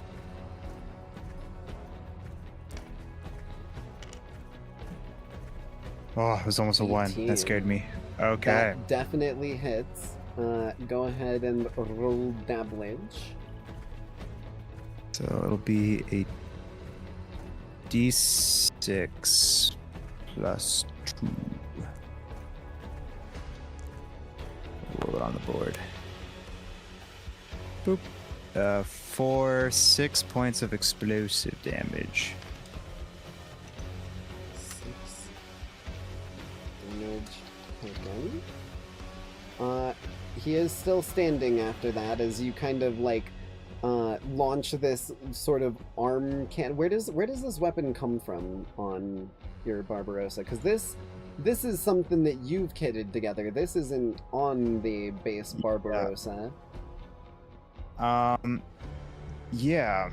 And it is integrated, so Honestly, it can like come out of part of the mech, even not just like something that you like hold or whatever. yeah. Honestly, it's kind of like with the art, how where opposite side of my Acropolis rail, another cannon pops out and just Okay. and just I thought that was the howitzer in the art, but it's similar to that sort of vibe. I see. Okay. So yeah, you pop it out and launch that shot straight through, and it kind of goes right through the fire break shield, and the explosion kind of dissipates it for a second as you see this like rough, like kind of scrap made. You can see parts that look like they're like original design, but it is just like very cobbled together and kept together with other random parts. This just like sort of flamethrower wielding mech that's up here trying to defend this a little bit and blast into it with a heavy hit. And that was your overcharge action, right? yes.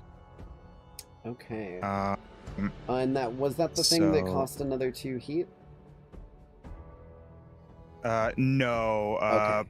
If I can choose to take 2 heat to add like a modifier to my Okay, attack, okay. I see. but I decided not to because in this situation it doesn't really help me out, unfortunately. So, or none Yeah, of the no options worries. help me out. So that'll be it for me. I am done. Gotcha. The Demolisher is gonna go. Or sorry, the Demnolizer. I mean, he sees something in front of him. What are you gonna say? Actually, I just realized if from the pyro, if I did a cone 3, would that have hit the assault as well behind him, or would I also have to roll to hit him? Is it a cone 3 for the whole attack, or is it a cone 3 behind the person you hit? Yeah, I can. I can add cone 3, line 5, or blast 1. So Or if cone 3 would be like, I don't know if it hits or if it's, I'm not 100% so sure. I'm just you can see in the mech quick like thing as well, but I'll show it out here. A cone 3 would essentially be like this spot that he's in, and then these spots behind him. So that one would not reach, like there, and then these 3. Because a cone 3 is 3 lines in a row, and then 2 on the side between 2 and 3. Like that. Okay. There is kind of like the like diagonal cone, which I guess technically, because like if I'll just path over to one of these on the side here and scroll over to it. It's the same thing where I learned about the range. Yeah, right there. 1, 2, 3. Versus Oh, right, but the pyro in front would have to be the first tile. So yeah, he's just outside a range of cone 3. Okay, then that is it. I'm done. Yeah. The Demolisher is gonna go... Sorry, Shipwreck. I feel like I'm taking up a lot of time. Nah, you're good. All figuring out new stuff. We're getting new things we've never used before, so... The speed on this dude is still just a 2.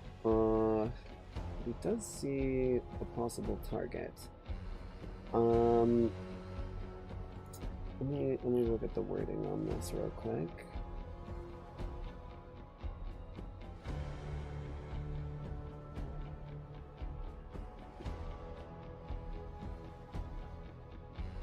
Okay, yeah, I need to make a system save to see if he thinks this is the real one, because that one's within range of a melee attack.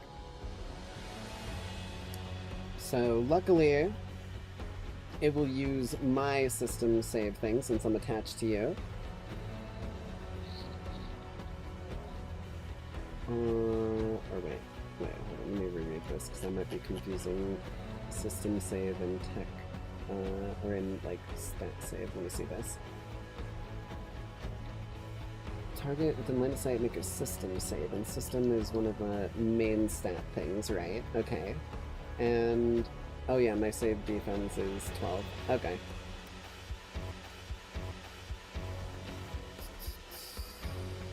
So, this dude has a system of -1. Oh boy. And my save bonus is a 12.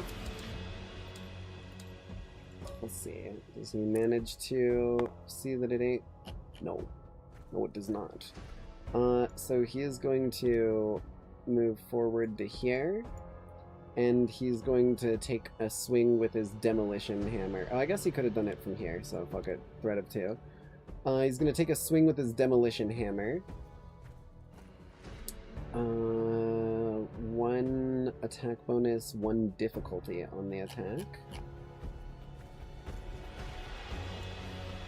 1 difficulty, 1 attack bonus. Bam, pop that bad boy. That's a 7. I don't even think that hits it. Hold on, let me double check. Evasion of 10. Yeah, so he swings the hammer and it looks like the, attack that should have clearly hit it just kind of glances off the side and into the ground next to the dude. This is a big ass fucking hammer, by the way. This is like some vault busting bank robbery ass type hammer, and scaled up to mech size, obviously. Not engaging the possibility of being stunned on hit with the weight behind it, especially considering that thing's not even fucking real. But that is his... This is action, and he doesn't really have any... Well, he doesn't have that, but I don't think... Yeah, it doesn't really do anything for him.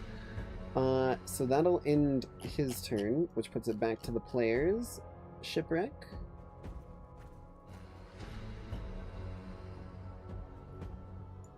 Karnyx.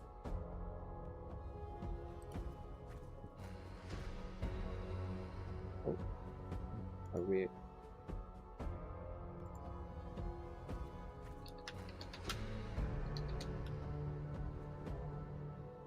Hello?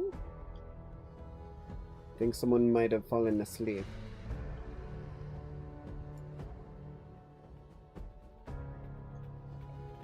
Uh-oh. Well...